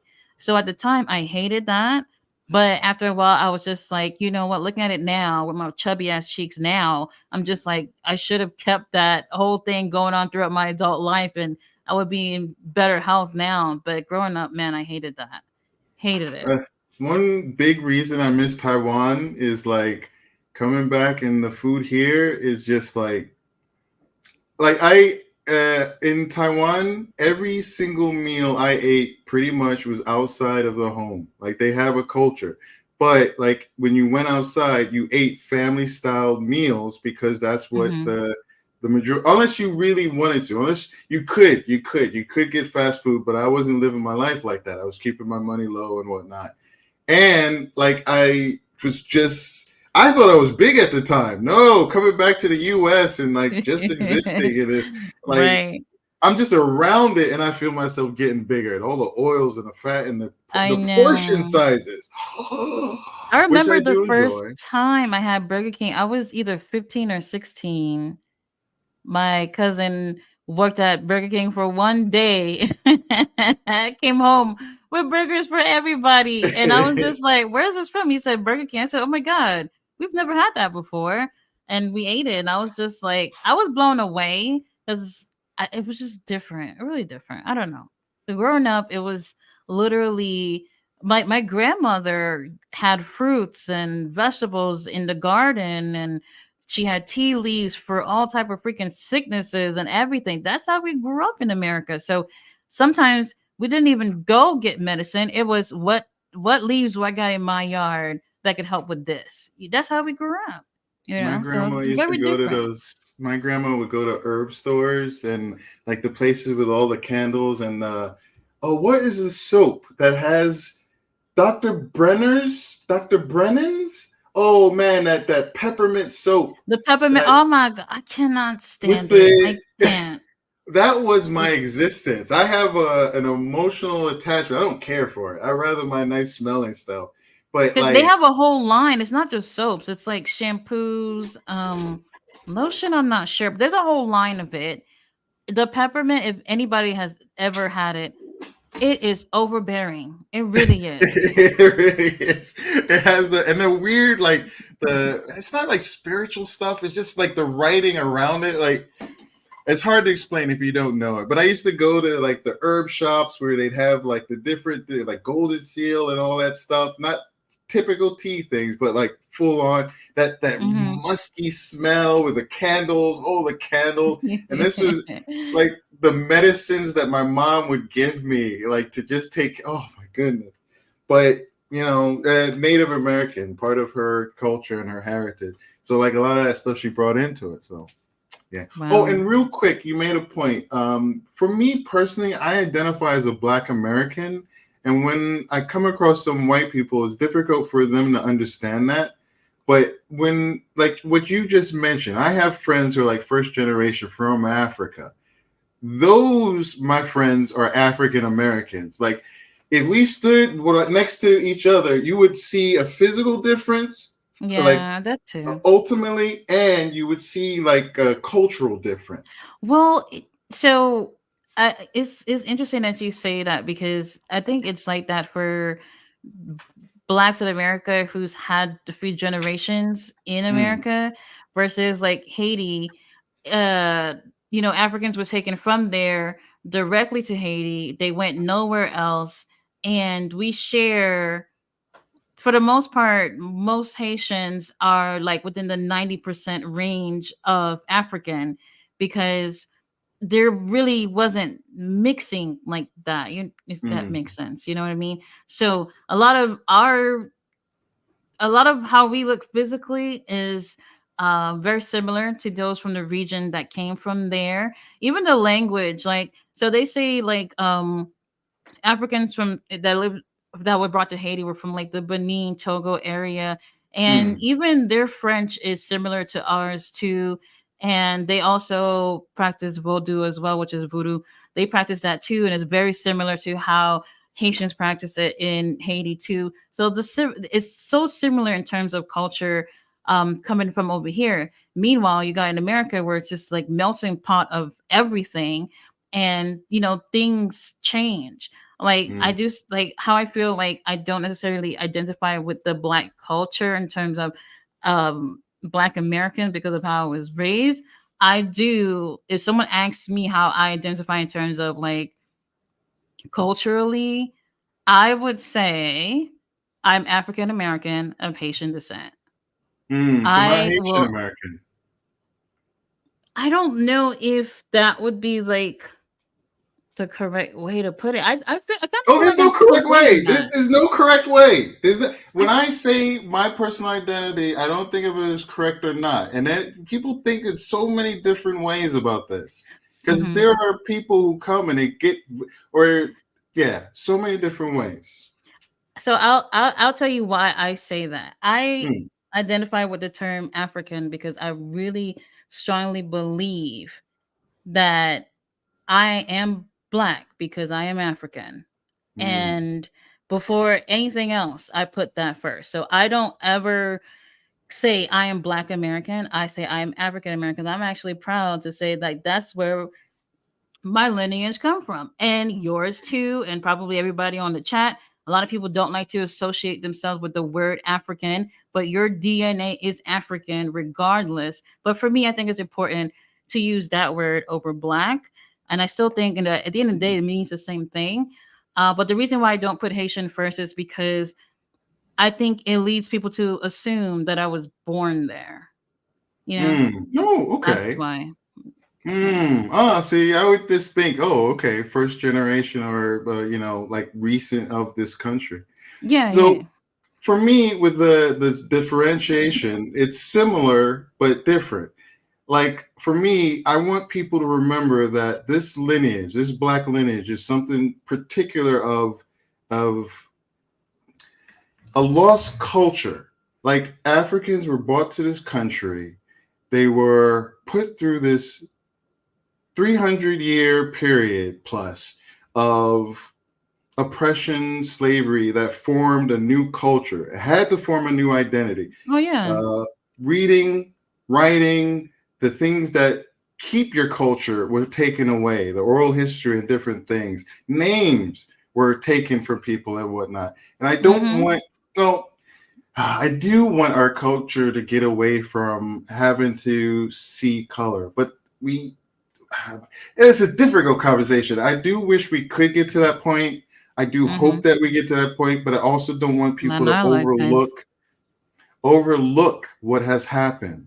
Like I really feel very particular about that. And like, no, there's no disrespect in any of this. Like like one of it is the appreciation. So like my friends in college and whatnot who came from Africa and were first, second generation and still had that very strong link and could say, I'm from that place, I'm from that place.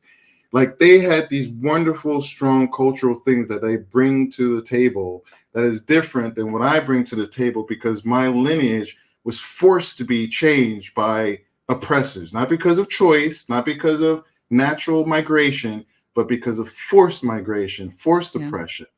So like my identity as a black, when I think Black American is not a separation because, you know, we all come from Africa and I wish I lived at times in a place where I was just a person. You know what I mean? But this has always been my distinction. And it's something that when I go to other countries, it's very interesting. Like in China, they will come to me and say that I'm African, and I'll have to explain to them that I'm Black American or just an African. Yeah, they don't see the difference with that. It's not. They're not being racist. I think it's an ignorance. When I say ignorance, it's an ignorance. It's a willful ignorance. They don't know. They really don't know.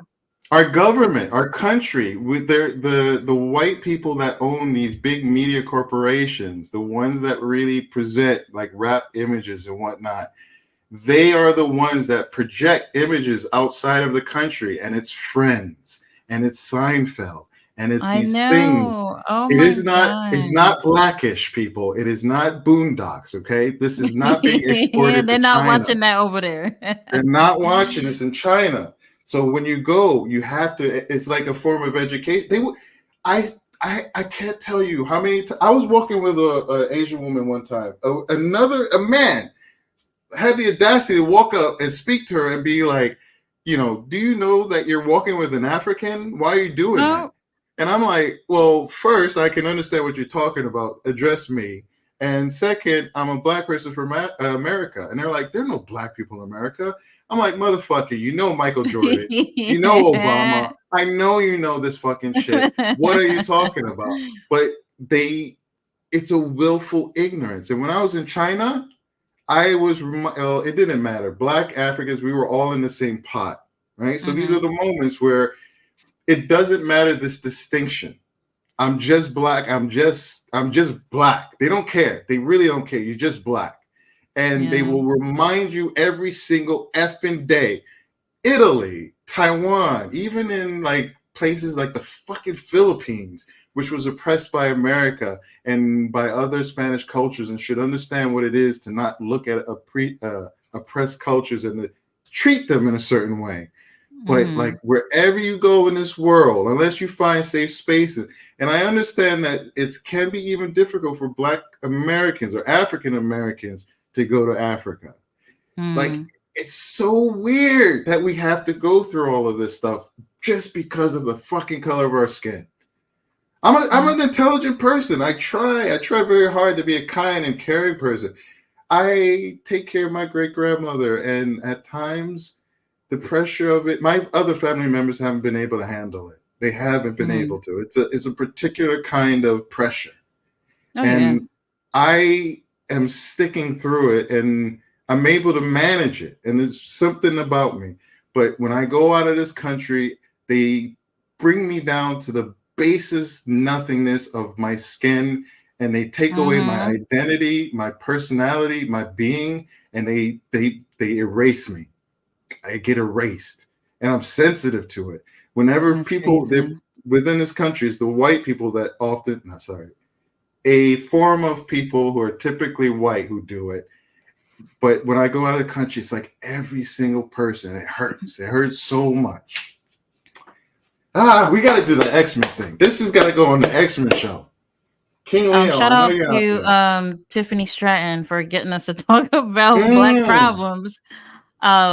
It's crazy because like I know while a lot of people would say what that was, calling Jade a black bitch or whatever, it's not that big of a deal. But look at the conversation it just opened that we just had. You know what I mean? Because people don't understand why that can be a problem. And You the know? whole people don't believe that institutional racism exists. They really, I feel people really, either they don't believe it or they want to fight against it. Maybe it's for whatever reason, but it's there. And I wasn't aware until I went to college. I became woke. I lived for a while. I had the moments in, like, going into a store and having them follow me and being like, whatever, or If being, you're from New York and you're black, you've you know experienced it. You racism. If know it. you're Yeah. Muslim in New York, you've experienced You discrimination. know it. Like there, you have Like the absolutely. cops stopping you or talking to you just for whatever reason when they don't really need to. Like, I had those moments, but it wasn't until I got into college at the age of 29 and I took different classes. And like, even in this school, we have city colleges here. I went to a CUNY, and one of my professors, he was going to CUNY when it was free. And it was free when white people were going, when black people from the community, it's a school for communities. When the black people and minorities from the community started going, they put a barrier of access. They put in a tuition. A tuition was built in to keep people, lower socioeconomic people, typically people that look like us, from going to these institutions where they could learn for free. Right. And it's like I was just learning all this stuff and like seeing in like the Post. If anybody knows the Post here in New York, it was Trump's paper before Trump became a thing. Okay. Or like, man, the practices that we go through. Crack. Why was, you could have a small amount of crack during the Reagan years and have a ton of cocaine and have laws where the person with crack went to prison for years and years and years, and the cocaine person was let off. Why? Cocaine was seen as a drug for a rich white elite. Crack was of the people. And it was brought from the government and put into the streets. Like, people like and that's so today, that whole like people trying to take that word, and they try to take these words from us. Woke is a particular one in the moment today, and I became woke, and I know what that means. It means to become aware and to see these things, and it's just what it is. And they're trying to weaponize it now. It's such a thing. So now when I see X-Men 97, every time I see it, I'm like, please keep going, woke Disney. This is what we get sometimes when we go woke. Not always, but sometimes, especially when you have people of color who are, leading these things and giving their voices. That's why we talk about maybe Tony Khan doesn't have enough black and brown and women around him to inform his opinion. Because when you have this and you have different ideas and you put them in and you inform it, then you can have a product in which is woke and something that people wish to consume, versus what I think people think is that, and they do it, corporations, they take these things that they know can go and be read towards certain people, and they just produce it just to produce it. But they're still doing it with white voices, with male voices, with the voices of the people who oppress, versus the people who understand, and they think that we're going to just consume it, but you're just feeding us slop. You're just giving us stuff you think is going to make us happy, but you're not really putting the time to think it through. And I get that. I do get that.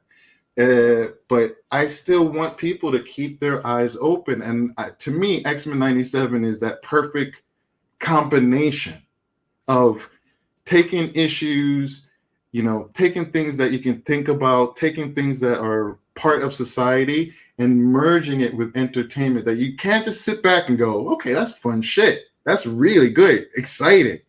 Well, so I hear you. I think people want to disconnect when it comes to watching things on TV. They don't want to see things that remind them of shit that they really go through in real life. Although, yeah, I agree. Though, then I'm looking at the X-Men 97, and I love the fact that it's a part of that. You know what I mean? Mm-hmm. No, I And agree. and that's the thing about entertainment. Yeah, if we are just given things that are, I think that's what it is. Like when they do those types of things, which are pushed towards a certain community, but it's for capitalism. Like it's for capitalism. It's like they like, ooh, this is going to be great because queer people, trans people, black people, LGBTQ, they're going to consume this, but they don't think about it. Also has to be enjoyable. It has to be entertaining. It can't just be message for message. Anybody watches Doctor Who? They had a female doctor, and unfortunately, they had stories that were like that, preachy, trying to tell you things versus having it be a part of the story that you can sit and enjoy versus feeling like it's a lecture, feeling like it's a lesson. It's difficult to do that, and I think when they do it because they want to make money primarily, or they just have this one idea and not merging it with entertainment, then it becomes that, and you see it so much you can't. I think that's what they're weaponizing. They're weaponizing that desire to reach out, but from a point where they're doing it from the elites who are disconnected from the everyday person versus getting the people. Like you see these movies about diversity or about women or about like these underrepresented minorities, but who's writing the stories? Who's directing them? Who's producing them? Who are the ones that are influencing them? So if you see those stories and you really think it's like that, a lot of times you see that the people that are writing those stories are disconnected and they're trying to give voice to it, but they can't because they don't understand it. It's like, to me, when someone is an addict and they go to a therapist or someone who's helping them out, they know the difference between someone who's just read a book and they're like, oh, I understand. Oh, yeah, you went through trauma. Oh, your mom beat you. You were sexually molested by your stepfather. Oh, okay, I understand. Versus someone who went through addiction. They're like, you know what I hear from you is true, very valid, but I also hear you just kind of making excuses. And you're right that those are very important things that we have to address as well. But behavior like that is also bullshit, isn't it? That person is talking to you from a realm of understanding versus someone who has only an academic knowledge. And unfortunately, like a lot of this media, a lot of these things, they don't have the people who relate, and they're trying to create these stories for us and thinking that we're just going to consume them. So I think Disney gets that a lot. I do think Disney gets that a lot. So back unrelated, but before we go back to the comments, the AEW are selling friendship bracelets now. Oh my gosh! Hey, the ones that we don't like from WWE, they're doing it too. I don't get it. I just saw it just now. I'm getting that Swerve shirt. I heard Thunder Rosa has a very good shirt as well. Somebody was really creaming over her new shirt. I don't. Who? Someone I was listening to, they were like, "Oh my god!" Like they called it tits, and they were going to get it. I was looking at the top sellers, and then look at the new stuff. I didn't see Thunder Rosa. I see Queen Aminata got a new one. All these friendship bracelets. Of course, they have Orange Cassidy set. Oh god. Of course. Swerve, and then something else I just saw that caught my eye, but I didn't see Thunder Rosa. Oh, the other day I saw AEW cards. Do people buy stuff like that anymore? You gotta imagine. You have to imagine. I still had kids. I had a set of my X-Men cards when I was a kid. Like I'm hardcore X-Men. I had the whole folder. I had all of them with like the the misprints and stuff like that, which my brother. But I was down with that. Well, But my daughter kids, had yeah. Pokemon cards, but I won't lie, I buy for her too because I want to see what's in them too. Because what back to what we were saying earlier, Pokemon cards was a no in my household. Believe it or Mm. not, we could not have that. So I used to always just watch all the other kids with their big ass binders with their Pokemon cards and shit like that. Um, Really interesting. But when I I hope. saw the AEW cards at the store, I was just like, wait, what? Maybe okay, maybe if you take them to signings to get them signed, I can see that Mm. being a thing, but I don't know. $30 it was. I don't know how many cards it was in there, but I can't imagine it being too God, much. I hope that It no was $30 $30. for a I hope that's yeah. a whole set. It was a decent sized box, but I couldn't tell you how much was in there. Not that I could remember, but for $30, I'll spend my money somewhere else. I remember buying cards. Oh, my little brother. Yeah, I forgot. I think they were like Yu-Gi-Oh. I think I bought him a whole I remember set one that. time. Yeah. Yeah, I'm sorry. I hope I'm not bringing up any like bad memories. Yeah, I was the binder kid. Like just X-Men. Just X-Men. Yeah, my daughter has her binder too. Let's see. In 1983, did we read this already? Yeah, we No, were 19. that one. Let's see. Remember said you could get one. Ah, yes, we did read it. Where are we? My Right. mother found a black Cabbage Patch doll. And while living in a big house, you were still abused and mistreated. You would sleep on the floor like a dog, or even worse. Then they gave us Garbage Pail Kids. What did your parents think of Garbage Pail Kids? I have no clue. I don't even think they Yeah. even was aware of that stuff. We had the Garbage Pail Kids in the mid 80s. I don't know if anybody remembers, it was also a movie. Not a very good movie. Not the original Cabbage Patch Dolls, although those cards were really brilliant, especially the very early ones. My sister Cabbage Patch Kids smelled of chocolate. I hope that wasn't because you smeared chocolate on the baby. The cultures are different. Cool at King Leo. And fast food didn't become like it is today until the late 70s and early 80s. Plastic too. If you ever look at plastic consumption or like bottles and different things, it's like boop, boop, boop, boop, boop, boop, 70s, 80s, boom. Crazy. And just for water bottles, people. Well, not just for water bottles. King Leo. The cultures are very different. My friends that grew up Belizean and Nigerian and I all had different home life growing up. That one of the distinctions I had was like my friends who were African American, and just the distinction of like recent immigrants or like first, second generation is like, yeah, like my great grandmother, due to just whatever, but she didn't know how to push me as a child, and I was an underachiever. I'm a high school dropout.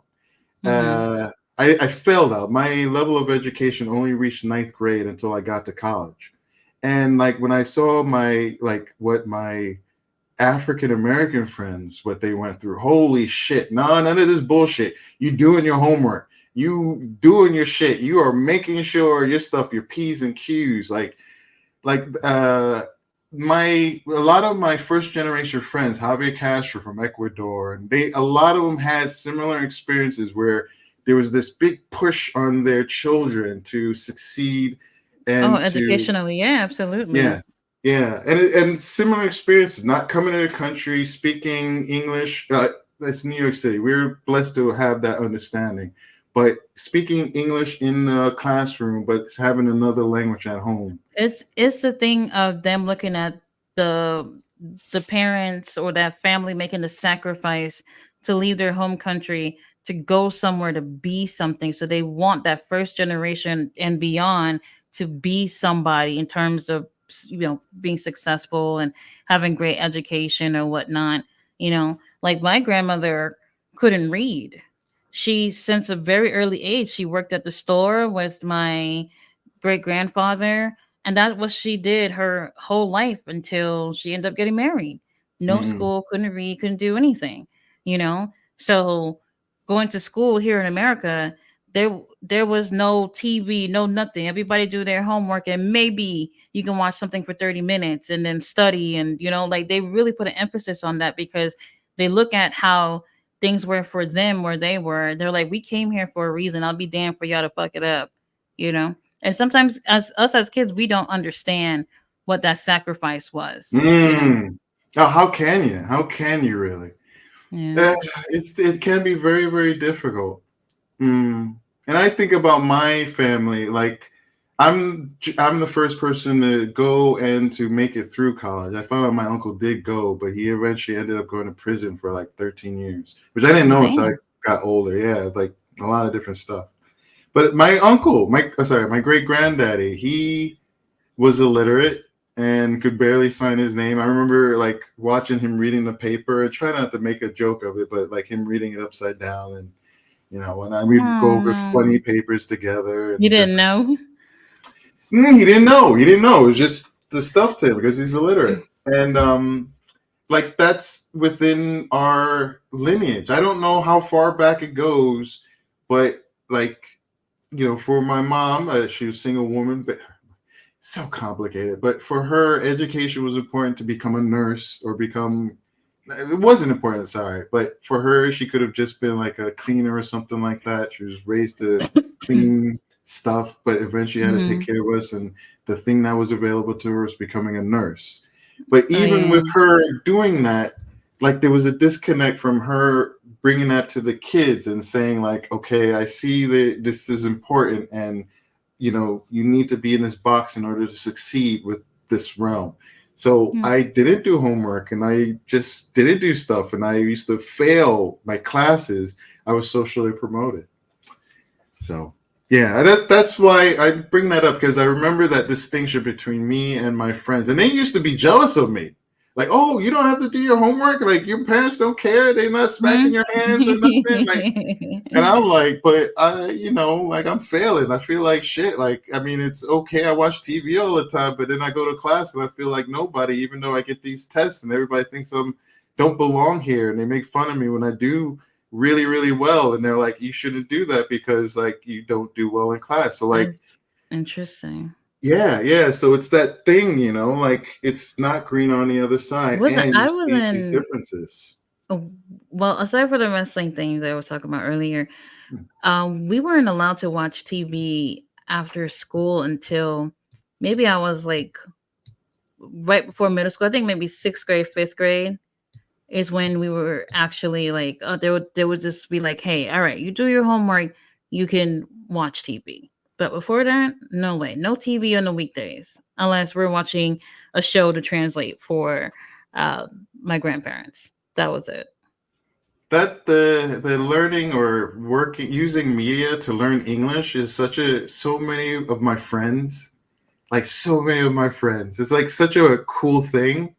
Oh Like, my gosh. So I had a best friend in New York. She was from the Dominican Republic, right next door to Haiti. Um, I love she my learned Dominican how to Republic. speak English. So she came like right before middle school. She learned how to speak English from watching Arthur. She said she was so obsessed with watching Arthur. And the thing was that she had a very childish vocabulary from that. And I was just like, I didn't really put it together until I realized. I said it's because she watched so much Arthur. That's why it was like that, because they obviously don't use things that preteens would use in terms of words. So she just said a lot of things that it was like a kid would say. Took a while to get her out of that. Oh, and for me, one of the reasons why I think my language was kind of above my level was because I was reading X-Men comics. Like that was geared towards like teenagers, and like those were really, or Marvel comics were really well written at the time. And like they got Beast, and like he would be quoting all of these lyrical these famous quotes and these different things, and like using these huge words, and like that's the stuff that I took in. And even a little bit of from Nightcrawler and understanding a little bit of German was through reading and reading That's and reading. interesting. When I'm with my students and I'm in any situation, I do not care what they read. I just want them to read. So if it's a comic book where some parents would look at that and be like, oh, that's trash or whatever, I'm like, you don't understand. Like, it's just getting you into a realm where you're using that ability and you're taking things and you're learning passively. Just read. So that's one of the reasons why this X-Men thing hits me so hard, is because it's part of what grew me. And a lot, like the stories, that was a woke story that was built off of the civil rights movement, right? And like I understood it, and I maybe not understood it in my own life, but I understood it within the context of what I was seeing, and I could apply it to different things. And eventually, when I had my eyes open, like that basis was there for me to really put it to all these different things. Okay, so let's keep going. Ballet dancer, my mother worked and cooked for us every day except Fridays and Saturdays. That was only time we got fast food. That was into the late 80s. Dr. Bronner's, yes. Thank you, King Leo. And ballet, we had a garden too. Food is very important to the Black American culture. Some of us have to get back to cooking more. Yeah. I think about that taking care of my great-grandmother. My daughter uses it for everything, like she's 85. King Leo. Ballet dancer, I use the peppermint to clean the bathtub and the shower walls. I can't take the peppermint smell. Maybe it's that brand. Maybe if I use something else. Like my sister, she uses it. And I tell her if she comes over to my house, don't bring that. I have stuff here for you. Don't bring that. There's too much for me. I can't take it. It is so, it's just like what do you call that? It just like brings back old memories. It's like those, it's like, yeah, it's, I don't know, it's comforting. It's comforting. It's not the greatest smell. It is strong as hell, but it's comforting. I can't take it. I like the rose one too. And then Mike DDH, y'all still on? I had to pause the stream for a moment. No worries, Mike. Getting into some heady stuff, so it's really okay. And we're gonna, well, maybe not in this form, but we do want to come back and do an X-Men 97 thing, especially since, and I'm trying so hard not to let anything happen to let me see anything, because I need to see it by itself. And I see my friends, like, they know not to put on spoilers, but people are popping off. I haven't seen anything. I have a few friends that are like, yeah, I don't even know what they're saying. I just see X-Men. It's like, eyes away. So, ballet dancer, laughing at Mike DDH. Oh, I see. If I do this, okay, that's what I was doing earlier.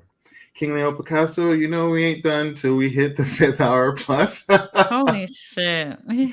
Oh my goodness, I didn't even realize. Mike DDH, Lal, ballet dancer, ballet and King Leo, you all right? And then ballet dancer, smiling at Mike DDH. This still goes in today. That still goes in today. The New York Post, it's trash. On today, no worries. A very simple definition. That was Stan Lee's vision for creating the X-Men. I enjoy wrestling, but I peep the game. I see the slick stuff that goes on too. Thank you, Ballet. Mike DDH says women weren't allowed to have their own bank accounts until the early mid-97s. Yeah, my school, Stuyvesant High. You know Stuyvesant High School? It's one of the specialized. My cousin went there. I went there. We have specialized schools in New York. We have, I think, 4 or 5, and you have to test to get into them. It's a big deal. Stuyvesant High School wasn't open to women until the 60s or the 70s. And today it's like, when I went to that school, it literally is like large percentage Asian, large percent white, 18% was the rest of us. But I mean, by the time I got to high school, I don't want to say a lot, a good amount of schools required going, testing or whatever. I tried to go to LaGuardia, and everybody and their mama was trying to go there. Just didn't happen. They're hard to get in. I ended up going to an arts school. So you literally got to you have to do tests of you drawing. They'll have, most of them have like, they want you to draw a specific thing, and then they'll have something where it's like, I don't know how to explain it. You do your own thing. Interpretation on it, like your own spin. Right. So you do your own thing, and then there's draw exactly what you see. So yeah. Oh, real quick. LaGuardia though. real quick, my story. This harkens back to like that moment of like what I had to go through. So I was an underachieving kid, and like when I got to, I stayed. I was in an IS. Ninth grade is the eighth grade. Eighth grade is the first year of high school, but my IS had seventh, eighth, ninth. Is that right? I feel like that's, or is it ninth grade the high school? Ninth grade is high school, right? Mm-hmm. Sorry. So that's the first grade. So I did seventh, eighth, ninth, and they didn't want to pass me out of my intermediate school. I found out later. So we had to take the test for Stuyvesant. Big deal, right? I was a person, I took the test because my teacher believed in me, a math teacher who saw me. And even though I failed the Regents test, but she was impressed because even though I failed, I didn't just let it defeat me. I went back and tried to understand all of the scores that I got wrong. I went back and I started, like, the Regents that we have to take? Yeah, so, I did that too. So you failed them all? I was doing well, but towards the end, like once I got to a certain range, I just failed, right? And I failed a math one. And so like she gave me my test and I was at her home. She was very kind and we had a strong relationship. And she gave me the test. I saw that I failed. She wanted me to see it outside of the realm of others. And like I saw it, I felt defeated, but the first thing I did was start checking my answers and trying to understand what answers I got wrong and why I got them wrong. And she saw that in me and she thought that was something special. So she encouraged me to take the Stuyvesant test. I didn't know Stuyvesant. Only reason why I knew it was in the sixth grade. They asked us what high school you want, fifth grade, what high school you want to go to. I'm like, what the fuck? I don't know. And I had to go like, hey, Danny, this Chinese kid, Danny, what school are you going to put for the high school thing? He's like, Stuyvesant, Bronx Science, Brooklyn Tech. It's like, okay. And I just wrote it down. Brooklyn Tech is another good one I wanted to go to. Yeah, I didn't know. But the Asian communities were already training They were already training you their could kids use that word. it. They Yes, were. yes. They still They were do. training the kids to take it at a young age. That's the reason why he knew it. Fourth, third grade, he knew Stuyvesant and all these tests, and they were already preparing for this. Total difference, And so anyway, it's ninth grade. We're sitting in an auditorium. All of them are getting their scores. Only two people made it into Stuyvesant that year. And like I look at my paper, I see my score. I see the whole, like, you have to get a certain amount. Then like, this is the score you need. You made it into this. These are your, standbys. And it said, you made it into Stuyvesant. And I'm looking at it, disbelieving. I put it back in. I like think about it. I took it out again. I was like, oh my God, I don't fucking know what this means. I put it down. I was like, I'm just like flabbergasted. They were all around talking about it. Howard Moy, we'll never forget. He's like, no, Janelle Simmons. She's like, oh, no one asked Jamar. We should ask him. Howard Moy said, oh, that's not nice. That's not fair. Don't do that to him. Don't ask him. Oh, because it would be an insult to me because there's no chance. So then she took the paper, looked at it. Jamar got into Stuyvesant. No way. He doesn't deserve it. What are you talking about? How did he get in and I didn't get in it? And then that's messed up. I spoke to the dean of the school, and he was like, we don't want to pass you, but you got this opportunity. Like, we can't, there's no, parents have come to us and complained and said that you don't deserve this. What? Like that you shouldn't be allowed. The kids told their parents that you got in? Well, yes, of course. And the parents told the school and talked to the school, and this was one of the things that was said. And this was their thinking. And they were trying to tell me all these things about me not going, but this is my opportunity. This is probably the moment in my life. If this didn't happen, I don't know if I'd be standing here right now with all these things and my great grandmother and stuff like that. I couldn't tell you, right? Because this was a thing that kind of, even though I fell out of high school, this was a thing that I can present and say, I did this. I did this. I had to take a test to do this. But the people around me didn't think I deserved it because I didn't deserve it. Their children were who they were. They studied. They did what they had to do. I Jealousy. took it. Yeah. So it was rough. It was rough. But anyway, that was just one of those moments that made me think about that. Okay, let's keep going. So King Leo says Taylor Swift effect, and that's a big new interest in cards again, especially wrestling and sign. That makes sense. Mike DDH, X-Men 97. Did y'all hear? Yes. They fired the creator just before the show premiered. He's written 2 seasons. Thankfully, we have that. I do not know why he was fired. Yeah, I don't know either.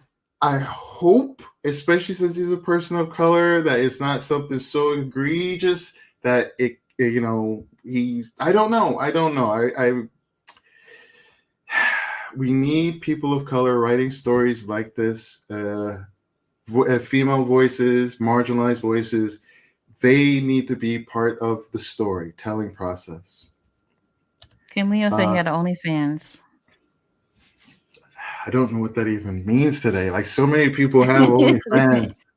There's so many stars. I think like Mr. Snoop Dogg, I think he said at one time something about him like just smoking on OnlyFans and people paying for it. So the term black faces in high places is a great example. In many instances, their power in those positions are limited. Thank you, Ballet. My mother couldn't stand those garbage pail kids. Mike DDH, when the usual suspects show their racism and use the affirmative action high. Oh my gosh, I hate it. Yes, it's funny because the first they benefited the most were white women.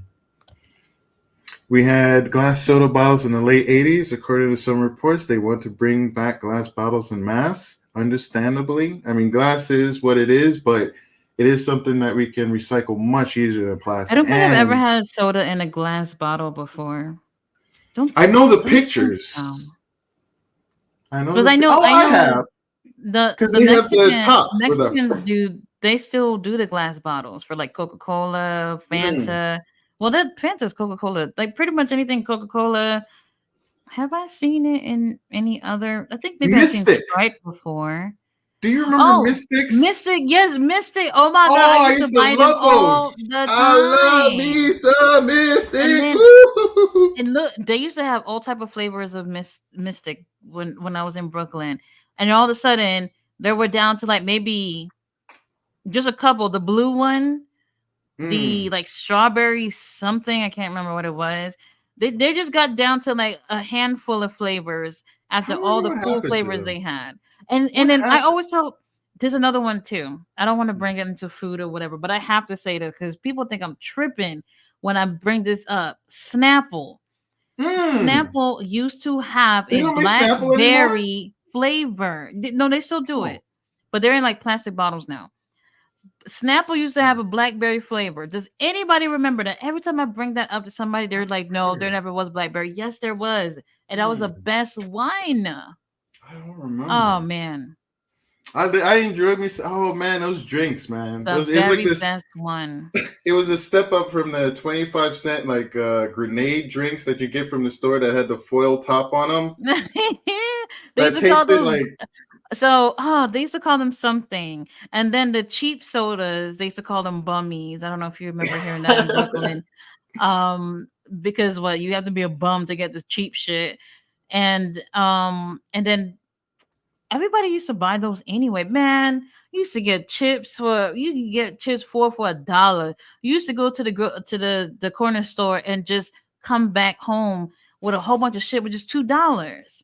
Nowadays, $2 probably can get a water bottle with $2, if that, and it's wild. It's wild.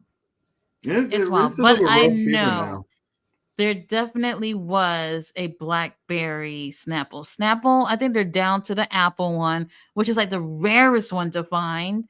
They have the strawberry kiwi one, which you can find anywhere. There's another one too. The Snapple's the rarest one to find, and then the strawberry kiwi, anywhere you can find that anywhere.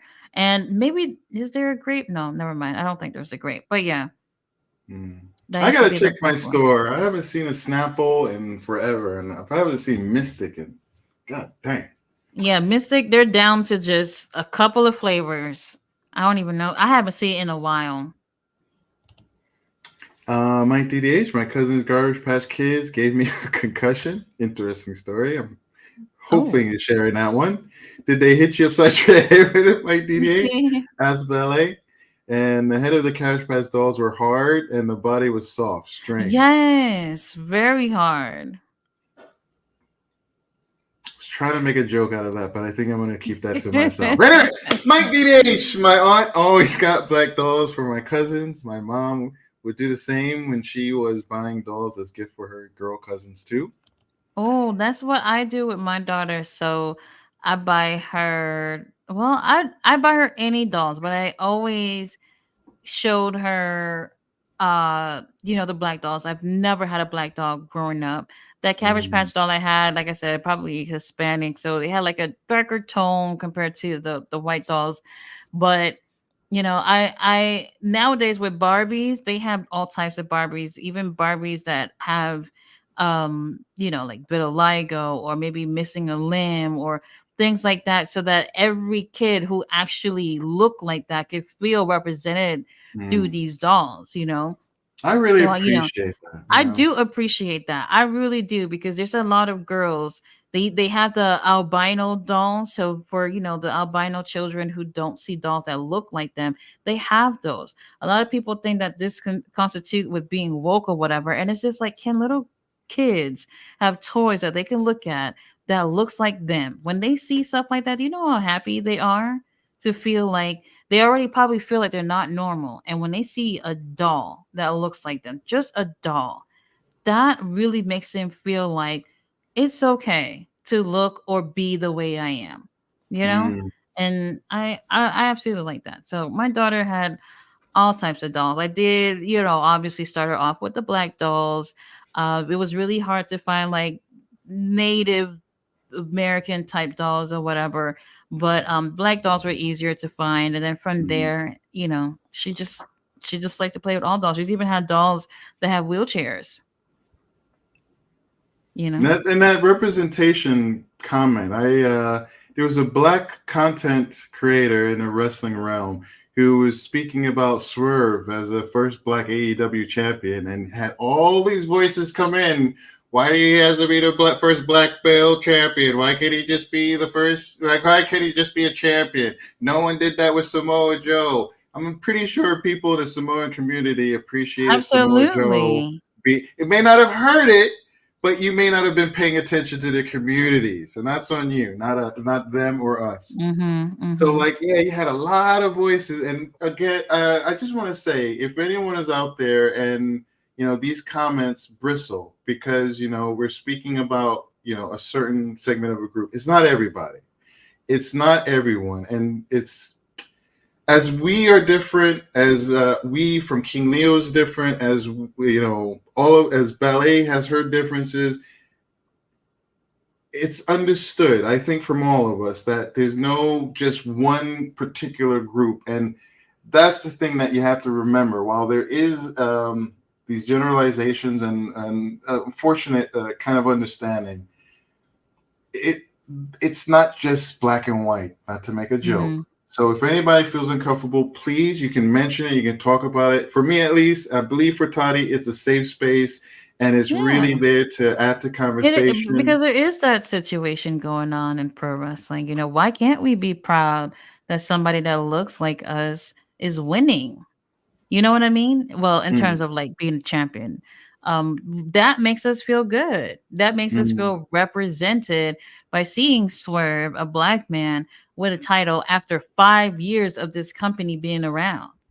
You And know? people don't understand, like when an Irish wrestler becomes at their height. I'm sure there are Irish community Mhm. members who are The like, that's Jewish the one. community was celebrating about MJF. MJF, yes, and they You showed it have so many the times on Scottish AEW. communities. You have like you had the Indian. You have Pakistan. You have different.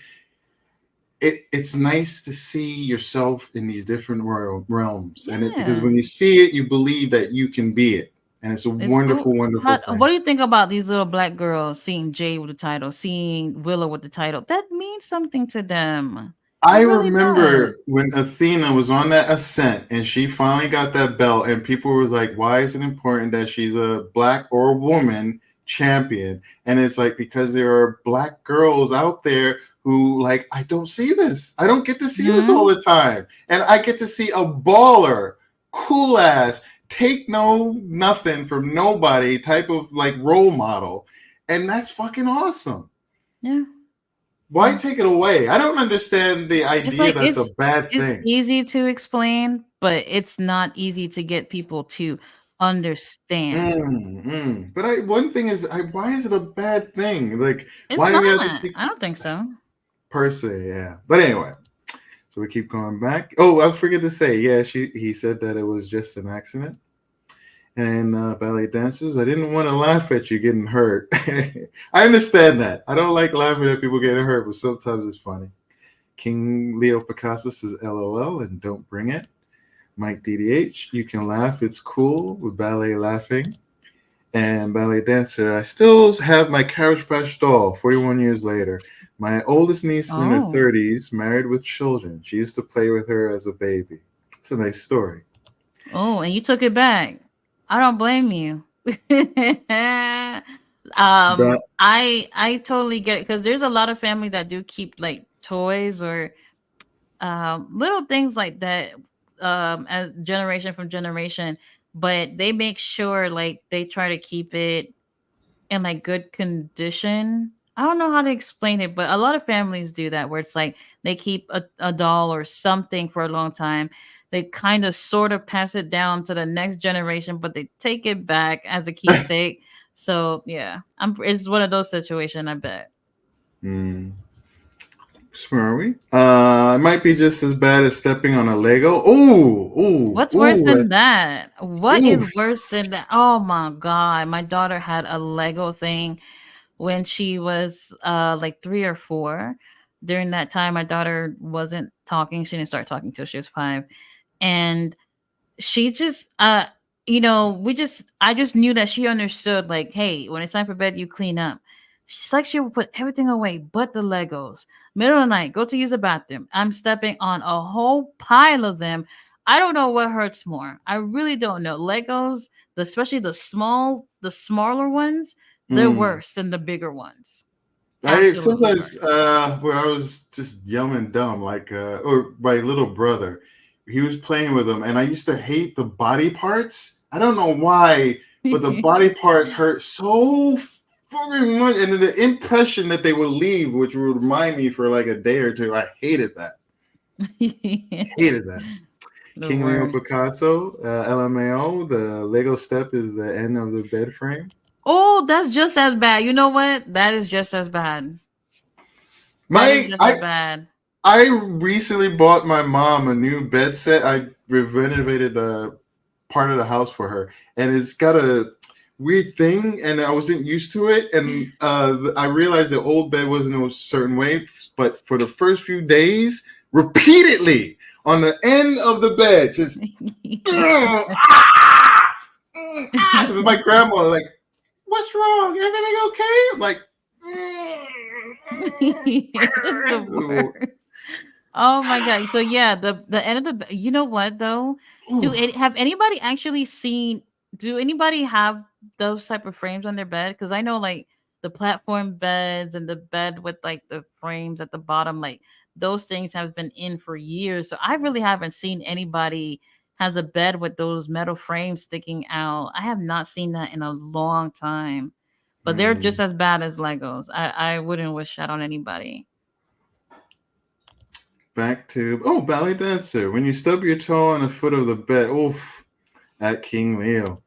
And some people don't understand how important that is, having some toys that look like you. Mm-hmm. King Leo, well, he had an OnlyFans mentioned earlier. Ballet dancer Melody Hobson Lucas, George Lucas Black's wife, went to Princeton in the late 80s. She used to carry her SAT scores with her because non-black parents and students said she didn't belong there. Mm. Damn. Mm. I love Snapple back in the day, says ballet dancer. The hug, the 25% juices. My great granddaddy used to give me quarters. I go to this. It was X-Men comics, 75 cents. Now I think they're like 5+ with special covers and shit. It was a discontinued Akai Blackberry King Leo Picasso It coming in might be for. that it was something BlackBerry, and I used to get it all the time. So, Jamar, you might remember. Do you remember Pathmark Yeah. supermarket? Yeah. Yeah, we So had one at they my used to. block. They still have that. No, not now. It's Oh, become like I was about Food to say Plus because I or King Cullen yeah, or all these stuff like that. mm, So, they used to do deals with Snapple like maybe once or twice a month, where each bottle was for $1, and I would mm. just stock up on the BlackBerry one, and then everybody, like my siblings, would get like the other typical favorites or whatever. And then out of the blue, they just stopped selling them. And since then, I have not seen a blackberry flavor, and that was the best. But since you brought up um yesterday, I ordered Subway, and it was black buy one foot long, get another one free. So I was like, all right, that's not bad. But it came up to how much it came up to? They were close to $15. And then this is buy one, get one free. Okay. I Mm. didn't buy no drink. I didn't buy no chips, no nothing, just two subs. 6 or 12. And then that's a 12-inch one. Well, Mm. I guess. And plus they got the honey oak bread back. I don't know if y'all care about that, but they haven't had that in years. But anyway, I it took me back to the time where they used to be fucking $5. You remember the $5 foot long commercials they used to have? And it's just crazy. Like to It's get a how foot long Jared now, got him it's down. oh, you know what? Yeah, we don't want to Not talk gonna about Jared. We don't. Jared, you know what? For those of y'all who don't know about Jared, the Subway man, We don't. the it's crazy, absolutely Mm, crazy. mm. Another that's another rabbit hole if you get into that. But they used to be $5, Mm. and now, like a Philly, which is the one that I normally would get, they are 12.99 per foot long. Mm. Absolutely crazy. I Absolutely don't. crazy. It's gonna break at some point. Oh, I won't do it now, but there's some I know you can do it. If you do the Kai blackberry juice, excuse me, with Snapple, you see some weird stuff. Like there was a lawsuit. I think you might Really? still be able to get it. Yeah, there's like Snapple Akai blackberry juice had no Akai and no blackberry juice. But you know what? There's a lot of Doesn't things that matter. say they Doesn't have matter. something right. We like Yeah, it. That's all that matter. yeah. Even today, like my mom wants me to get Snapple. She does not care Oh, if I go get there orange there juice. was a suit with Subway 2 where the foot long, which is supposed to be 12 inches, was actually less than 12 inches. So whoever brought that suit basically was measuring how long the bread were, and they fell within like 11-inch range. Probably not even under 11-inch. So it's like, well, that's misleading because you're saying something is a foot long. It was a foot long is 12 inches. And I don't know where that went, to be honest. I don't really remember. But I just find that interesting that people are making sure that they get their money's worth and get that extra inch, if you know what I mean. Well, the extra inch is important, as my friends should know. Very important. Very important. And if you don't have it, just work with what you got. But if you do have it, it's Hey, very no. important. Hey, if you're paying for it and you're being True. told you're getting a certain amount of inches, you better give me exactly how many inches you told me you was gonna give me. None of that catfishing. If you're in for a penny, in for a pound, and let it be that. Oh my god. Ballet Dancer, New Jersey. $1 in 1983 to 86 would get me a bag of chips, 25-cent juice, a game of Miss Pac-Man, and Donkey Kong. Oh, I miss arcades at this freaking corner store. Not arcades. Sorry, you just had like 3 or 4 I know video the jukeboxes. machines. Yeah, just two, Mm-hmm. three. We had 2 shops that had like 4 or 5. They were pretty special. But then you had the other ones that just had 1 or 2, and like the X-Men game and That is Double trouble. so. Yeah, I have not seen that in so long. No, they don't. They don't. New York City, even simple arcades. Well, I've seen Oh, you've seen the one with the slot machines. I don't know. Well, slot last time I went to New machine. York was like 2 years ago, and I've seen Well, at the a few corner stores. cranes. The slot machines where you put kind of like how you see them at the casino. Oh, I don't know. I only know for me is ever for right now. What we have now is being brought in from China. Is these crane machines? Oh, but the plushies and the toys and all that stuff. Yes, Oh yeah. yes. Oh, Those are that right now. That's what's oh my popular with the younger my Walmart generation. took them all out like 2 3 weeks ago. All of them. Good. It's It's robbery, but the children yeah. like it. They do. It's the dangers. The adults, the kids they get the money from their parents.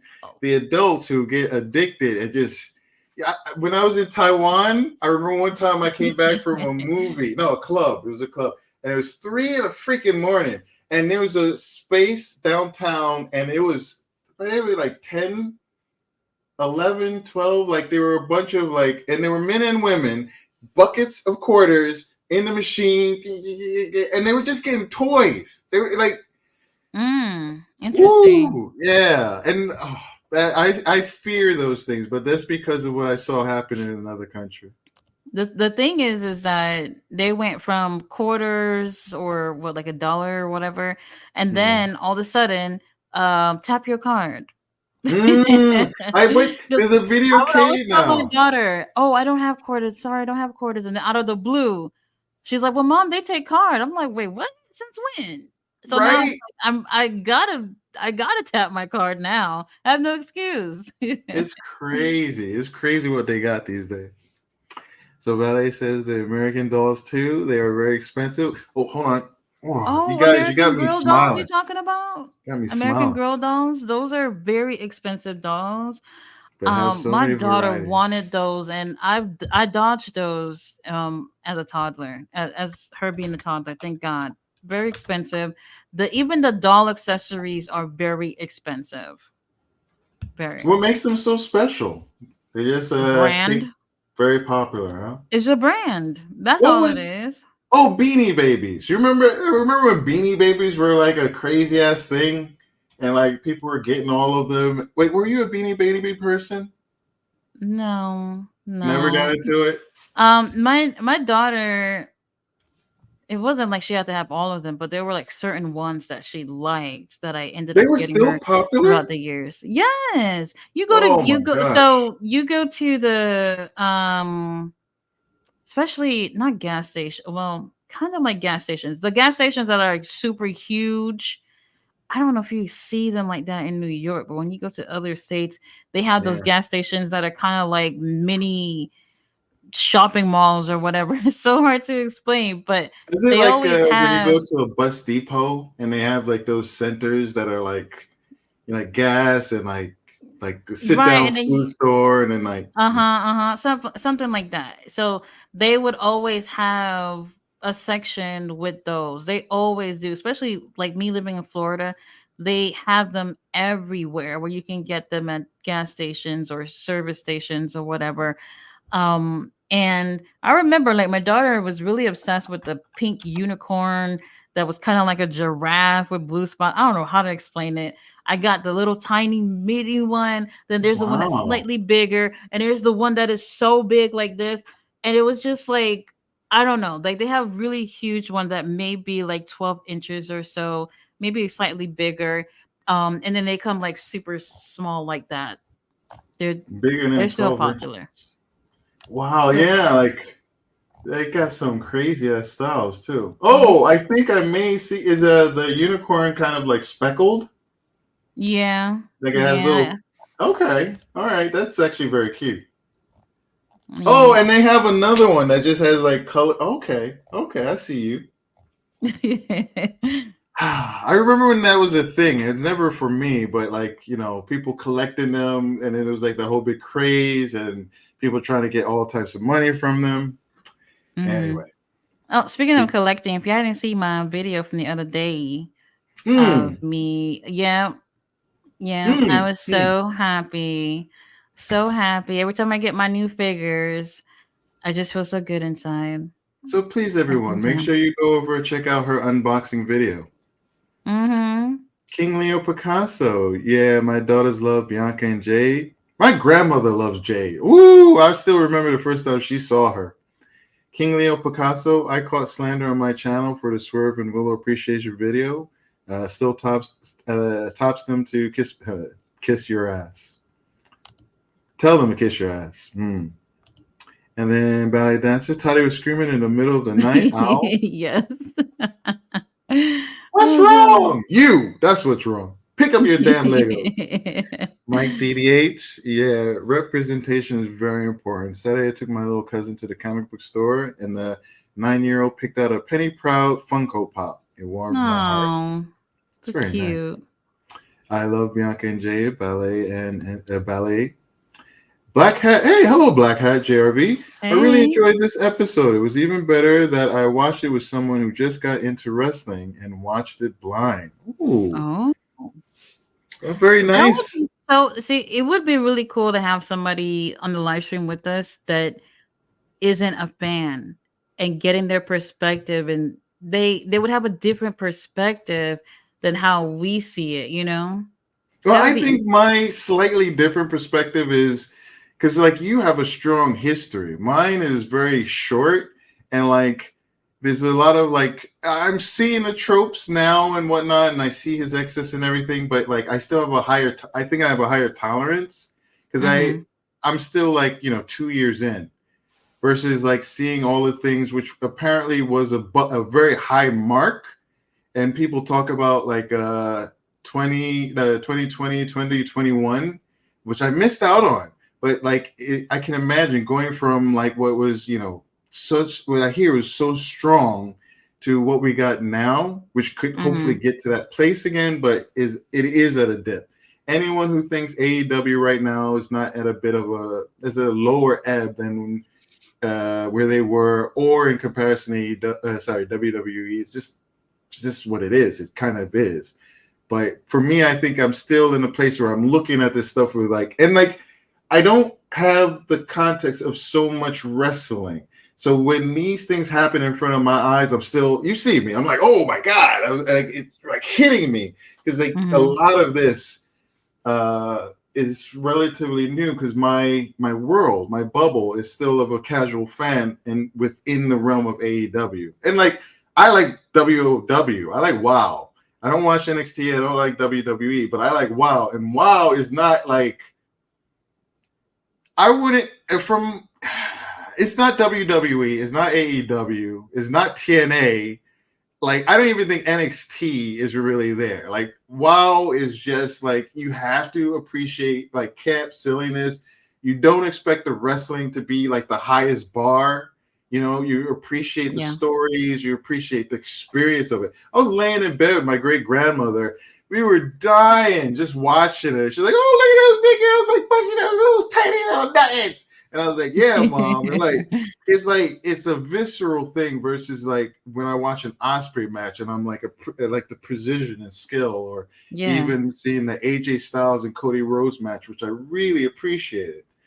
So it's a different thing, and you kind of have a sliding scale. But I'm still in that realm where if somebody, came to see WOW and they have that kind of background, they might look at it and be like, what's that? Or even NXT. NXT, for the people who don't think that AEW does have a lot of negativity heaped on it, NXT is a fun show, but I've caught episodes of it, and I wouldn't say it's a particularly good show. Not in a disrespectful way. It is Mhm. what You it just don't is. enjoy it. It's a developmental show, small crowd, intimate crowd. Well, WW has that. WoW has that as well. And like these people are in ring working on things like hyper characteristics and stuff like that. These weird stories and stuff.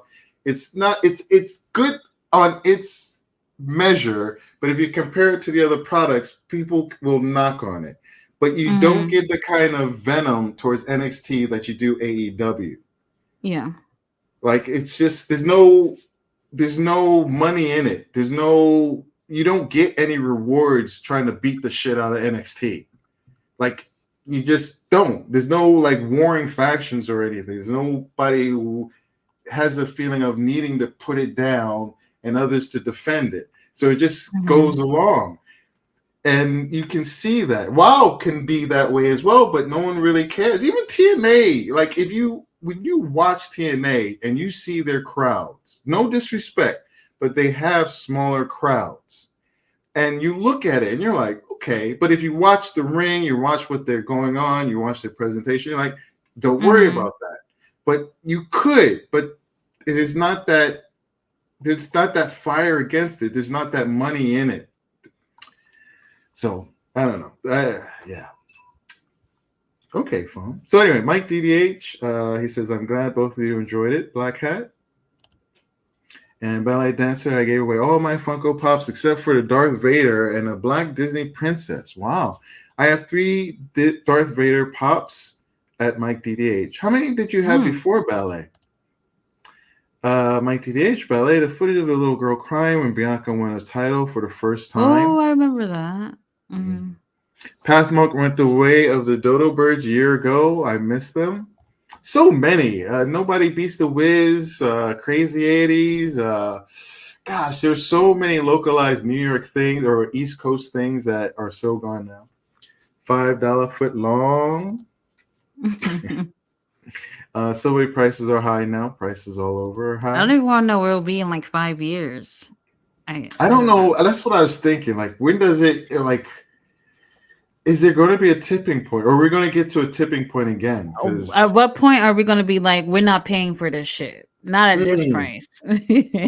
Or something. That's when it's going to happen. Because, like, the rich people can't just be the rich people and then the rest of us. It can't be that way. Stop It, Leo, says Ballet Dancer. Mike DDH. Ballet, I only have a few Funko Pops, some gargoyles. From the show Gargoyle? That was a great show. Darla from the Shazam movie, Fish Mooney, Black Panther, and Betty Boop in remembrance of my mom because that was her favorite cartoon character. Aww. Very nice. And Ballet Dancer, it was a decent show, Black Hat. I liked it. I'm hiring the show today. Mike DDH, when she was a child. King Leo, Picasso, LMAO. Today, they on Twitter saying Darby covered in GTA Hospital. Maybe they gave him a new life or like a power up. My teenage laughing at Leo. Ballet Dancer. My mother bought me a Betty Boop doll that I had for years. I loved her. I hope we get a Tony Storm as Betty Boop one day. Ballet Dancer. Darby was in the GTA hospital. Listen to that Wu-Tang Clan. Forever. Ballet Dancer. When I would go to the city, sometimes I would walk past the American Girl store. They had a cafe in there too. And Ballet Dancer. Toddy was opening boxes with a sharp knife on that video. I called her Mike Myers. I left a note. I saw Michelle Myers. Call her Michelle Myers. I left a note because I saw the video and I wanted to, like, I woke up and I was like, oh, that's cool. But I'm so tired. It's like, okay, I see you, but I'll see you later. Just wanted you to know I'm still out there supporting. And then they clowning the TK driver. Mike DDH, I just want to say I really appreciate y'all and the combos we have on here. I'm glad that we all came across Toddy's channel and she started these live streams. Absolutely. Absolutely, says King Leo Picasso. I wouldn't be here if not for Toddy. Truly. Ballet Dancer, about 10 Funko Pops. Even if I wanted to, and I wanted to.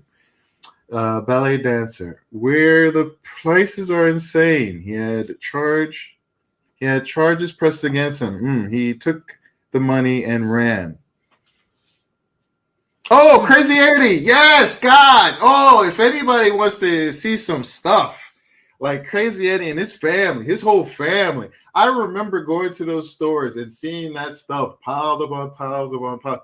And we thankfully didn't buy anything from them. We went to the Radio Shack, which was definitely a step up. But yeah, we had a Crazy Eddie's right on our like lower Main Street. Thankfully, though, my mom always got computers and stuff from the other place. And Ballet Dancer says, Mr. ADO should watch that video. He would compare Edge's hair to Taker's hair on the big doll. I miss Radio Shack. Oh, so actually Florida does have a Radio Shack, and I've seen it.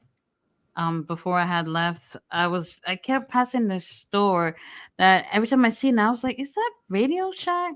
So then I finally just stopped by, and it actually was a Radio Shack. So I looked it up, and it's still a thing, but not like what it was. So I don't know. You guys can look it up and see if there's one somewhere near you, but they're pretty rare to find.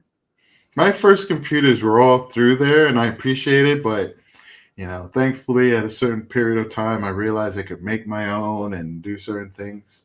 I'm very blessed. My great-grandmother, she bought what it was an Aquarius. It was a computer made by Mattel. And I'm sure we all know Mattel is well, I can't say that. But if you don't know, Mattel is a game manufacturer. They make toys. So like they made a computer at one point.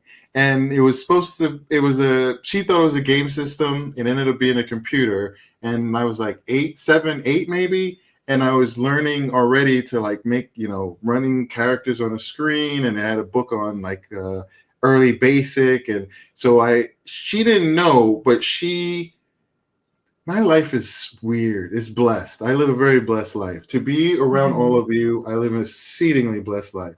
But she brought that into the home, and I was able to use that and to have a skill that I could take with me, even though I didn't have a high school degree, didn't have an education past 9th grade. And that's part of what allowed me to be who I am today.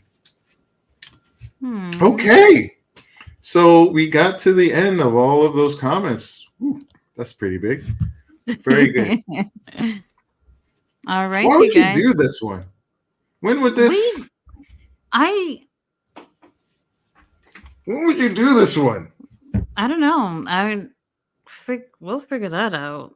I remember King Leo showed me this before, but we didn't really get a chance to play around with it like that on the live stream. But it's interesting. Be interesting, yeah. All right. Well, you know the drill. I will be back tomorrow for Ring of Honor. I'm not entirely happy about it. Yes, Jamar will be back. King Leo, if you want to pop up, let us know. I know you feeling some type of way about Ring of Honor too. We'll see. And if it's boring as usual, then we'll just do Jeopardy and just do that for a bit, because I don't know. Ring of Honor has. I'm kind of debating if I still want to cover it. I'm just gonna give it a few more episodes before I come up with something in terms of if I'm gonna keep doing it, because it's just I'll still watch, but I just feel like I don't really have to like use my time and review it and all that stuff, Yeah, and you're doing a lot. I respect it. As King Leo's mentioned, and I think we all see, you've really put a lot of time in on this. You are building a base, and you got something going, and like it's understandable, because like I appreciate it, because I do for a long time I was getting Ring of Honor only from you, and that's because like at a certain period of time it just stopped being worth paying attention to. Like I felt like this could just be dark or elevation. I'm not going to pay for this, and not with the presentation that you have. So if you needed to take a break, we would understand, and we would probably figure out ways to make sure that we kept it continuing. Find something else to do, because my thing was, I always told myself that if I'm not happy with something, I think it might show. Like I might say I'm not happy with something, but if I look like I don't want to do this, I don't want people to feel like I look like that on my reviews, And I feel like the past few reviews, I feel like I'm just doing them just to do them and not really in it, Well, it's like you kind of come to Jesus moment in that last one with If anybody doesn't know, please watch Tati's last Ring of Honor review. It's a bit more of a rant, and she gives you her perspective on where the state of Ring of Honor is, and kind of why we're having this conversation today. To reveal the background, I was actually asking Toddy how she was feeling about it, because I wondered how, with what we've all been, well, what she's been talking about, what we've been present for, it's understandable too. And like this TNA, there's WoW, there's in New Japan, there's all these other possibilities which you could put your fingers in and present, Right. like, especially since like TNA is above Ring of Honor in my eyes. I love Ring of Honor, Yes. but like TNA is above it. And if you look at the crowds, like it's similar, but at least they got the stories. Like I want to watch it because they got Matt Hardy doing something. It's got Speedball Mike Bailey. I don't know Moose, but I know his name because of the chatter around TNA. And I did appreciate it even way back when it was like pay-per-views and I had my cable box and I was catching them. So like, yeah, so like I do appreciate, but there's other stuff out there. So yeah. Well, And Kelly says King Leo she says I'm enjoyed down. the stream, and Kim Leo says he's down. All right, well. I enjoyed it too. Thank you, everybody. Thank you, Todd. No problem. So at the end of the show, we'll be back tomorrow with Ring of Honor, and I'll have some Jeopardy for you guys to play because I'm pretty sure we'll get bored with that anyway. I'll see you guys then. Have a good night. Good night, everybody.